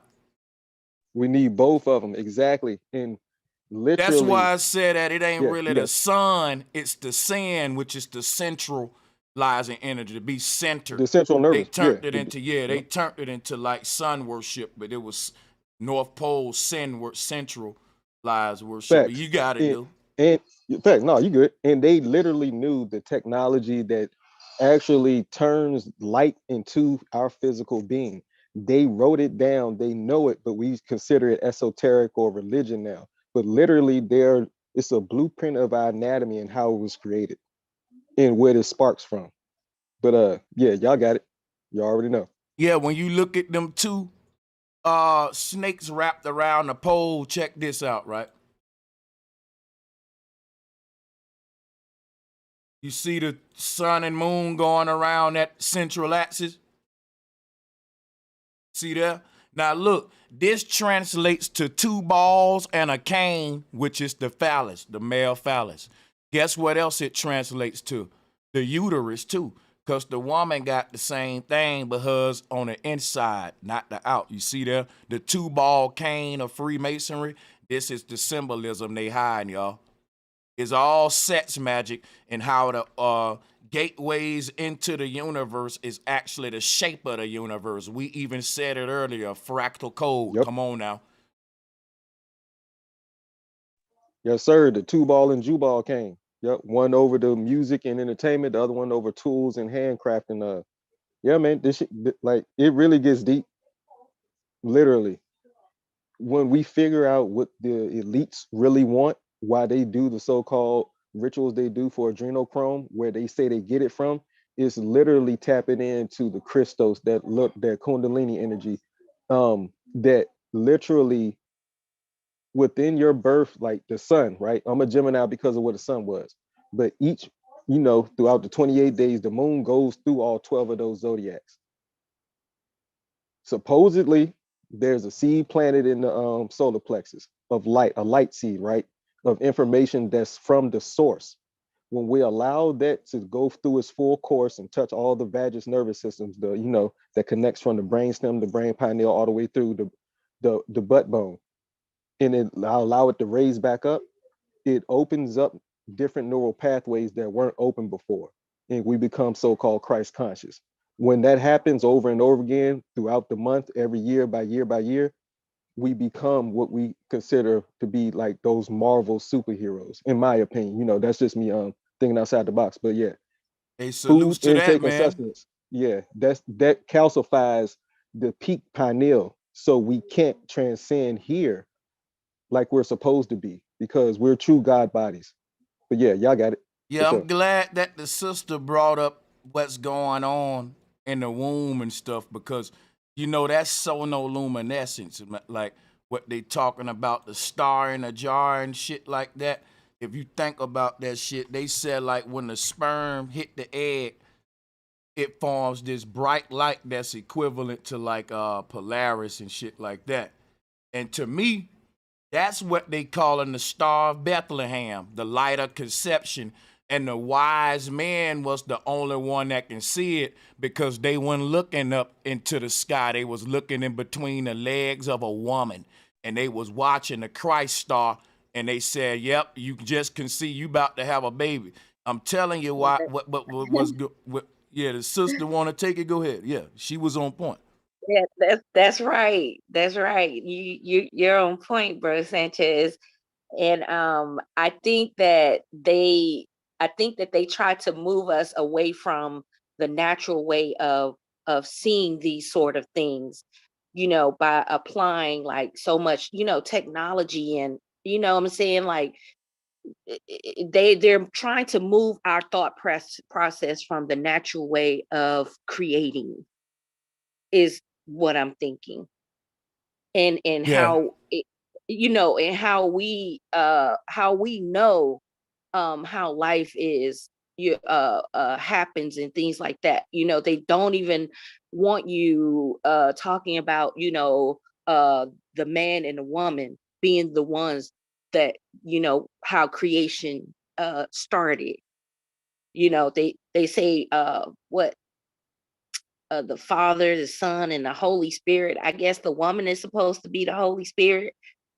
Like Yeah, that's she's what it is. not even she's not spoken of. It's not she's not represented as a her. It's a like an entity.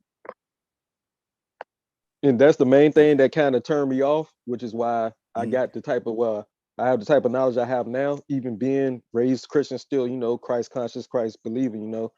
I've been in search of, like, what about mama though?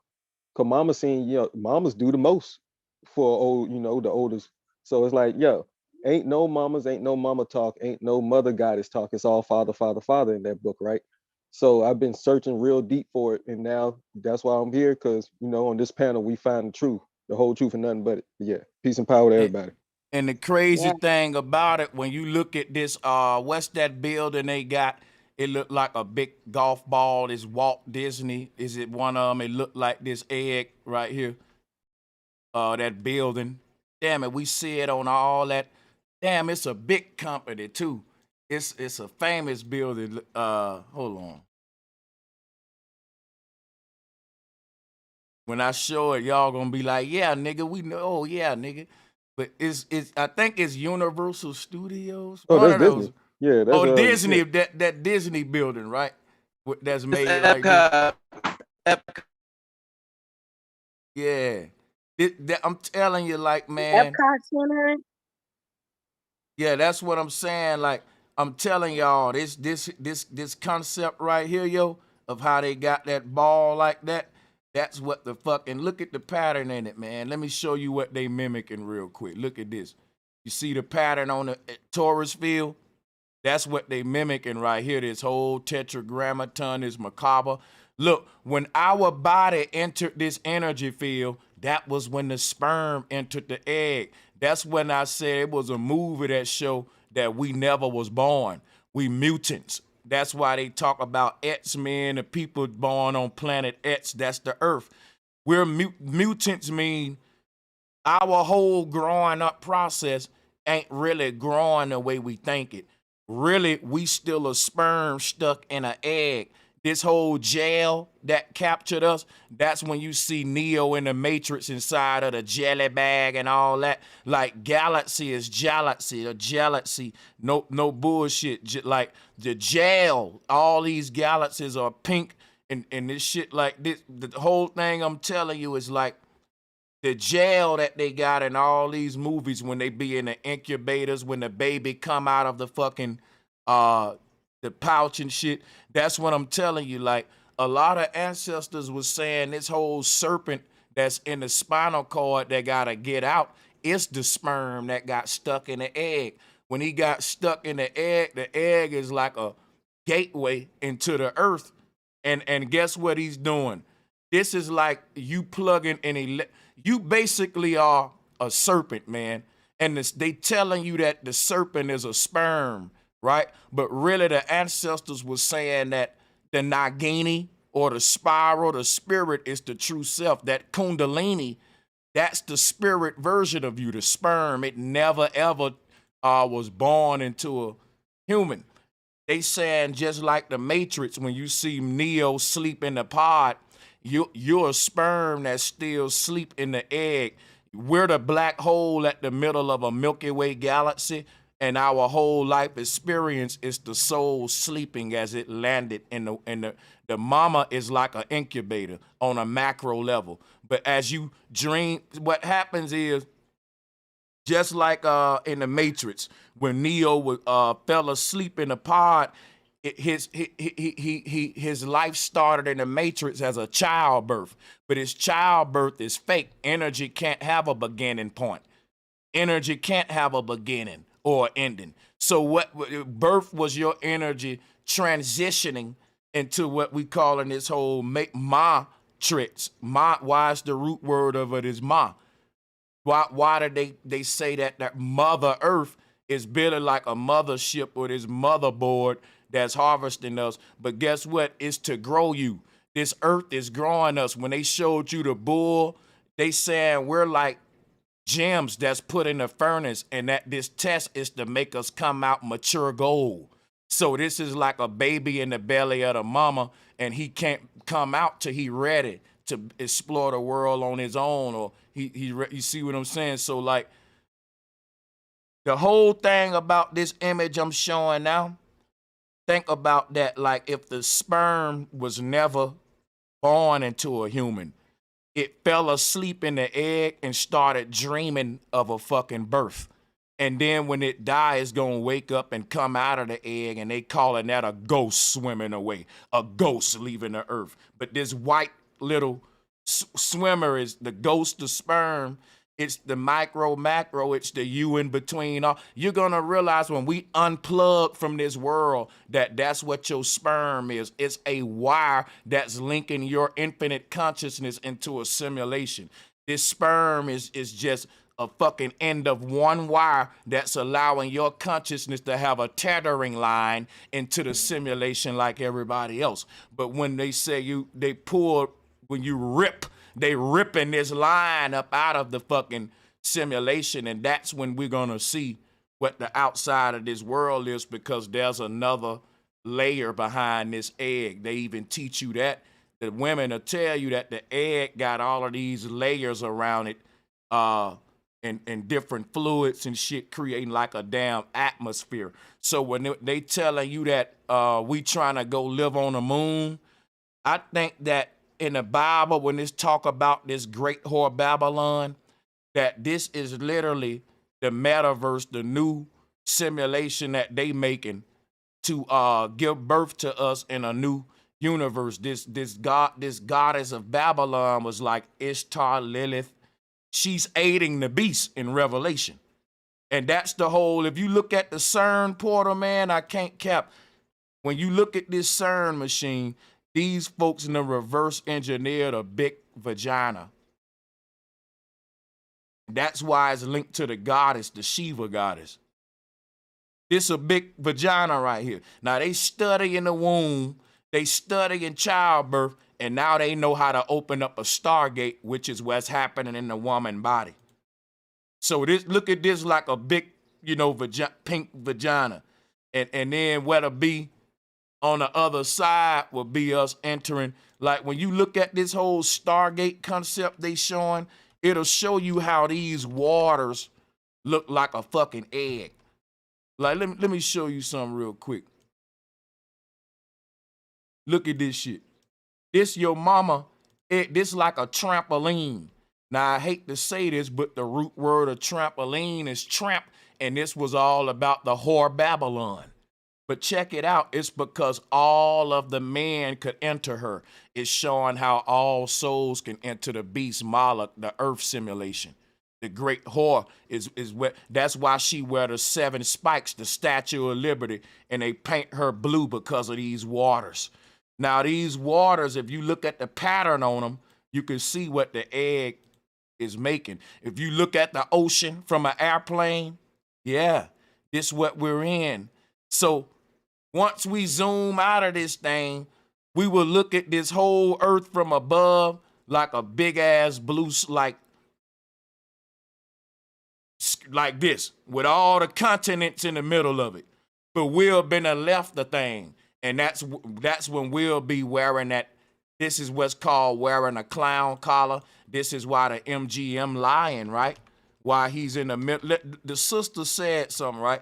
She said when the baby is born, it's because he make a loud enough noise, symbolizing blowing the trumpet, right? The end of his world in the fetal bag, the beginning of his world recreated in this realm. And it's symbolized with the blowing of the trumpet, the Lion of Judah, the Christ, which is all of us incarnate. She said how sound broke the water. That's what Moses did when he parted the sea. He using this vibratory, that's why how you would part that waters like that. But look, this is what's going on. Like, the baby reaches the edge of an event horizon. That event horizon is the end of energy being a fetus to the beginning of it being a human being. And this circle around his neck represent that black hole where energy transitions from one rail to the other. And in his case, that would be the vagina of his mama. And he would come out screaming, why? He's this lion right here. And these ribbons, her legs is wide open. She put this is what it is, y'all. And this is what's going on when they say the end of the world is by trumpets, but it's the beginning of another creation and another, you know what I'm saying? That's what CERN represent too. But I'm gonna fall back. This the clown collar, man. For sure. And we all know about like the demiurge, right? And when we break down the word demiurge, and the demiurge has the head of a lion, the body of a serpent, right?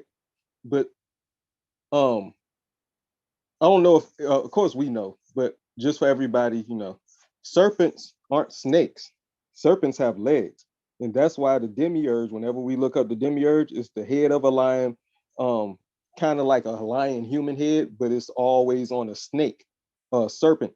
Hey, And you so know, that's yeah, you got it. man, nah, you know what? If you don't want me to cut you off, just say let me finish, cause I Oh do no, that you too. good, bro. No, But we I'm just building. but Yeah. I'm just saying you said some shit I want to acknowledge when you talked about you so right on that fact that the serpent, cause it come from the seraphim. They were winged creatures with legs, and I showed one another form of one is here just to back you up. Lamashtu is like a seraphim deity too, making that 6-pointed star. But they had but let me show you something and you can get it back, right? Why the serpent had legs, right? Is this right here. The serpent only get his legs when you burn him. And when you burn him is when he's born, when he get the aura, and the serpent get legs because he's inside of the body. When the fire go out and he die, he lose his legs and gotta crawl on his belly again because that's his only way out. Because that's when Jesus said, like you can fit through a needle, thread through the needle of a eye of a needle. See, here's what we are right here. Like if you go in it, research what the Hopi, what a lot of the Indian tribes say about the Aurora Borealis. They worship the shit, the Northern Lights. A lot of tribes, they said that's the souls of their ancestors going home.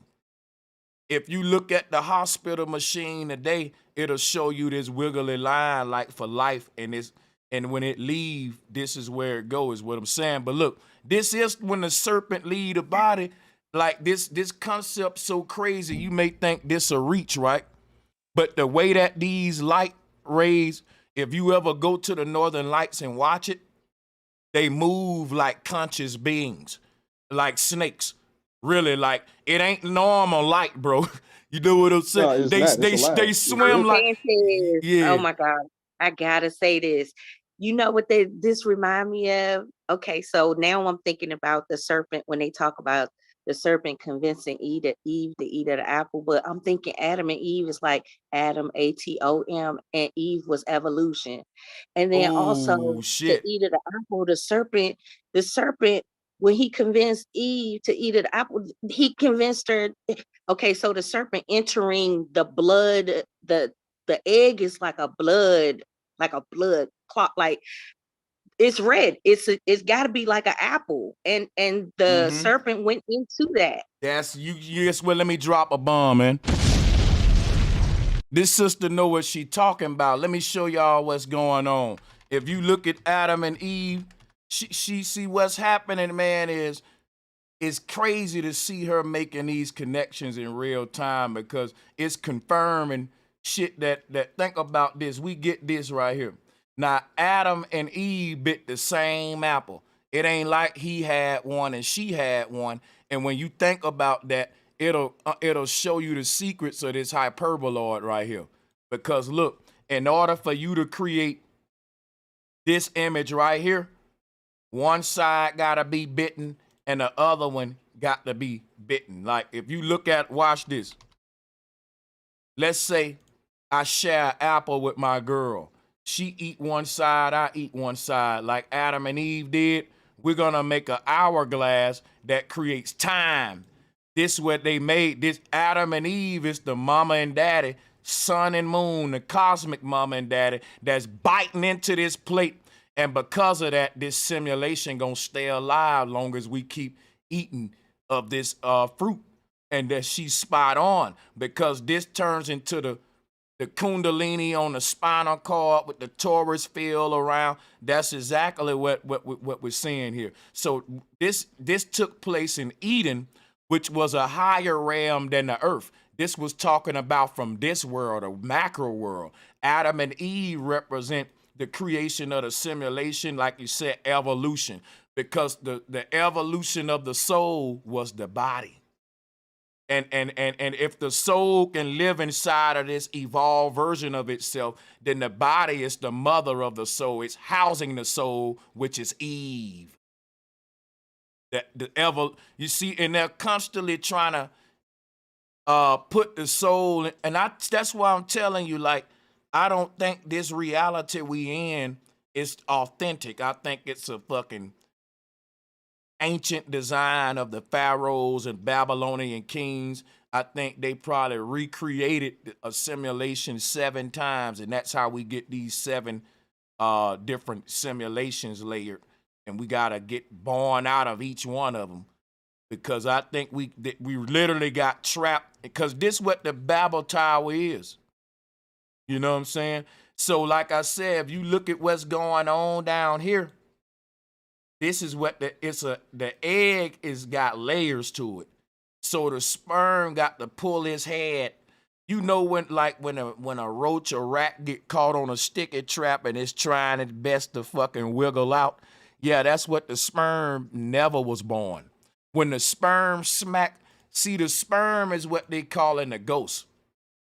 That's the astronaut. We're astral travelers. But when we crashed into this new world or this Stargate right here, amnesia set in.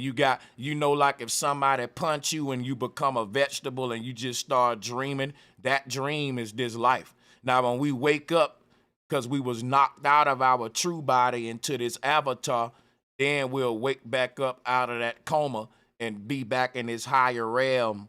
But this sperm is literally, it's deeper than what y'all think. It's literally an auxiliary cord.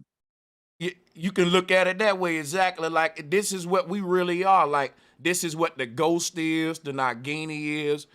So that's why Nebuchadnezzar was asking Jesus, how do I reverse it and go back in the womb of my mama to become basically a sperm again? Because when we die, that's why they say your lifetime flash before you, because it's reversing all the way. He pulling his head out the egg. And when he do that, his life flashing back.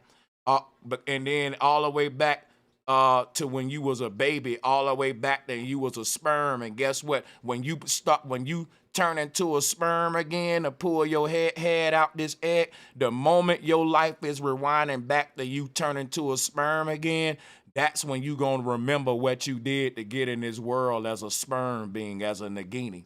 And that's when you gonna swim away and like, damn, like how you wake up from your dreams and you like, damn, that dream was crazy.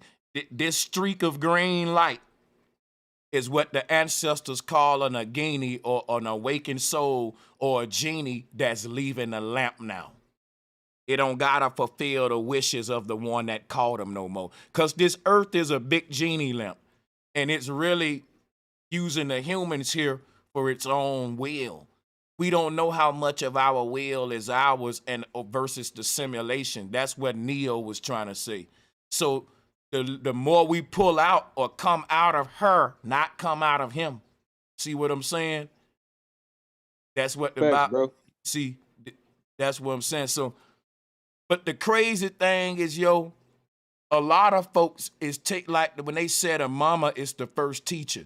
That's go all the way back to the Mother Earth, which even teach the mother. That's the first teacher when you go to the macro level, because it say Saturn or Saturn was a teacher, a tester, and that's all this earth is. That's all it is, man. Let's look at it. Here it go right here. Look at this shit here. We come in this thing. Oh yeah, let me fall back. Y'all got it.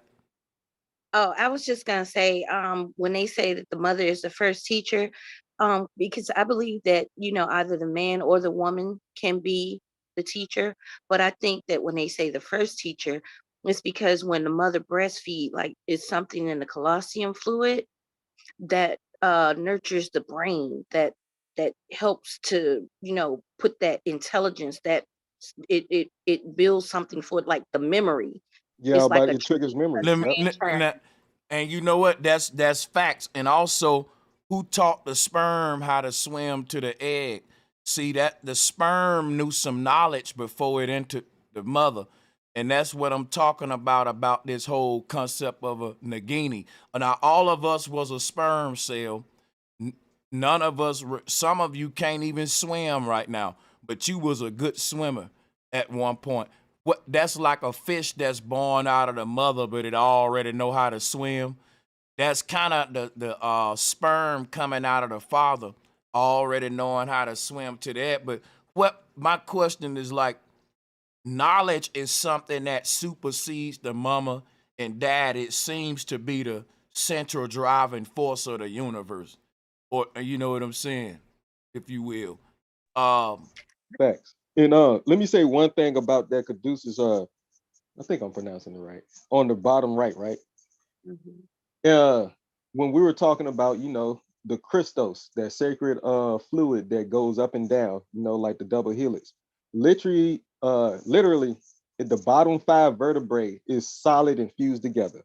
When you see those 2 snakes on the bottom right, and you count the black gaps, let's see, 1, 2, 3, 4, 5.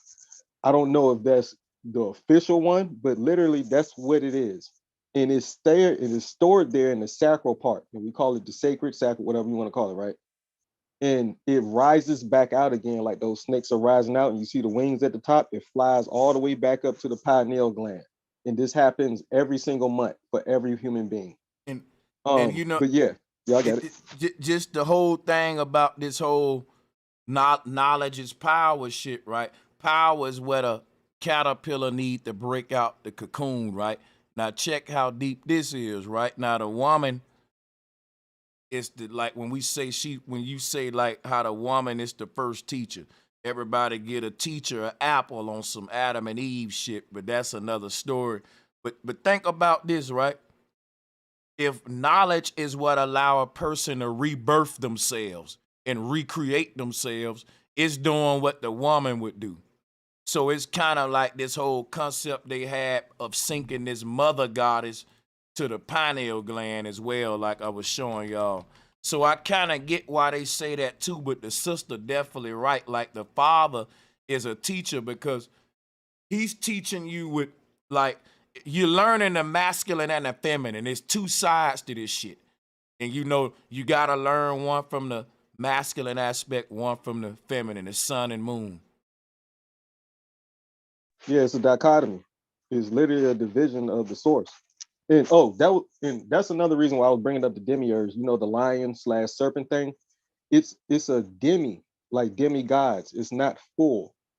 And when we become full, we don't need these physical shells because we are just the painting, the writing on the wall. But as a whole, we create the wall, the thing that the wall sits on, the earth, the thing that the wall looks up at, the sky. We are that, literally, right? Scientifically speaking. And one more thing about the light. That light has to go through the whole spot, the 33, the 33rd degree. Christ died at 33. That number's sacred for a reason. That number also, adds up to 6, which is the hexagon, which is the center of the Star of David. You pulling that up right now. That's the hexagon in the middle of that star, right? Which is just 2 triangles, which are one of the strongest shapes. Is also Yep. look, it's also going into this whole unicorn. Look, I was about to go into this unicorn shit, right? No, you gotta go ahead. Because look, I'm trying to show you some real shit, right? Now we've been looking at these little creatures for a long time. And I got to break this shit down because you talking about the rainbow and shit and all that with the flat earth. Well, that's what we talking about. But look, we wear a birthday hat, right? To symbolize our birthday. And then the birthday hat had this spiral pattern on it and shit like that. And what I'm telling you is we're the fucking unicorns. And like this little spike on top of the head, they call this shit a teflon. The concept of Jack popping out the box is the pineal gland supposed to be born out of this little black box. So imagine this black box opening up, boom, and your pineal gland bursting out of that shit and you in another realm. That's what this, in my opinion, what they were used is. Now we saying that's crazy. We never saw that happen. Them shits don't open up with light coming out. That's what's happening on an ethereal, on an astral realm. This is taking place out the body. This thing is activated on the other side. That's just like let me show you something real quick. That's when these tools come to life. So like they got these big wheels on the earth. And looking through it, you don't see nothing. But this is a stargate that lead to another world. And that's what I'm saying about like you'll take a mushroom. Now the mushroom shaped like a key, right? That key would unlock the stargate because once you get out of your body, when you look through that same wheel, you're going to see another world through that bitch. And you're going to walk through it. And guess what? You ain't gonna be here. You're gonna be in a sleepwalking sort of a state where you just sort of in a dream. You went on a trip, as the shaman say.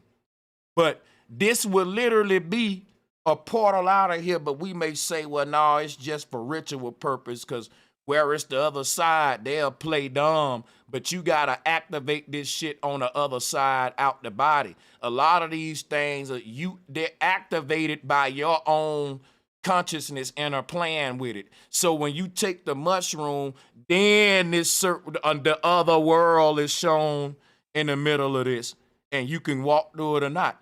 This is how you would have activated this technology. You powering it with your own consciousness. So they ain't telling us that though. You know. I have a question, Do you think that we can create our own portals? Like, say for example, in your house, like when you go through doors in your house from room to room, do you experience a different feeling when you enter like each room when you walk through that door? Like when you go from your hallway into your bedroom, do you still feel the same way that you felt before you entered the bedroom? I think different rooms in my house got different vibes to them. Yeah. I like the vibe that in my garage is different than the vibe in my bedroom. I think that's kind of like how I experienced that though. Do you think that that's the same as going through a portal? Like what is your definition of like entering a different portal, like going through a portal into? So have you ever had a dream before? Definitely, yes. All right. So what happens is you're not your body, you're your mind. And your mind has more than one body, and it's more than one universe that you was born in.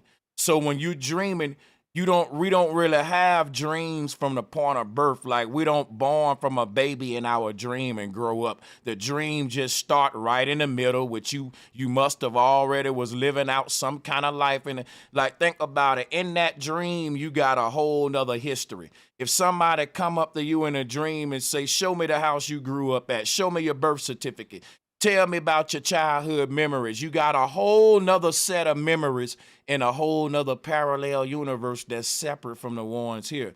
This was called the Akashic records to the ancestors. They were saying that the multiverse that science is just discovering was what they've been talking about. Was all of these parallel universes where we got alternate histories, alternate gifts, alternate talents. The Mayans and a bunch of ancestors were saying this is our inheritance. The way to these places is the concept of stargates or portal, or what they're just simply calling today REM sleep. Now that's what we was doing before we was praying. We didn't fucking pray to go get a message from God and talk to God. We meditated, and in meditation, we went into a deep sleep like Buddha did under the tree. And we went out of our body to other realms, and we brought different technology back here from the future, from the past. We were astral travelers. This is what the Mayan teach. We can actually travel to the future and the past. This is what deja vu is. So there's a lot of things that, like if you look at what I'm showing you on the screen now, this is the crystal ball today. You know how you got Cleo the Psychic with a crystal ball that's mounted on a little black stand, and she clenching it with her hands, them the claws. This is what's at the North Pole of Stargate. This is what Polaris is. This is why they call it Santa Claus. It's the God ball, and the God ball is a gateway to the heavens, which is what Christ is. Christ is a modern day form of the God ball, which saying, I'm the way, I'm the light, I'm the truth, I'm the gateway to the Father, to the heavens. He's representing this portal right here. And the reason he wore a crown of thorns is because of these spikes around it. This is why the Statue of Liberty got 7 spikes. Let's count them. 1, 2, 3, 4, 5, 6, 7. That's why we got a 7-headed dragon, Leviathan. That's the 7 chakras that's keeping us in the simulation. The way out is through the center of there's a stargate within us. And we're traveling on an inner journey of the self. That's what meditation was about. When we dream, we're traveling the inner verse. When we wake up, we're in the outer verse. We don't travel the inner depths of ourselves. We don't value our dreams anymore. But the people in power do. They want to harvest your dreams with technology. The people in power want to lie to you like deja vu is just your mind playing tricks on you, when all the prophets in their religious books could see the future when they harness this gift of deja vu. This is all portaling, able to see. They call them seers. People that can see beyond the physical realm. Now they got people with a crystal ball talking a bunch of nonsense like they can see your future. Cleo the psychic. But here go the real crystal ball right here, sister. This is where it all come from. It was said that when the pilgrims came in contact with our ancestors, that they were fucking in shock with the spiritual technology that we had before we traded it for mechanical and robotical technology. We had innate technology or natural tech, which when you understand that all of the technology we make, the human created with his mind. There is no technology greater than the mind that created it. But they ain't even teaching us what the mind is and what it can do. They ain't even telling us that we are the mind and not the body. And listen, I'm glad that you said that, because I want to tell you, like, I'm glad you said that, so I don't feel like, I'm speaking some way far out shit. I believe that I am a seer, and I say that because I've had a lot of dreams. Like, I know how to control my dreams. I've been having out of body experiences since I was a teenager, like 13, 14 years old. So I have mastered leaving my body and going into other realms and having experiences. And one thing that I know is in those realms, I am something like some sort of like warrior goddess or something, because I'm always in battles with like forces on the other side. And I believe that that has something to do with the battle here. It's like it's a parallel universe. Like what's happening over there has some sort of effect of what's happening here. It's a mirror of itself. Yeah, that's definitely all of these universes are carrying out the same actions, but in alternate situations and scenarios, facts. Mm-hmm. And I meditate on it. I meditate before I go to sleep. Like I make sure I have intention. Like make sure I set my intention before I go to sleep, or what I'm wanting to do on that side. Like I've levitated, I've flown, like I had to earn my wings on that side. You know what I'm saying? And so I feel comfortable saying that here because of what you just expressed. So I don't feel weird. Nah, man. Hell no. Hell no. Look, this picture right here is the ancient Mesopotamian people showing us that there's a version of us on all of these ethereal planes. This is where we go when we dream, to these other bodies that we got in these other universes. This is what this showing. And the way we do it is that this is our brain right here. Our brain is the earth. It's projecting a simulation around us. This is a computer program, is what I'm saying. And so when the mind leaves the brain and leaves the body, it goes to Jacob ladder, and it can go to other bodies. This is your mind traveling what they call Jack's beanstalk, which is the spinal cord, and your mind, right, is traveling all the way up the brain stalk with the beanstalk, and it's an out of body experience. When you reach the crown chakra, that's when the mind actually leaves the body and go to a whole nother body. It's a fractal code, because when the mind is out of the body, it's literally in this crack right here.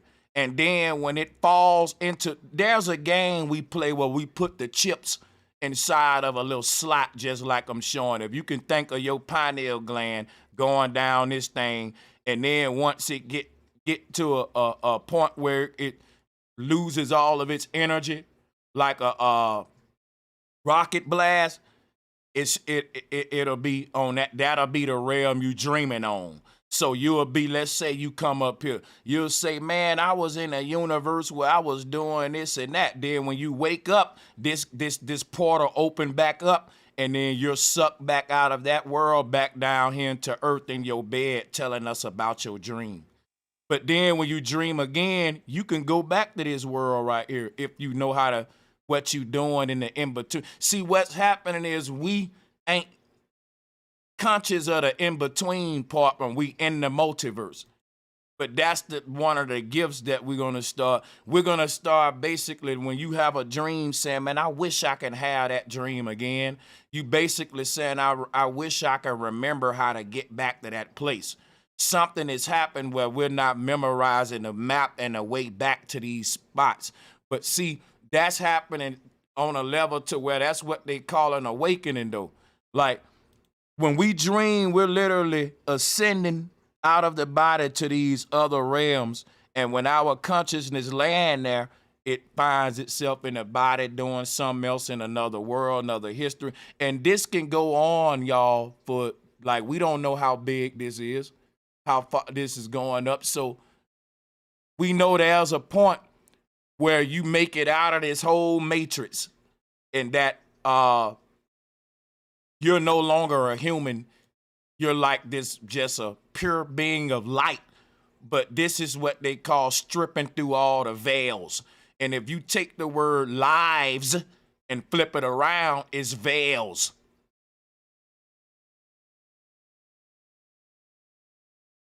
See what I'm saying? So.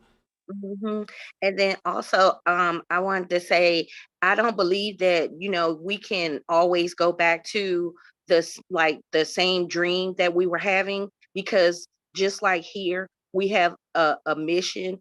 And once you accomplish your mission, you evolve to something else. So this is why you can't go back to it. But if you don't accomplish that mission, then there's still. People do all the time. Remember that. Like people have a dream. Like I had a brother over here the other day. He said, man, I keep having this dream where I'm going into this certain place. So people have what's called recurring dreams. When you talk about dreaming, it ain't really that you there to accomplish a mission. You don't even know that you're dreaming. And then the conversation we having is the mission we trying to accomplish is to know that we dreaming when we dreaming. That's accomplishing the gift of lucid dreaming. And then I think that'll help you in a simulation to live your life on a higher level than a normal human. Like, because if life is but a dream, I think that if we live in our mind for most of our day and not our body, we'll really manifest our true desires. But the body get in the way. And that's all this showing is like the Mayan was into how they literally named themselves illusions. That show you how much they thought of their body. The word Mayan mean illusion. So they was saying we're the avatars, basically. We're the illusion. Our body ain't real. They named themselves that. That was that deep for them to keep into their lexicon that, hey, we the mind, not the body, which is why we say mind over matter. But that's all I'm saying. I think the ultimate accomplishment anyone can make is to activate this grand awakening that all of the gurus and sages and all of them was talking about, though. Because everything, you're going to reach a God-like level in all of these simulations once you do that. You ain't even operating like a human. You some other shit now, walking around these worlds. For real, bro. Oh, sister, my bad. I don't want to. Yeah, but salutes to the sisters, man. We got a deep bill, y'all. Hit that like and share button.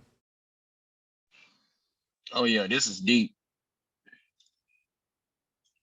I wanted to, also touch into what you saying, because this is like going to the level of Buddhism. And, before it became Buddhism, all these other religions became religions, it all stemmed from the mind, itself. Even with the monkey mind, that's what they call it. The Buddhist monks call it, that chatter. But really, they saying what you really need to be paying attention to is that veil, between the silence and the pause. And that veil is really what you need to pay attention to, because that's the center that represents, that magnetism and electricity and everything like that. But But bro, yeah, man. you know what's crazy, man? Long as I've been talking about this monkey god, which come from Asia, I never thought monk. They literally call themselves monks, bro, and There you go. they wearing the same shit that he wearing. You see with the Mhm. and so you dead on about how the monks is like, cause this monkey god is dealing with the human body. Like I said, he's personifying when they said your circus body. The body is a joke to the spirit realm, is that's why they call it, when they said a day we evolved from monkeys and shit. This is one of the oldest gods on the earth. And it was symbolizing the Satan, or the flesh man, the body. And if you look at the name of this god is Anuman, which is a new man, which is animation, Anuman, emanation, talking about what Mama Kali represent, the solar system around the body, the meditating soul, creating this false body while it's sleep. The Buddhist monk is doing what Buddha did under the tree, sleeping. See there? And then And there you go. And he creating this monkey body in his dream. That's his life. That's what I'm saying. That's why he's a monkey right here. Now, when he wake up, right, that's when I'm saying, like, that this whole monkey suit is right here. Let me show you something. He gonna see the light of his own aura. His fur is his fire. Here go the monkey skin. When they said we come from monkeys, we really come from light emanations. We're light beings. And the monkey suit is the fur skin, or the aura, the auric body. And they just making it like a monkey suit right here. You know what I'm saying? But that's it. The name of this god is how we get the word emanation. Anuman, animation, emanation. When we say amen, amen, you know what I'm saying? In other words, right, they even say when, the monkey chatter actually means that's when you're asleep. But when you actually awoke is when that monkey chatter dissipates, because you're in a state of oneness, complete silence. And that complete silence is when you're awoke. That's crazy, because this monkey have the 7 crowns, or like, how it would be like the whole flat earth towers on his head. And then he's blue like the Statue of Liberty. And you know what's crazy, man? Now you got me going real deep with this shit now, with this thing. Cause watch this, right? The 7 spikes on the Statue of Liberty. Now let's tie this shit in with this right here and all this. Hold on, we finna go deep now. Cause watch this shit, right? We talked about this shit before, but this is the perfect time to bring it up. Watch this. If you look at this Neuralink shit, right? Let's pull it up. Yep. These spikes ain't literally like needles in your fucking brain. Like, here's what I'm telling you. When we look at the greatest abomination on the earth, it's the technology that allowed man to play God and transfer the mind out the body and create his own Stargate mimicking the North Pole. That's the ultimate sin on the earth, what Satan did, what convinced Adam and Eve, what the sister was saying. Because we wouldn't have no other sin if the body didn't even exist. So that was the one that opened the door for death, gluttony, pride, all the 7 chakra shit. Now look, here is the wiring that's creating that shit. Your greed, pride, lust. And this is what I'm telling you, like, when you look at the Matrix and you see Neo with all the wires on him, when he plugged into the fucking pod, like, on another level, if you think about this, right? Like, when we look at shit like this, right? Watch this. Medusa is a form of the Statue of Liberty. If you look at her hair, it's the 7-headed serpent Leviathan concept. And to me, it's technology that they hiding. Like, the ancestors would have this advanced technology. And when they wrote about the technology, they would mythify it. They, instead of them saying we created a electromagnetic machine, they'll say we have a Thor hammer that made lightning strike. They were poetic as fuck. So they would, a lot of the time we think in miracles and gods and spookism is literally technology. Like Jesus wore a crown of thorns. You know why? Look at what Medusa wearing. You know what them Russian Jews wear around their head? Let me show you something. There you go. And that's why I was bringing up Yom Kippur. That's a national holiday for Jews. Yom Kippur, it really symbolizes the destruction of nature, and that's technology. You know what I'm saying? And that's how they gonna do it. They reach the ultimate height of technology, which is the God state, where they get what's called a God particle, Higgs boson. You know what I'm saying? That boson sounds a lot like bison. And the crazy thing about that is this right here. Look. Yeah, sister, we can hear you. Go ahead. But that's what I was saying, that a great abomination in Revelation is that the Statue of Liberty is an ancient God that connects all of this technology to the abominations of Babylon kingdoms that was trying to achieve eternal life and all that. They was going into this shit then. So when just one more thing, right? When you look at the Pharaoh hat, the Pharaoh's hat looked like this Neuralink shit. That's what I was saying, the Olmec helmet. Like, that's technology they hide. Who would walk around with this goofy shit on all day? Like, look at the Pharaoh hat real quick.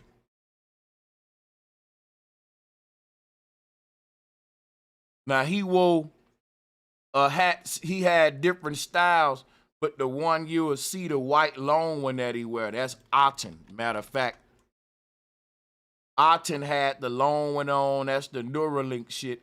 That's the alien hat. Now, they said when we get the elongated heads and all that, the aliens can travel. Yakub, the big-headed scientist. The fucking word scientist sound like Santas, you know, because these scientists, wise men, open. Here go to what I'm saying is the shaman hat right here. If you look at the goddamn, the shamans were all about trying to get out of their body. They was using mushrooms and everything. So if you look at the shaman hat, this is what the Pharaoh wearing on his head. And if you look at the Neuralink, come on, folks. We ain't doing nothing new under the sun.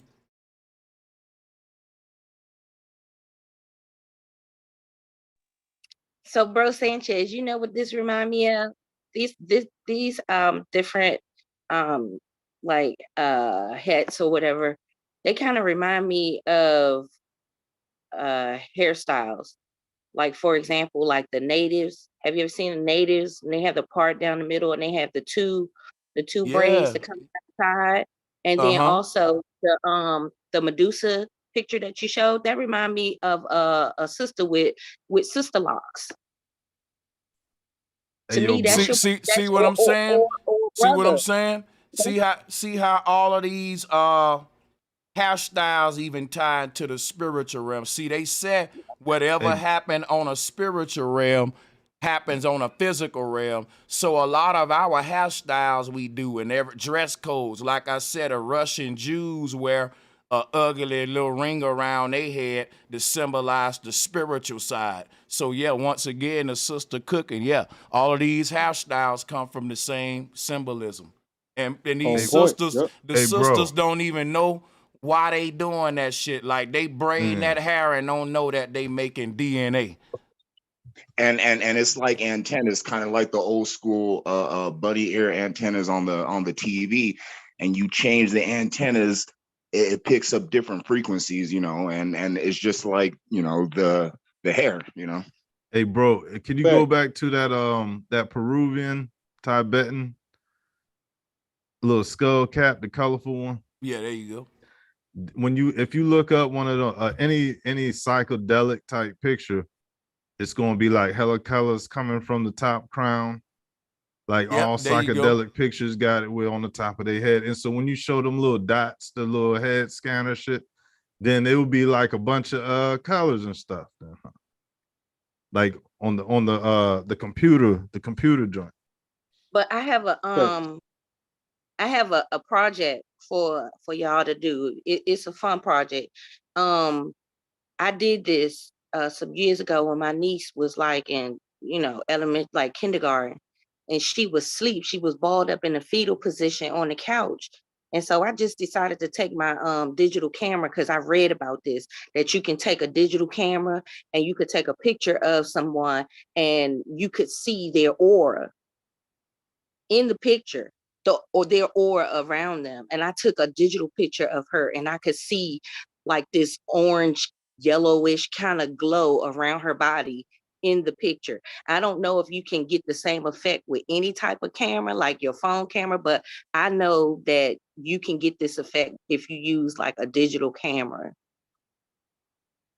to take this type of I've picture. seen those. I've seen, yeah. Yeah. Because we're talking about this reminds me of Have you like an aura heard? that emanates from your body. There was a dude that's supposed to have been able to have the power to imprint his thoughts on a person camera. And yeah, it was weird. Yeah, Tesla came up with the thought projector machine. That's what it is. That's similar to. They said in the near future you will be able to project a person's thought right on the wall from out of their brain by putting a helmet on a certain headdress on their head, and a light will come from it onto the wall, and it'll project their thoughts on the wall. Tesla had that idea first, and these people saying that they're gonna have this idea later. Now, a lot of this technology is I know it's crazy, right? The possibilities in this world and what they trying to achieve. But check this out. Look at the pharaoh headdress in this image.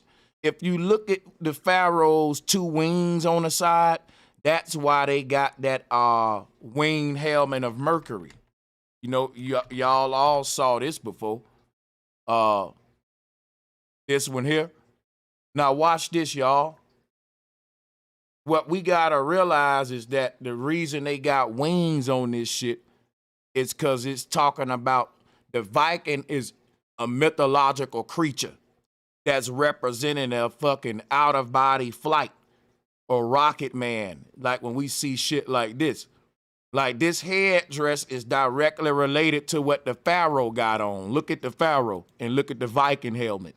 Now the pharaoh is making his transition out of the body into the astral realm.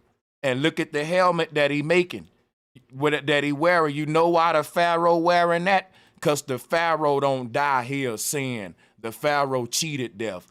The pharaoh waited till he was about to die, and he uploaded his goddamn mind into other universes that he made. Now, a lot of people may disagree with what I'm saying, but we're able to do it today.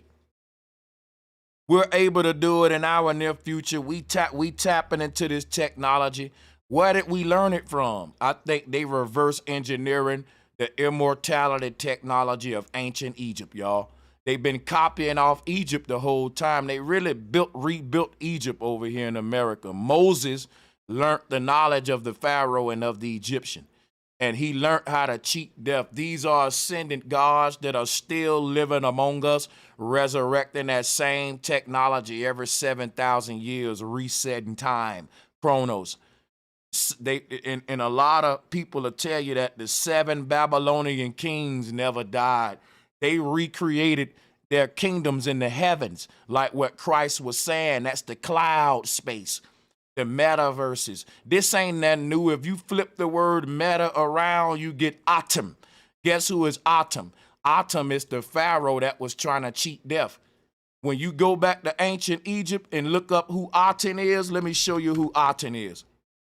Aten is the pharaoh that got the world hip to the holy knowledge. What is the holy knowledge? I gotta go to this again. This the holy knowledge, the knowledge of the hologram. This is the knowledge that's gonna allow us to cheat death. Who was trying to cheat death though? The pharaoh. Remember what they said about the witches riding on the broom? Same symbolism. This is how you get to the other side of the moon, because that's the way out of this dimension with the Stargate. Check this shit out. This is what the Pharaoh was into: holographic technology like pop smoke and transfer. Look at the hat that he wearing. That who would walk around all day in a desert with that big bulky shit on, sweating under it and all that? That's showing us technology, y'all. That's all that they hiding. Now in the movie Alien Nation, a series when I was young, you got all of these aliens. They had looked like this too with a bunch of dots on it. We're the damn aliens. We're the aliens. We're the ones forgetting that we figured out the technology of the other side, and when we remember it, when we start opening up the sky vault and different beings start coming in and out, guess what? The alien conversation comes back up. The alien symbolism comes up. Every time this knowledge resurfaces, the alien conspiracy resurfaces. And what this is the whole, the aliens is us, man. When they talk about the people with the long heads traveling to other worlds, bro, they're hiding our history. We was tapping into this technology on Earth way back in the day. And that's a Buddha. Yeah, y'all got it. Yeah. Oh, my bad. I was just gonna say, have you ever had physical therapy? Like, you know how you get therapy, like if you've been in a car accident, like on your back, and they put them patches on your back. Well, no, I never had it. And they send those electrodes into your muscles, kind of jolted. That this remind me of that, like if you can do that to activate signals or something in your brain, like yeah, that's what that is though. That's the electromagnetic, what do they call it, transcranial machine. It's a BCI, right? It's a brain computer interface. But what it does, right? Each of those little each of those circles that you see, it's a braided up little coil. And in that braided up coil is sensors that's tapping into those neural endings that's on that part of the brain. So it's mapping the whole neural network of the brain. And by that, it can extract the consciousness through those highways eventually. So imagine each of these have an insert you can plug in, like up here, and that'll go into a computer. Then when they put import, like when you import a photo, but what's coming into the computer is your literal consciousness. Now, one of these wires will be your smell. One will be your, let's say you like baseball. That's your neural activity. That's going to be carried over. How are all your memories? And we are our mind, not our body. So how do all of these neural faculties cross over? This is the technology that allow it to be done. So it takes all of this neural map, and all of the neural highways become a little portal you see there. And then that can be summed up to a wire. And when they recreate your body inside of the simulated computer, then they'll import all of your neural networks into the brain that's in that body in the computer. Because in the computer, they made a brain, a heart, and they recreated the human body, but it's in a simulation. And they can, and the other side of these wires will be another brain in another world. And the signals that brain will be receiving will be coming from this sleeping body. He will be sleep sending signal. He will be used as a base to send subconscious signals to the version of him in the simulation, which will walk around like he's dreaming. He's lucid dreaming, basically. So this is we supposed to have been lucid dreaming without this technology, is what I'm saying. Man is trying to cheat the shit. All of the ancestors was saying we can do this without the tech, because guess what's happening, right? When we dream, the same technology happening. Your consciousness is exiting your skull via the neural highways, like traffic, right? And all of that is being plugged into a different brain in a dream world. And now guess what that allow you to do? Be conscious in another realm that's called dreaming. But then when you unplug from that realm and plug back in this body, it's like him waking back up in that seat like, damn, that was crazy. So they reverse engineering this whole thing. They've been studying it for over like 50 years now. The University of Berkeley, Harvard. I've been updating people on this for like 5 years. I got videos about dreams, the afterlife that's 6 years old and shit, where I've been talking about this. And just to see where they going now with Neuralink, it's crazy. Like they really doing this Freddy Krueger technology. You know what I'm saying? Out of body motherfucking tech. Did we witness this this sort of technology through Stephen Hawking? Yeah, explain how, my sister. You cooking. Go ahead. Okay. Stephen Hawking's like the technology with the brain, because he lost all ability to be able to speak out his mouth. So they created this technology that allows his thoughts to be transmitted into words through a computer. Like you can, it's like Okay, he's yeah. talking, but it's Yep. his thoughts are being transferred to the computer, and it's saying everything that he's thinking. Yeah, I wouldn't be surprised if Stephen Hawking never died, and that he just, yeah, like a lot of these guys, you're right. They transport, if they already got these certain devices in their mind and shit, these the same devices that can extract the consciousness to other places. It's simple, it's so simple, y'all. And I know it seems like it's crazy shit, but it's literally, when you think in terms of a holographic simulation, it becomes possible, and that's what they doing. But remember, when you say Aten backwards, you're saying netta. And if you look at this dude, he's caught up in the netta or net of light, which is what Aten is showing us. Right. Yeah. Hey, can I add this? It's so simple. With making the deep things simple or layman, right? There you go. It's already happening within our paradigm with these mini CERN machines we got called cell phones. Everybody has experienced the thought that they've thought, and the advertisement has entered their phone.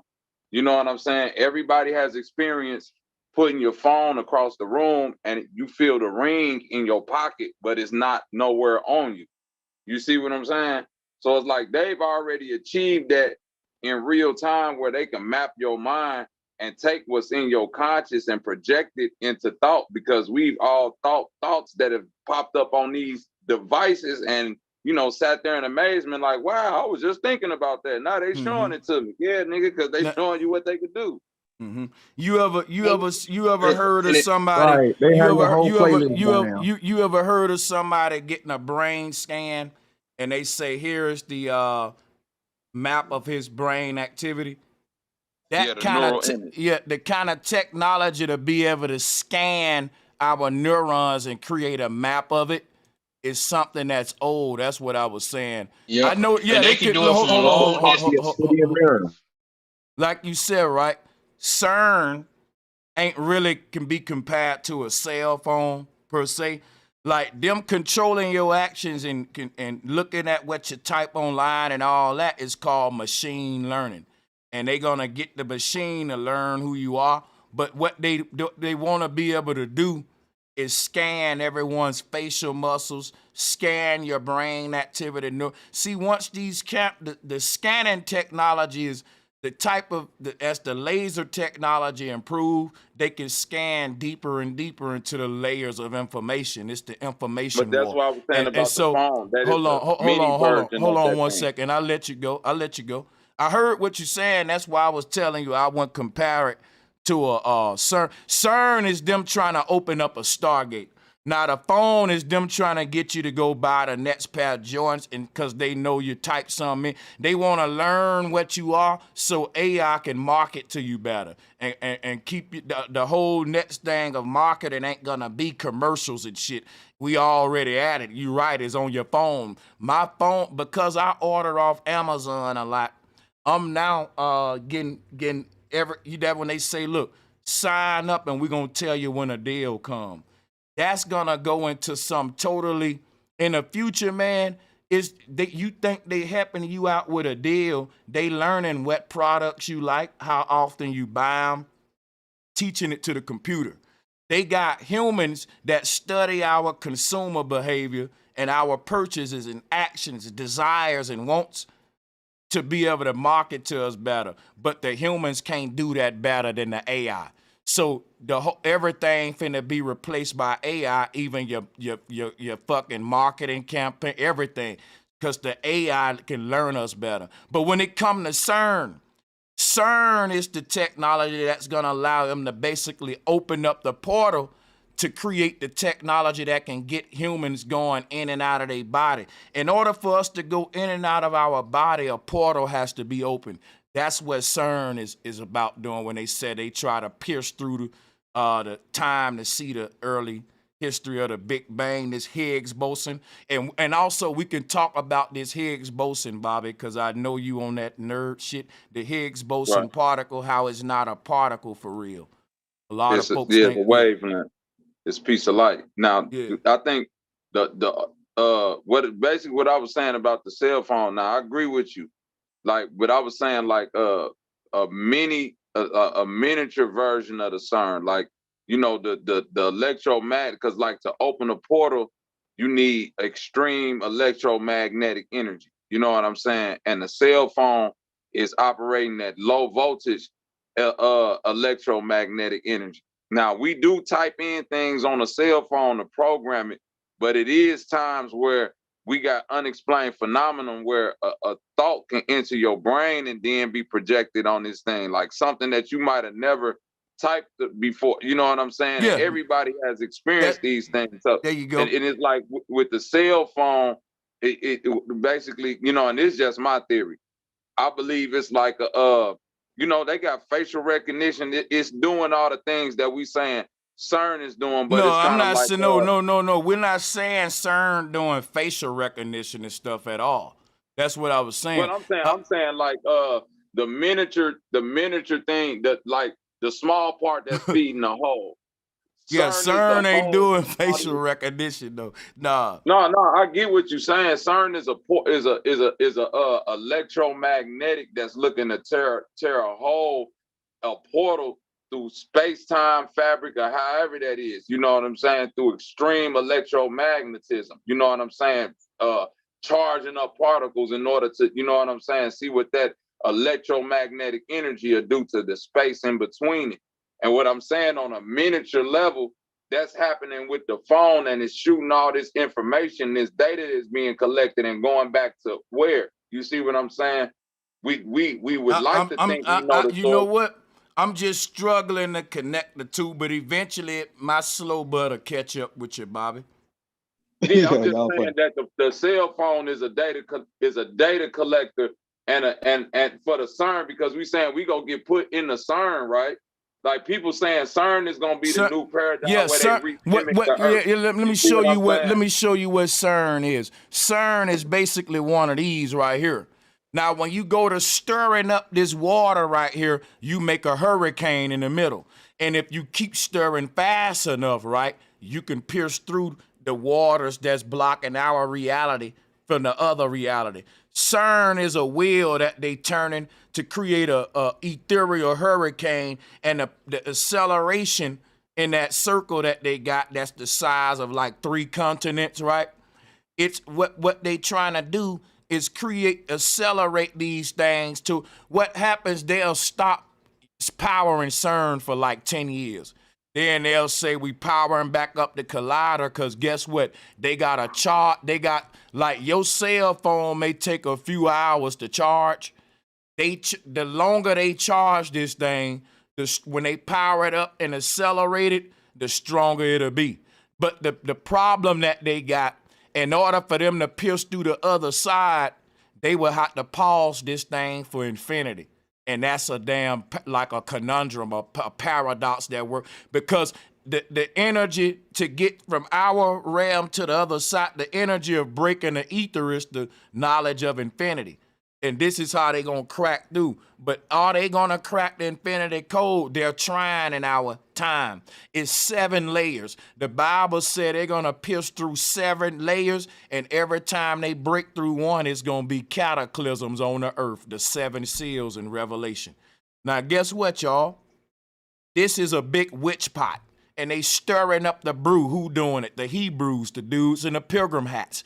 It's their agenda because their thing is about the technocracy, the new kingdom of Zion, the Zionist Jews, right? And this is the agenda that's going on with them playing God, the synagogue of Satan. But check this out. This all CERN is. It's just a wheel. And what this wheel is going to do is able to accelerate energy to and create this cyclone vortex.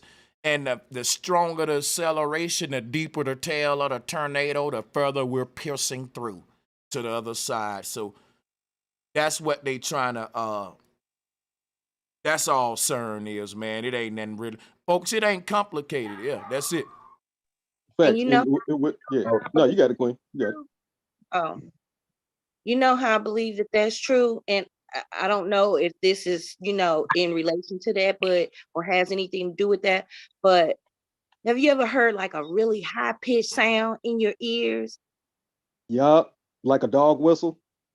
Yeah, it's really, Facts. really. But I'm gonna tell you, like here lately, I want to say within the last like few months, the pitch in my ears has gotten higher. Absolutely, it will. It's gonna Doesn't keep doing bother that. me. Yeah, Is it it? doesn't bother me, but I know it's high pitched. Like I feel like I'm vibrating high. Like my body feels like it's Yup. vibrating. Yeah, Is it in both ears? Elevated. whenever you astral project, lucid dream, and all that, and you come back in your body, is always a tingling in your hands and a ringing in your ears. Everybody report that. Most of the people I experienced it too, and then the ringing will fade away. I'm a producer, and the way that this ringing fade away is the best fade away I've ever heard, nigga. Like it fade away, like turning that knob Smooth. real slow, man. You know, when the ringing fade. Now, guess what? That ringing never go nowhere. You're just tuning it out. That's the static in between the channels right there. See, you know how they say that high pitches can break glass? That's the high pitch that's allowing the consciousness to pierce through the other side. That's why the lion is roaring. But what he's saying is beep, that ringing noise. That's that laser Yup. beam. That laser beam that's gonna cut diamond, cut glass. That's why we hear that when we crossing over. That's the screaming of that lion. Cause that ringing is keeping the portal open. And when it fade away, that portal closing. It's closing up. And then when it opened up, you hear that ring and fade. That's when you see what I'm saying? That's the, yeah. Facts. Exactly. And thank y'all for bringing like frequency, right? And just to chime in on whatever, all of our devices, all of our technology is a copy and paste of our anatomy. Period. Every single piece of technology has to be in relation to us that use it. And when I started doing that research, like, because I kept saying that to myself years ago, and then I was like, the TVs that we look at gotta have some type of technology that our eyes organically have, so we can look at it. It has to know what our eyes are made of to actually allow our eyes to look at it, right? And so just going through the research, understanding, blue light, yellow light, white light, and what's behind these flat screens that we use now. What a plasma is ionized gas. What an ionosphere is, right?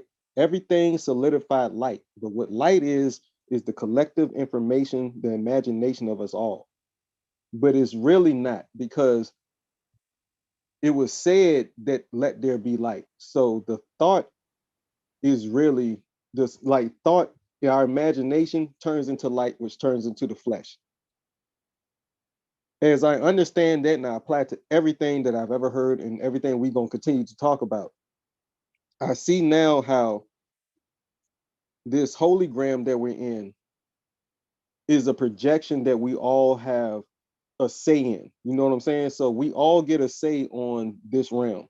but we have to go through the stages, like, you know, the 7 layers or whatever, the 7 chakras, to actually be one of the teachers that get to create one of these realms. So we got to go through the gauntlet first, because every student, every child can't just be a creator. And you know Can't what? just run the house. But yeah, you got it. They call that slaying each of these like this mythology of the Leviathan. The word Aton is Aten, which is this whole thing about holography, what I was showing with Aten, the pharaoh, with the light ray. It's 7 light rays that's projecting. That's the 7 what you saying there. Dragon. And Yep. every time you kill one, his power go to the next one. So the last dragon, right? We heard that before. The last dragon, he powerful than a motherfucker, man. Jet All Li of the the one. power goes into the next head. Yep, that's Yeah, exactly how it works too. And you know what's crazy? Like when you look at this, right? It's 7 spikes that's supposed to be around it. And right here is like when you turn the wheel, it's showing what dream you're gonna go to. Whichever spike is on this little wheel, what they call the wheel of fortune, shows which version of you you're gonna go into, which head gonna go. Cause you got 7 heads right here. It's 7 spikes.